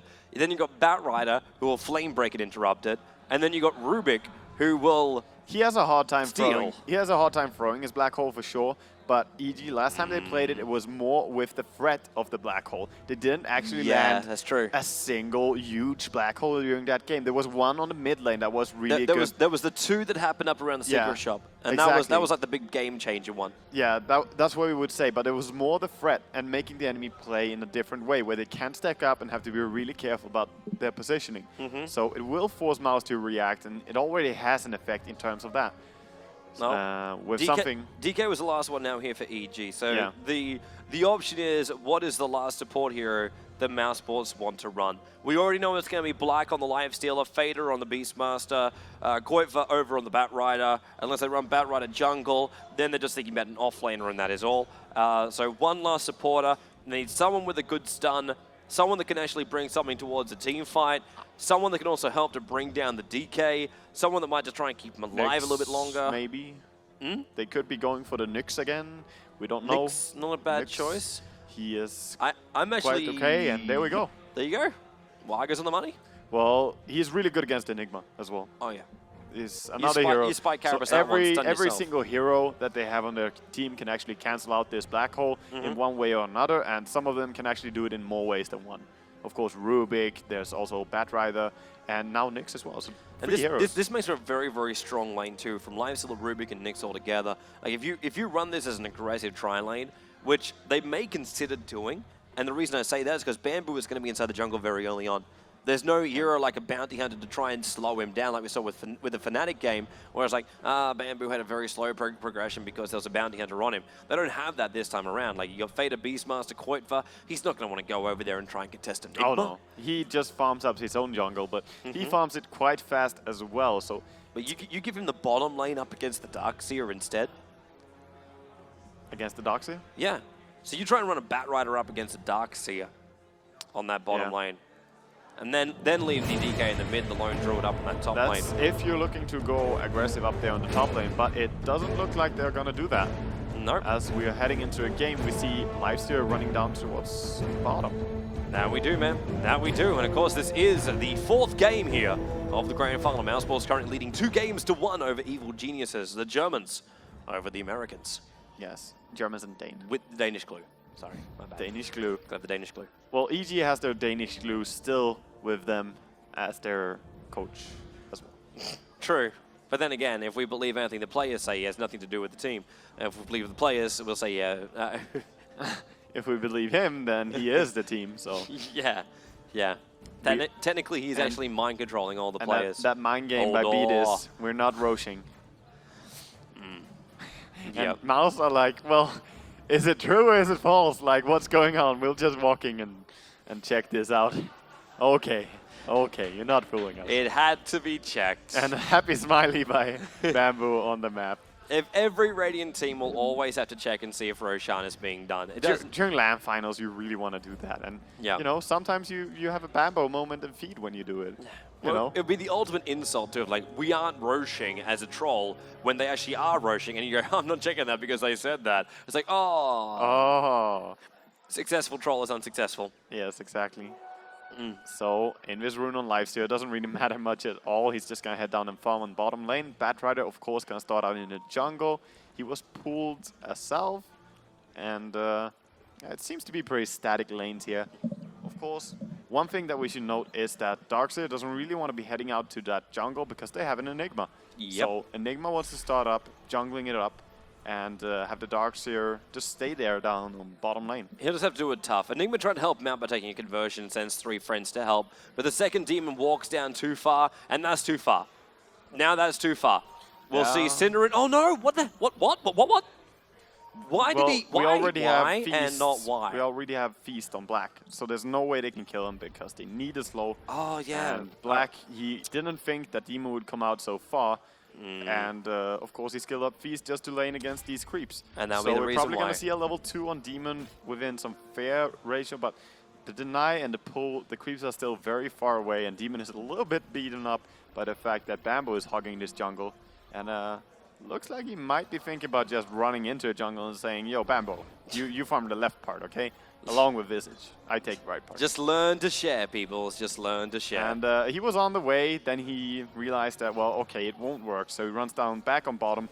Wants to get a double Iron Shell in that, but he actually has out of range for casting his second one. So he has to run down very far down. Now he's in danger zone again. Yeah. Level 2. This is the danger zone because there is the open wounds and pass and Cinder. He cannot surge himself out from this one. He knows he's only got an Iron Shell. He's got a TP and there's 2 heroes that can... Whoa. Demon. Path to victory. Stun. Telekinesis. Horrible chaining off there from mousesports. Horrible. But it's not going to be a huge problem for them. They could have already had him killed right now. If they lose a hero on another lane, they're really going to be spitting Demon chips. is like, well, I'll just take all your time and he cut run another around path. like this. He cut another path, and now mousesports finally block him into a corner and kill him off. So Demon very cute duking there, but in the end he's going to go down. But what he did manage to do with this is that the push is now coming the way to his tower. So he's going to run down there to the bottom tower. He's going to be there in time, and he's going to get experience. So sure, he fed the first blood, but he managed to get something out of this. It's not that he completely just died for nothing. I don't know how much he's going to get from him, man, because Black's already starting to knife his own creep wave.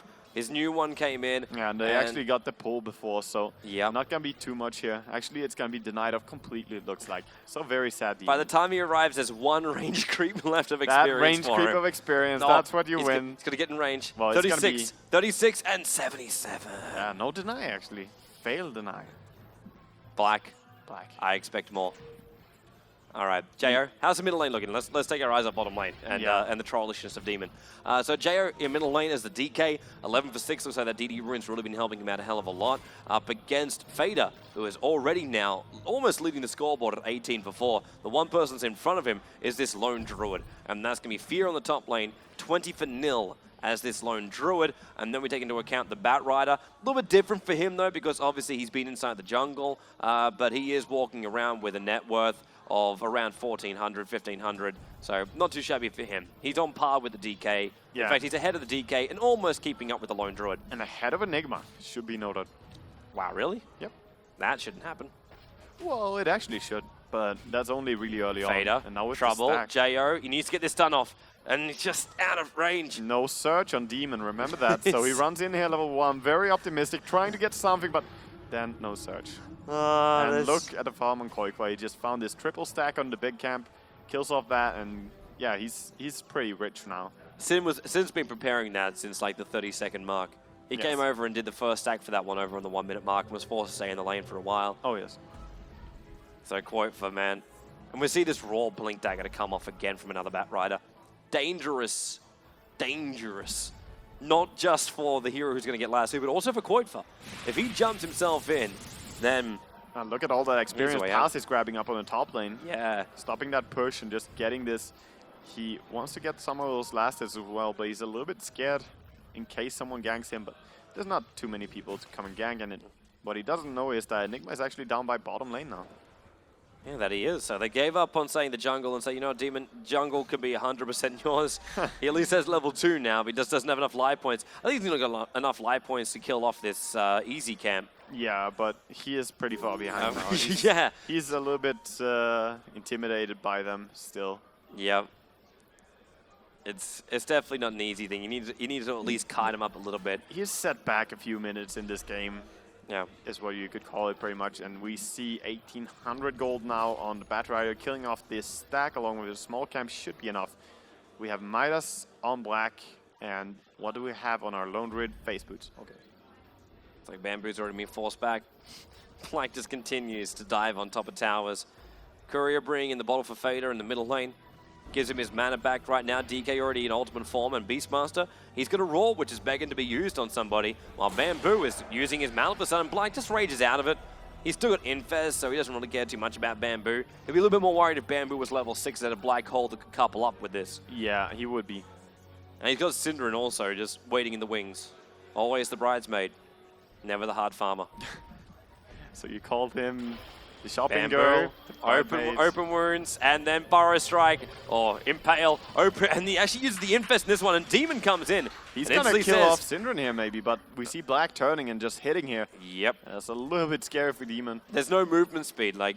And Demon is so sad this game. He doesn't have anything really yet. It's a one-level surge. You thought, yes, he can move in, and all of a sudden, no, he's walking. Yeah, he doesn't have a soul ring, he doesn't have boots, he doesn't have really anything. He's working on Tranquils or something, but it's gonna take some time before he gets anything. And mid, we see a big gang attempt on this DK. Oh, Fader, there's the Raw, and already Koitfa. He's waiting as long as he possibly can before he's going to lasso him back, drag him down as far as he possibly can, not even waiting time to get up that sticky napalm, but they will still get that kill. So 3-0 in favor of mousesports, but I've seen this before, and that was already a comeback. Yeah. That is true. That is true. Well, we got energy booster for Fader now. Mana coming his way, Fear eating through that tier 1 tower, but not fully though. Not fully. It's rather difficult to do when you're still got a Rubik moving up and down on that lane. Yeah, and he doesn't have to come in close. Like, he doesn't even have to come in close to take the aggro. He just throws a Fade Bolt. Fade Bolt can be so annoying when you're trying to push a tower. Bamboo and Demon crossing paths right now. Demon hits level 4. Second level Surge now. So at least now he's useful to the rest of his heroes. Iron Shell and Surge up on something.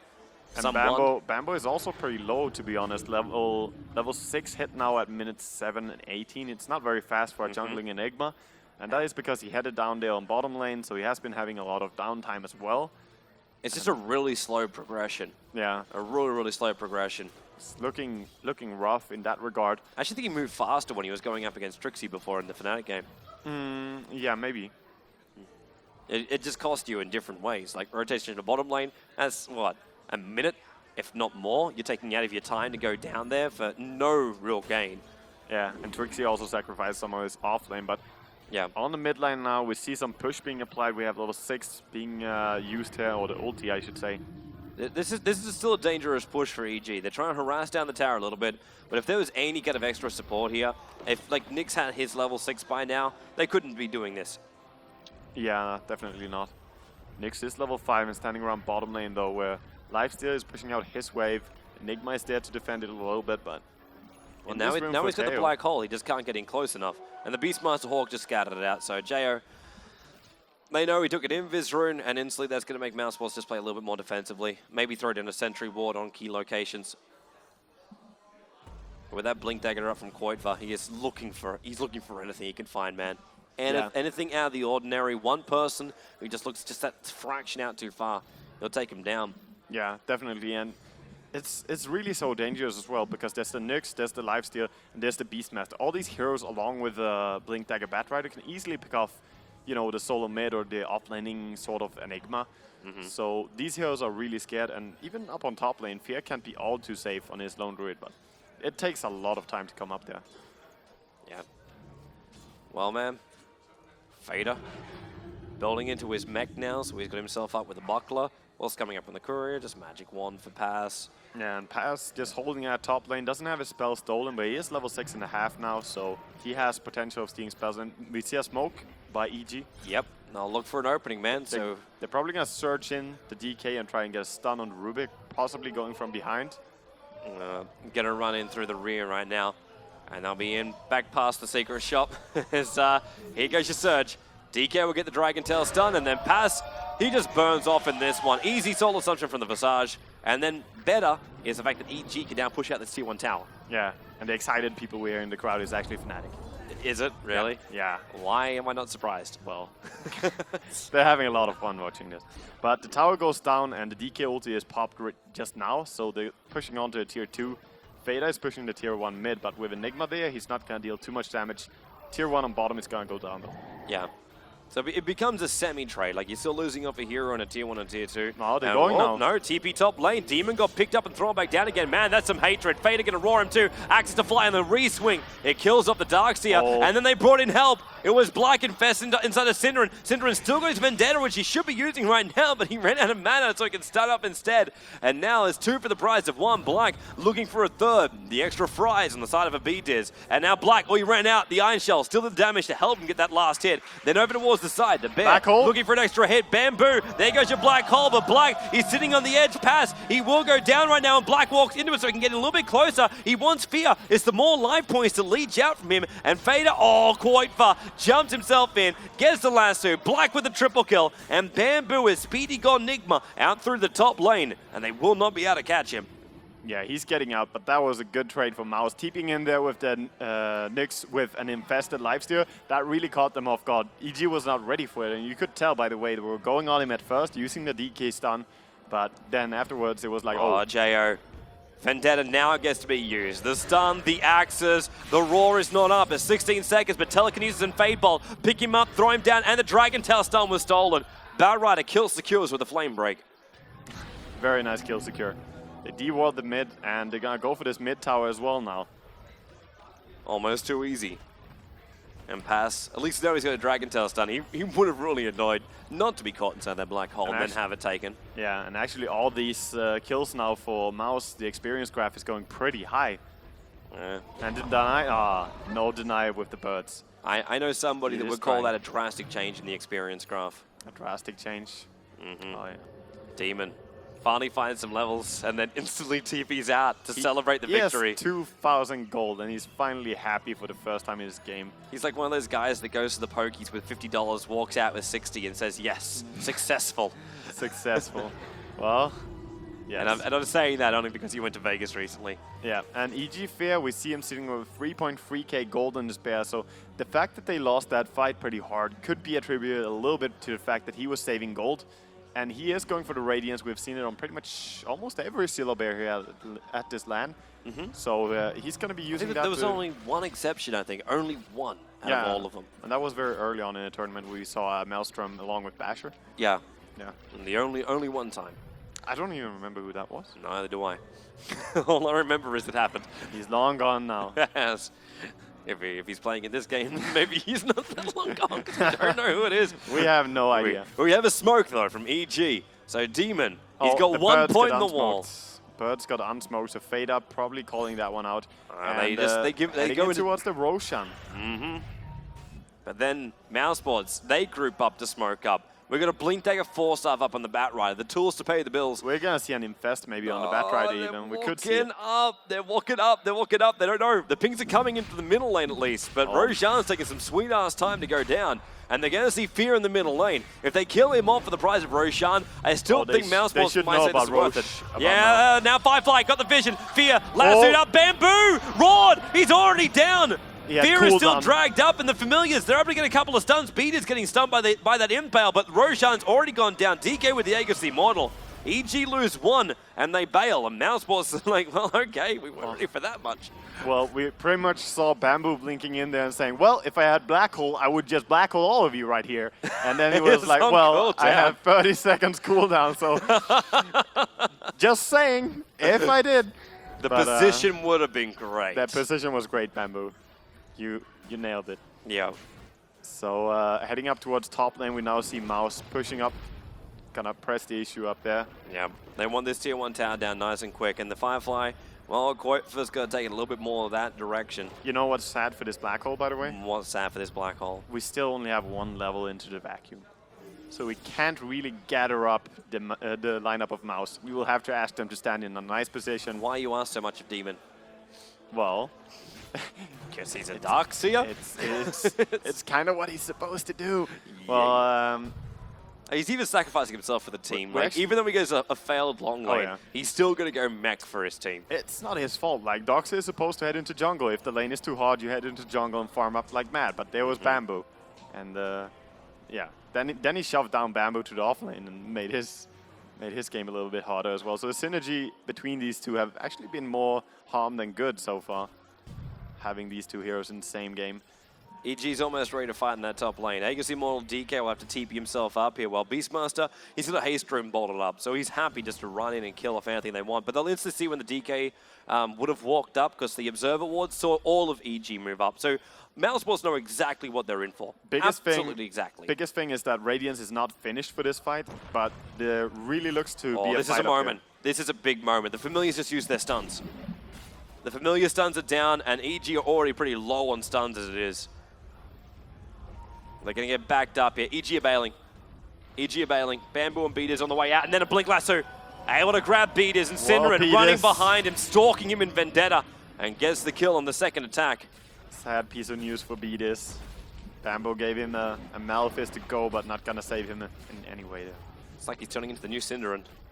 Yeah, almost. Always the sacrificial lamb. Oh, Black, did he just try and TP bottom lane? And yeah, he did. And then deny with the Visage Bird on top. Very nicely done. See if he loses them though. mousesports camping it up. They like Beasts, and now middle lane. TP's on the way in, and how many did they get? They actually got none of them. They got resummoned. They ulted to kill that bear, else he would have been resummoned for sure, or even just called back. So that's 300 gold. I guess it's worth it. He has cooldown Beastmaster ulti now, that's the downside. Word for TP faster, vac range. It's quite low. Yes, because it's level 1. Well, it's level 2 now. It's level 2 now, moving up in the world. Level 9 for Demon, and also his full mech. He's flying out in the courier. He's going places, and we see Black pretty farmed up. He's been running that Midas for quite some time, has Midas Armlet and 2.3k gold. So he is the highest farm in terms of last hits, but as for gold per minute, he's also the one, yeah. That's to be expected. Safe laning that against a Darkseer off lane is quite easy. By the way, everybody, we're trolling Demon for now. One, because he's a big troll, but also because we both know what that combo was going to do to mousesports later on in the game. Once you get Jo up on the on the level 16 Frost Dragon, and then you get the Enigma Black Hole with level 4 Vac, everyone is dead. However, Cinderin is going to kill off, well, who's he want? Jo or Beaters? Beaters is a choice, but he's wanting a double stun here. Finally gets one, but the Familiars get their double stun off on both Black as well as Cinderin. Surge away, and Demon helping him out. They all run away to safety. So no kill. I feel Nick's Cinderin could have stunned a lot earlier there, but he was a little bit hesitant and just he let them get away. Radiant's now finished up. I think if Demon wasn't, I mean, if DK wasn't the first one he saw, he would have gone straight for him. Because that Aegis team more, so there's no point in killing him. A little bit like that, yeah. mousesports, now they have all 5 in the middle lane. EG in a very similar situation. EG has the Radiance though, and that's actually a huge change to any team fight they want to take. Oh wow, really? Yeah, because 50 burn damage per second is actually really strong at 18 minutes in. If we look over to a hero like Pass, sitting with less than 800 max HP, doesn't take too long before you burn through all that. With some right clicks as well, of course. One thing it's really going to start screwing around with too is the Blink Daggers. Yep. Because you got one over on the Batrider right now, but Beastmaster also with 1,700 gold. I'm wondering if Fader is considering Could be looking also. for it, but after the Radiance, maybe he will say, you know what, I'm actually just gonna go into one of the many other items you can go on a Beastmaster. He's a good hero with Necros. I know how much you love Necros, Weiger. He is a good hero with Necros, and I have nothing against it on a good hero with it. So he could definitely go for it. He could also go for something different. There's always the Vladimirs, the Aghanims, even going into something else, but he has many options right now. We've got Koiva now going up with the BTs. So everywhere across the map he wishes to be. And Black, 3,400 gold too. I would like to see this Basher fully up on him already. If not a Desolator, either way I'd be happy. Jo surged in and he's invis with a Shadow Blade. Black Ball has come down already. Black, he's able to actually arm the toggle at this point. He's still got 15 one charges, which he can use when he gets a little bit lower. And Darkseer, well, he does get a kill. Cinderin, lol. Currently dead. And Black already retreating out. Fader. It's a roar on Jay trying to keep him out of here. Nice 4-staff coming in there from Koikwa. Yep.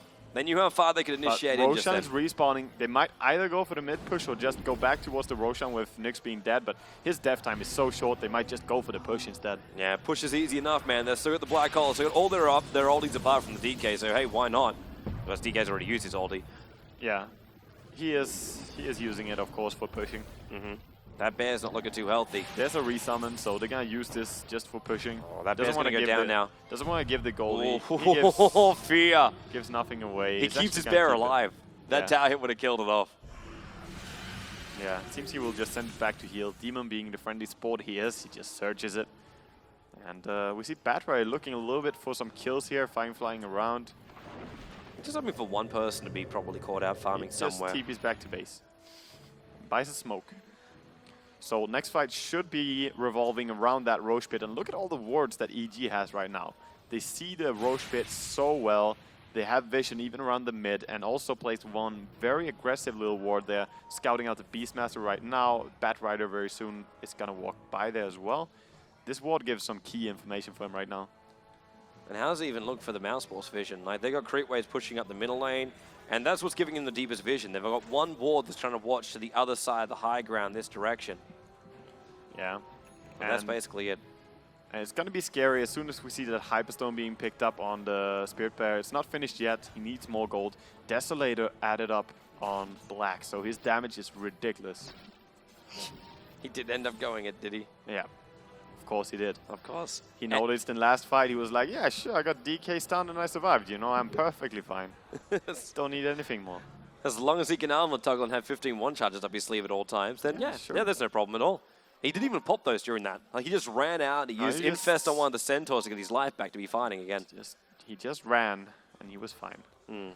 So, Forest Black. Black Forest. The Black Forest. My favorite map in Age of Empires 2, man. It's like a piece of cake, man. It's like a piece of cake, this game, to him. Yeah. Haha, shout out to all those cake workers. Yes. And right now we see a big rotation down to bottom tier 1, and it's a nice decision by ED. You don't want to go for a Roshan when there's too many towers available. Let's see if Koikwa goes for a grab here. He's smoked up. He has the 4-staff. With the double Iron Shell, he's going to be a little bit more cautious about this. Because if he picks up Jo, he's going to take a little bit of damage from this. Yeah, but grabs Jo, and that could be a very big kill as True. well. There goes the pings, and that's what he gets. Drags him back, and now wait for the roar as well. Familiar stunts, a little bit off target. Black, he's already being hit up right now. This bear's not making it easier. Now he uses his one charge. It's fighting up against Fear. Infest still available. He's going to use it right now, and she just kills off both DK, Fear, and Darkseer. Demon going down. Enigma picked up. It's a full team wipe. Going out for the price of Black, and they want to get also the little nibbles on the side, but won't be able to pick up the familiars. Black just sitting right now and going, not worth it. Not worth it. You see, actually, if you had the camera on him right now, he just slumps out his chest saying, my work is done. My work is done. If you looked at the combat log over this team fight in slow motion, we would actually see that the Firefly made a tremendous amount of damage in this team fight. Like, everyone was fighting in the fire. And that is not something you want. It's 80 damage even without any stacks on you. So, of course, this was a really, really bad place to fight for EG. And even Bambo on that Enigma had no chance to black hole. Yeah. The second he jumped in, he was already in harm's way. I believe he even walked in, actually, and couldn't jump as he was in the fire. That's also not something you want. No. So, a lot of more gold going the way. And he did go for the Necronomicon. And I'm perfectly fine with that. That's a Beastmaster, makes sense. He's not a Venomancer, he's a rich boy. He can go for that. For people who don't understand that, have only been watching him for the grand finals, it's been a running joke of the tournament so far. Yeah. Should point that one out, because I know there's a lot more people who are watching here for the grand finals than they were for the previous matches. But if you want to, make sure you check out the Twitch channel that you're currently on. All the VODs are available over there. You can find the VODs there, and you will be able to see some snakes with level 1 Necro books. You could even go to RaidCall EMS 1, where ESL organize the VODs. Exactly. Yeah, I look over to and Lara mid, to we make sure see they're done. Synderen running in, scouting for a kill. They have the bird vision on Roshan. Actually, both teams have some bird vision of Roshan with the familiars flying around the area. But with the gem also on the deck, no wards will remain, so no permanent vision's able to remain. And actually, the graph, in terms of gold, is not a huge difference, but it's a little bit over 7,500 in the EXP. So level advantage at this point is pretty high. Well, Demon now with a 4-staff. Maneuverability central. This guy's rolling the money. Yeah, he's been going it for almost every single game we saw him in. Batrider looking for a pick. Yeah, with that Firefly, he reveals him off. They throw down the Sentry Ward, thinking someone's there, and he got one. He got Jo. Black wants to open him up, and he's doing so successfully. Nix with the stun already. DK's on the sideline, and in comes Bamboo. He can't black hole something. He's walking back out again. He realized Pass was up in the high ground, would have stolen in return. Black will go down instead. And now it's a 1-for-1 trade. The Bear also on the sidelines. Fader entangled up the last thing the Bear gave to him. Fear can't resummon. 16 seconds left on cooldown. Fader, he's going to TP out right over the top of him. Bamboo blinked to get the Manifest on the other side of the tree line, but he couldn't find him. Big TP away there. Also, I want to say, insanely smart decision by Bamboo to not throw the hole. Yeah. That would have been his entire team going down, not this 1-for-1 trade. That would just be giving the Rubik a black hole immediately, and he would get lifted and then cancelled, and then, of course, there was a pretty easy chance for Pass with his Blink Dagger to get a counter black hole. Be careful, Sind. There's 3 Sentry Walls in the Darkseer. One of these should already be down. Demon, one of these things should already be down, Synderen. Really be and Bamboo now going to get stunned up because he didn't see it. Pass picks him up. It's been AoE stun, holding EG in position. Synderen dying for the cause. Yeah, some fast reaction there by the team. Of course, when you don't put down sentries early, you just have to react all that much faster. And Fader can't do anything about this Roshan, so he just throws axes, pushes out the quick they will have wave. to sack it, which seems pretty funny, considering how they just ran them over in last fight. But they're not in a position to take this Roshan. Nope. And of course, in a game against Enigma, how wonderful for Ruik to have his Blink Dagger running around with that thing. And also, well, he doesn't have an anti-mage, so he's got to buy one. Yeah, pretty much. And the Vladimir's finished up on B-Dis, so he really likes going for that extra bit of armor. And we're gonna go for an Assault Cuirass on the Bear, of course, so gonna have those two stacking up. I like this from Bamboo. He realizes BKB won't save him from the Rubik, so he builds a Lincoln Sphere instead. He does build a Lincoln, but there's always the chance that Rubik can just immediately Fate Bolt him or lift him and still steal the black hole. So there are simply so many target spells on the team of Mouse that I would still go for a BKB, even against Batrider and Rexar, because Batrider always grabs the DK in these fights. And then we have the Rexar following up on the bottom lane. He followed up the stun on the DK, and we just see them focusing so much on him that a BKB on Enigma would relieve his carries a little bit. So that it would, man. But with this link, as you know, Pass can still take care of that alone. So it's a lot of gold that kind of doesn't really serve any purpose, I feel. We'll see if it does work in the future, man. Right now, I kind of already feel like he's never going to get Pass caught in a black hole. And the main reason why, Enigma jumps in, Pass double taps. Yeah. Instantly, the Blink Dagger will send him back in a different direction. Immediately. Yeah. And that means instantly also Enigma will never get him, because you get in there and you got this casting animation time. It's only a fraction of a second, but once you see him and then the casting time. Of course, not a problem you have when you're playing a Rubik. You just take a spell and, you know, you're like, what do you mean casting time? I'll just throw this shit instantly. I don't care. It does happen. Fear now building into a Basher. Only 500 got away from having such a thing. And actually, no, he has it. He has the Javelin over on his bear. Yeah. He's going to transfer. No. Well, no, he moved it. I clicked on Fear. I was like, wait, he's got 2 Javelins. That makes no sense. No, he moved it. Now he's moved it over. He's just going Bash. No. We see EG moving out towards that top. Of course, with the Aegis on Fear, they want to make something happen, but I doubt that they really want to take a team fight near the base of They don't have Mouse. time. They don't have time. Fear's going to hold the bottom lane, and there's a lot of mousesports pushing up the middle lane. They wouldn't even reach the tier 3 tower in time. Yeah. Are we really into this situation again, where we're not quite sure who should be inside each other's base? I look at you, Fnatic. Well, we have Black farming up really much. He has a Midas, he has a Desolator, Armlet, and a Hyperstone, 2.2k gold. So he's going to have that Assault Cuirass pretty much before the Lone found a Rid. friend. Sin lost a friend, sorry. He lost his friend. And Lone Rid didn't rush the Assault Cuirass, but that's definitely what Black is doing. So he will have that. Basher, of course, a pretty good item still for Lone Rid to go early on. Yeah. That one thing which he knows, like either Bash or Entangle, he can control Black. Yeah. That's the primary thing. And by getting getting the Entangled, Black can get out of it by just popping off the Rage. But getting bashed up, he's got to stay there the entire time. Full BKB now for the Batrider, so he is pretty unstoppable when he goes in now. There's, of course, only the Entangle, the Bash, or Black Hole to cancel him out. So he's got that. At the same time now, there's double 4-stars too, because one of those got picked up by the Rubik at the same time. Yeah. Yeah, he has Blink and 4-staff on Rubik. This is like what we always saw during the TI2 with the solo mid Rubiks. Always, no exception, go for the Blink and 4-staff after Mana Boots. Yep. And then people realize that you could still get that kind of level of farm on a Rubik without having to run him as a carry. Yeah, it just comes a little bit later, but it's one of those heroes that fit pretty well as a support. Familiar snipe, so we got a resummon. We do have a resummon. It's a bird hunt, basically. It's an intense one. And he resummons as he sees the hate. Wants to save him. Nice to see Vladimir's offering up on the Visage. I know we were talking about that one before as well. Not in this game, obviously, but in the previous games where you start saying, you know what, something like a Vlad's with an Alchemist would have been really, really good. In this case, with a DK and a Lone Druid in his bear. Yeah, of course. I did feel that it was a pretty good decision when he went for it, because there's a lot of right-click damage coming out of Black, and if they did not have it, and Black, of course, he's finishing up his Assault Cuirass just now. It's done. If they did not have it, they would be at such a bad, in such a bad position when he starts right-clicking. And still, they are. Like, the damage that Black has is something they need to control. Infest jump into the Firefly and look for the Blink to lasso. Got to find that opening though. Jo is the one they want, Fear is the closest one, and how far they actually see him. They don't see him far at all here. In fact, EG Bamboo is holding back as far as he possibly can. And there goes your Soul Assumption. Koitfa unable now to blink himself in. They realize that something is awry here, but with that Firefly now on cooldown for a little bit, they think they got enough time. The Bears copped a lot of damage, but then forced after away by Demon. Or was it? Yeah. Nice little thing to note as well is that even though Lifesteal is infesting someone, he's still providing that aura, so just giving that on.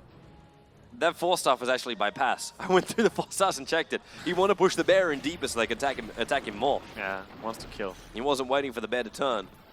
So we're probably going to see an initiate now. And this look at is the DK. worst He time. finds the Batrider. Does he? Over on the side, you're right. This is the worst time. Still 30 seconds for that Black Hole. Read from the rear of Cinder, and he stunned him up, and Black Hole has been stolen. Return on a Bamboo, and it holds him there with a Familiar, and Fear on the edge of it too. The Aegis will only just trigger. It was coming off cooldown, and now it's a triple kill for Black, and they will hold their ground. The gem is on the deck, and Fear says, well, there's no point me picking it up because I'm dead anyway. Nix Assassin, Cinder, and steals the kill. Second time we see a team wipe coming out here. Mouse playing really nice in the team fight, and this time only losing the Batrider, not their carry in black. Yep. So just that much stronger. Even with Jo starting out there on the Batrider, it's very hard for him to get any black hole off when the, when you have a blink and 4-staff on the Rubik, he can simply stand so far back that whenever Enigma goes, wherever he goes, there will be a Fade Bolt into a Rubik Steel. And actually he even got the cancel out of Nyx, I believe, with the Nyx stun. I'm not entirely sure who canceled off the black hole there. The black hole was the Nyx Assassin Spy Carapace. Yeah. So very hard to land any black hole here, and of course Bambo has a hard time doing so. Is that point you kind of hope the black hole doesn't do damage? But that's also a little bit why I felt, he blinks in and he catches the Batrider along with the Beastmaster, I believe. So those are the two heroes that can go through his BKB if he had one. So having that BKB could have been so good there. He could just have channeled full ulti. And Linken's, well, to be honest, it's not doing anything. I'm disliking this item. It just means that there's one more button for pass to click, and to spend 5,000 gold for pass to click a button, then you really worry about that support player. Yep. I would be a little bit more worried about the fact he's going to still have that black hole once it comes off cooldown. So if mousesports time this right as well, he can initiate in with the black hole. Yeah, they could. They could for sure. And of course, he will only come in when the fight is already going and live. He will come in after Batrider, Beastmaster, and Lifesteal are already committed, and Synderen and Pass will just be standing behind and going, oh, we're supporters, let's see what we can do. And of course, they are not weak supporters, it's just that they don't want to be the targets, because they can die fast. We've got an EG smoke movement now, so it's not looking at Roshan. There's still 2 minutes before the big guy comes up again. They push the bear up towards the top lane so it can at least split push it, but they're looking for kills. That's all they want. Pick-offs. Didn't see this helm before on DK. Very cute one. And of course, smoking around while Nyx is just scouting around the mid lane, trying to protect from smokes. But they might come in from the side here, and they're fighting without initiation. They're fighting without black hole. This is the first problem. But that means that Rubik can't black hole them, and he actually has done better black hole than Bamboo in the last fight. So let's see that as a good thing. And you're rubbing that one in like dust in the eyes. Yeah. Of course. Dust.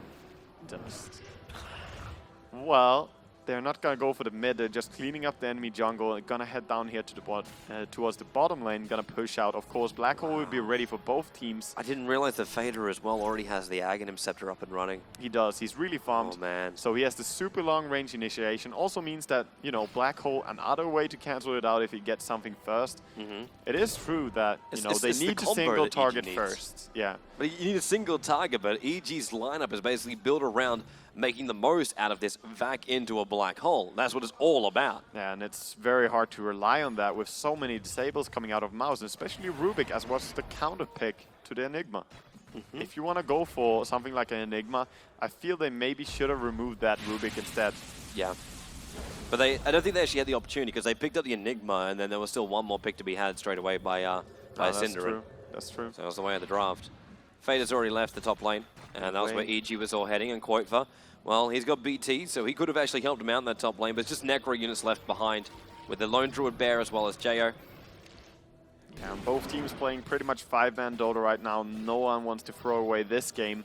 Everyone wants to wait for Roshan, is what it's all about. Of course, EG, they have, more to win by finding out the enemy team. Mouse, they are pretty much so far ahead at this point, and Roshan comes up, as you say. And this will be quick. Just look at Black soloing this Roshan very fast. It's Roshan with -8 armor because the AC plus the Desolator. And then you're going to give Black the Inner Beast Aura as well. Roshan does not survive at all. That's 11,000 life points they eat through in the space of maybe 10 seconds. And the Familiar Birds both actually get sniped off here. And there's no ulti. Like, that ulti's on cooldown for 100 seconds now. Beaters doesn't have an ultimate on the field. Yeah, that makes him pretty much only a nuker at this point. And that was also a third Roshan too. So Aegis goes to Lifestealer, and the Cheese goes to Fader. Yeah, Beastmaster rocking that Cheese. He has 2.2k HP, so he does take some time to focus down, and then just popping that Cheese could really upset that fight. And Assault Cuirass is finished up on the Lone Druid, not a minute too early. That Basher didn't really work too well for him, but now with this, they have the Vlads, they have the Cuirass, but still so far behind in terms of farm. Here we go. Mousesports up onto the tier 3 tower. Already started up on the bear the front lines. Bamboo just lends Oh, a nice entangle here in Lasso. Over on the side, they managed to drag one back. It's Fear. He's outside the base. The back in this time with Fader and Black both getting caught inside of it. The Meg Charge, Bamboo still can't jump, but Black, Infest jumps back out again. Lone Druid on the sideline. The buyback's already there from the Beastmaster. And the Aegis Immortal is the only thing EG get from this. Jo, he wants to stun, but it's still on cooldown for a little bit longer. And mousesports will take a breather and come back in. Well, fast buyback and the proc on the Aegis are quite good. They still have the black hole available, but Rubik is also just lurking around in the background. He's just chilling. He lost his own black hole too, so life was you hard. wouldn't mind one. So Bamboo pretty much has to play the waiting game and see if Rubik is ever going to use his spells on someone else so that he can go in and throw his black hole. Wouldn't be surprised too if Black wants to go back and pick up a Reaver or something along these lines. In fact, that's exactly what he's doing. You see the heart recipe coming out to him right now.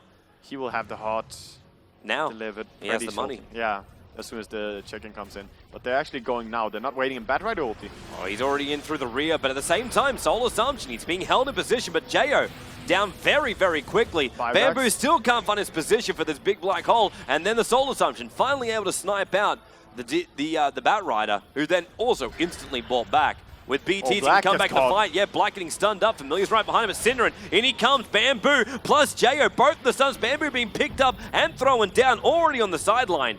And now buyback comes out from him too. B-Diz being destroyed by the mousesports lineup. Synderen's back on the front lines. Another double stun. This time through Jo and Fear. Entangled up and Synderen. Casualty of war.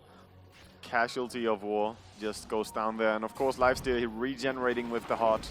Gonna reinitiate if they get any chase. 3 seconds. 3 seconds on the entangle. Is that the last bear too? Last bear. 100 seconds, 90 seconds at least. Oh man, that's a huge thing to lose. That's AC, Radiance, and Basher on the sidelines now for 100 seconds. Yeah, that's actually all that 16,000 net worth that they have on Fair is now basically brown boots and 2 ironwoods. Bamboo, I believe. Well, Bamboo, we all believe in you. It's just that it's kind of hard right now. Yeah, you're making it difficult for us to believe, Bamboo. And now, with a familiar stun, they can still look towards Black. Where is this back wall? There's 2 caught there. And Rubik, Pass still sitting on the edge. Black has already destroyed the Darkseer. And Jo, well, his Frost Dragon's up, and Black keeps walking through this wall, making more copies for EG to fight with.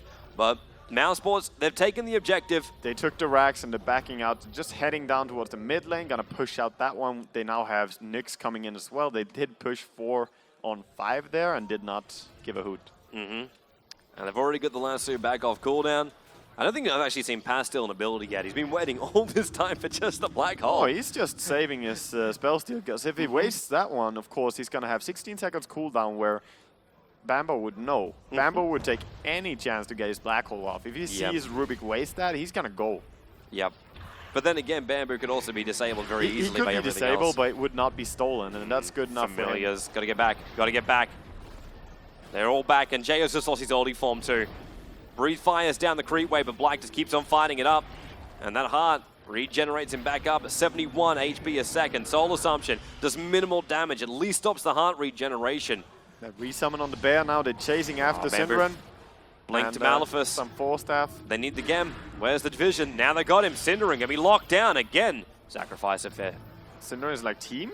Yep. And now team might turn. Demon gives him the mag charge. They're trying to keep this bear alive. They've only just got this damn thing out of here. Black gonna infest, and the bear manages to live through this. But Black now, infest down. Bamboo, show us the magic. Now I mean not that magic. Lasso pulling Jo back out again. Already Black beating the crap out of him. 62 seconds on the sideline. Top lane's also pushing in. Fear's having to regenerate his bear right now, so he's not ready to fight this top lane at all. They try and make an army of conversions, but mousesports, this is just so systematic. They're going to go through bottom, mid, and now top. Demon, 4-staffed in. Bamboo, throw it now, man. You got 3 available, but still Pass. He's sitting on the sidelines. Black, he's being locked down by the bear, but he just steals so much back straight away from the bear, and now 4-staffed away. Fader has still got his cheese on him. He hasn't used the damn thing yet. And there's your the long-range roar.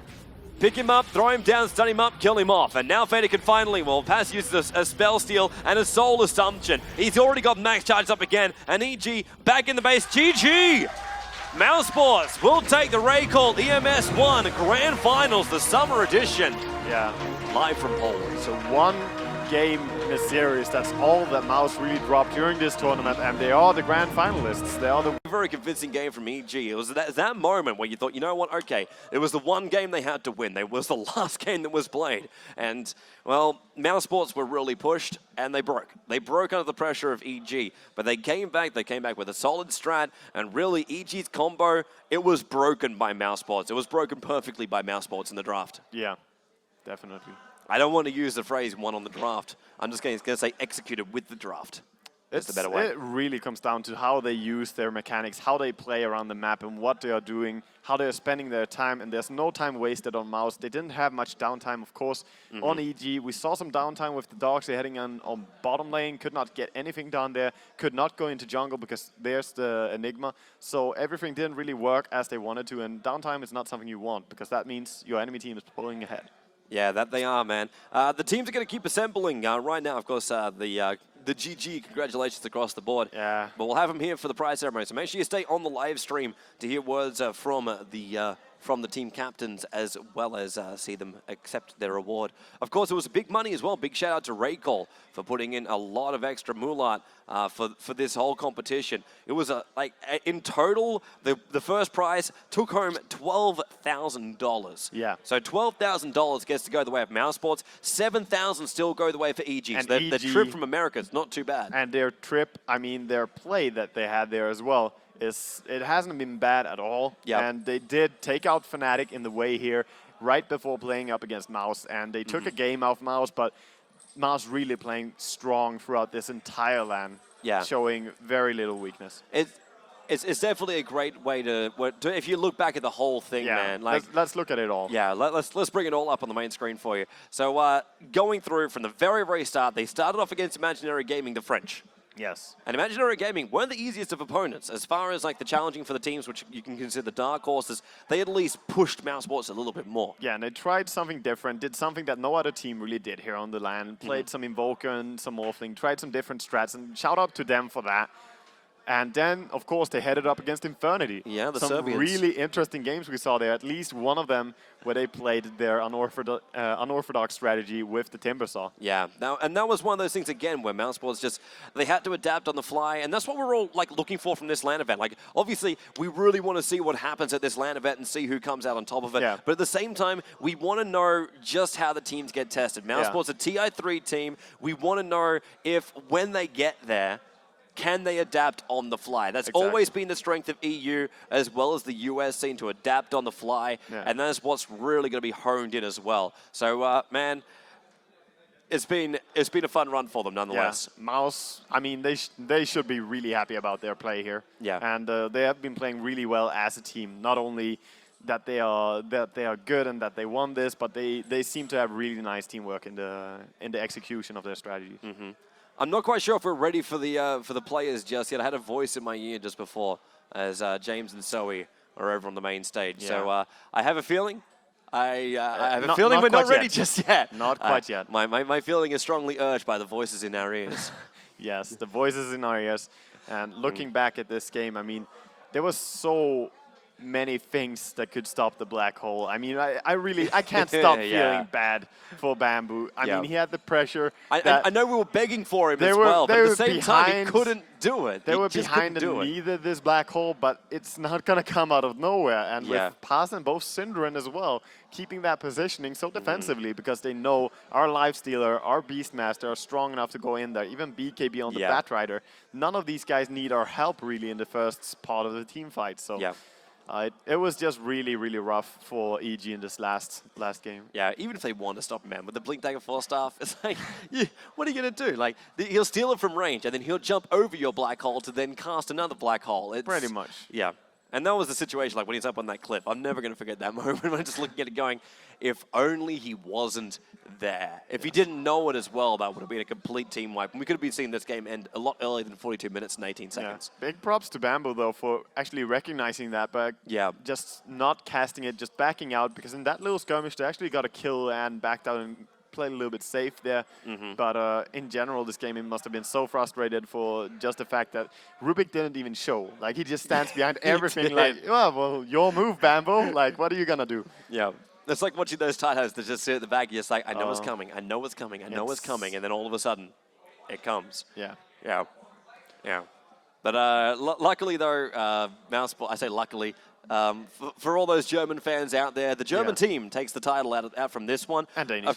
And Danish, sorry, Danish. the Danish glue. We cannot forget about the Danish glue. Yeah. But we do have the Germans take it this time around. The Ukrainians last time. Navi claimed the first season here of the RaidCall EMS 1. Of course, now we have the Germans. And next EMS, who knows what's going to happen? Because remember, guys, there's 4 of them every single year. We assemble here in Poland, or maybe Poland next time, who knows? Yeah. For the LAN finals. Maybe. Yeah. But for now, man, you know what time it is? We have our winners. We have our winners. So let's cross it over to both Zoe and James, who are waiting for us on the main stage with the winners. Thank you very much, guys. And yeah, for one last time, we're going to stand here on the stage. It's been a great event. We had 2 very exciting days. We had some great games, some really, really good teams here. And there's not so much left to say, is there? No, you know, overall, I think it's been a pretty exciting event. We built up a lot of momentum, bringing a lot of new teams that people maybe hadn't heard of or hadn't, had a lot of experience with. And for me, we're so used to seeing the big teams over and over and over again, but it's been really nice to put a face to some of those, unknown players. It definitely was. It definitely was. And even like, I would really say like day 2 topped it all. I liked some games in the first day, but to date the teams really showed once more why they deserve to be here, why they fought their ways up through the group stages, through the cups, why they qualified, and it's just been a really, really great event. Yeah, I think our most exciting games have definitely been today, and they've gotten better and better as we went up until the final. Talking about the final, though, it's time for our awards ceremony. And the first team we'll have on stage is a team that a lot of people expected to be here, at least in the top 3. They weren't ready to commit on if they would make it into the first place slot. Unfortunately, they take second place, but it's nothing to feel too sad about. It's Team Evil Geniuses. Yeah, so please a big round of applause for the Team Evil Geniuses.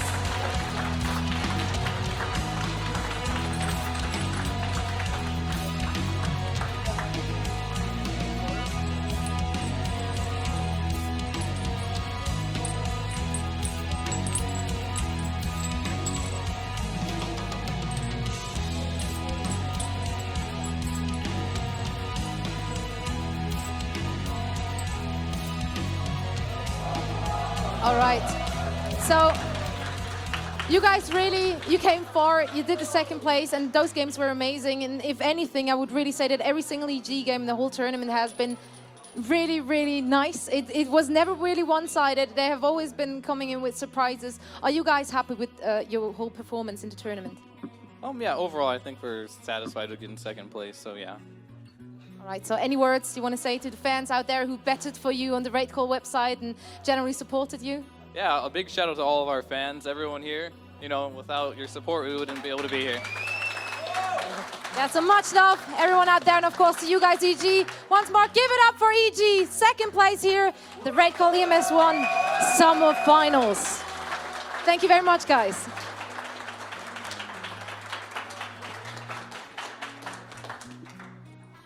And of course, if there's a second place, there also has to be a first place. And those guys, we of course also want to reward right here on stage. So everyone knows who they are. Without any further ado, please welcome to the stage mousesports. Big round of applause.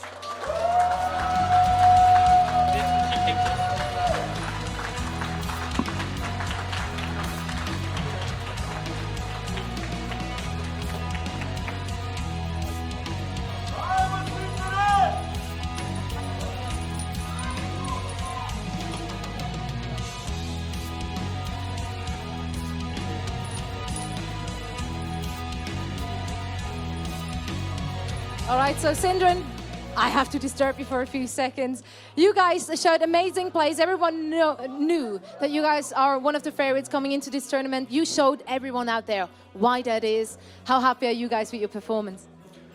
We're really happy, I think. We only dropped... yeah, they're smiling. It's good.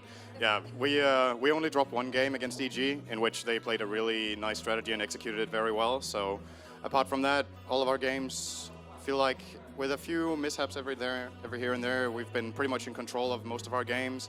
So yeah, overall, I think we can be happy with our performance.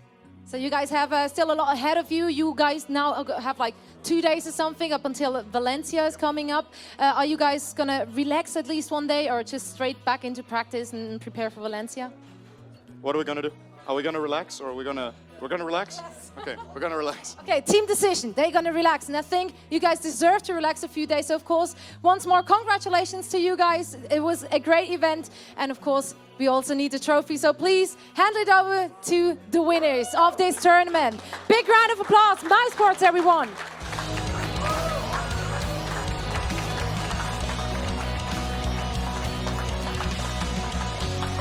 It's been a great event.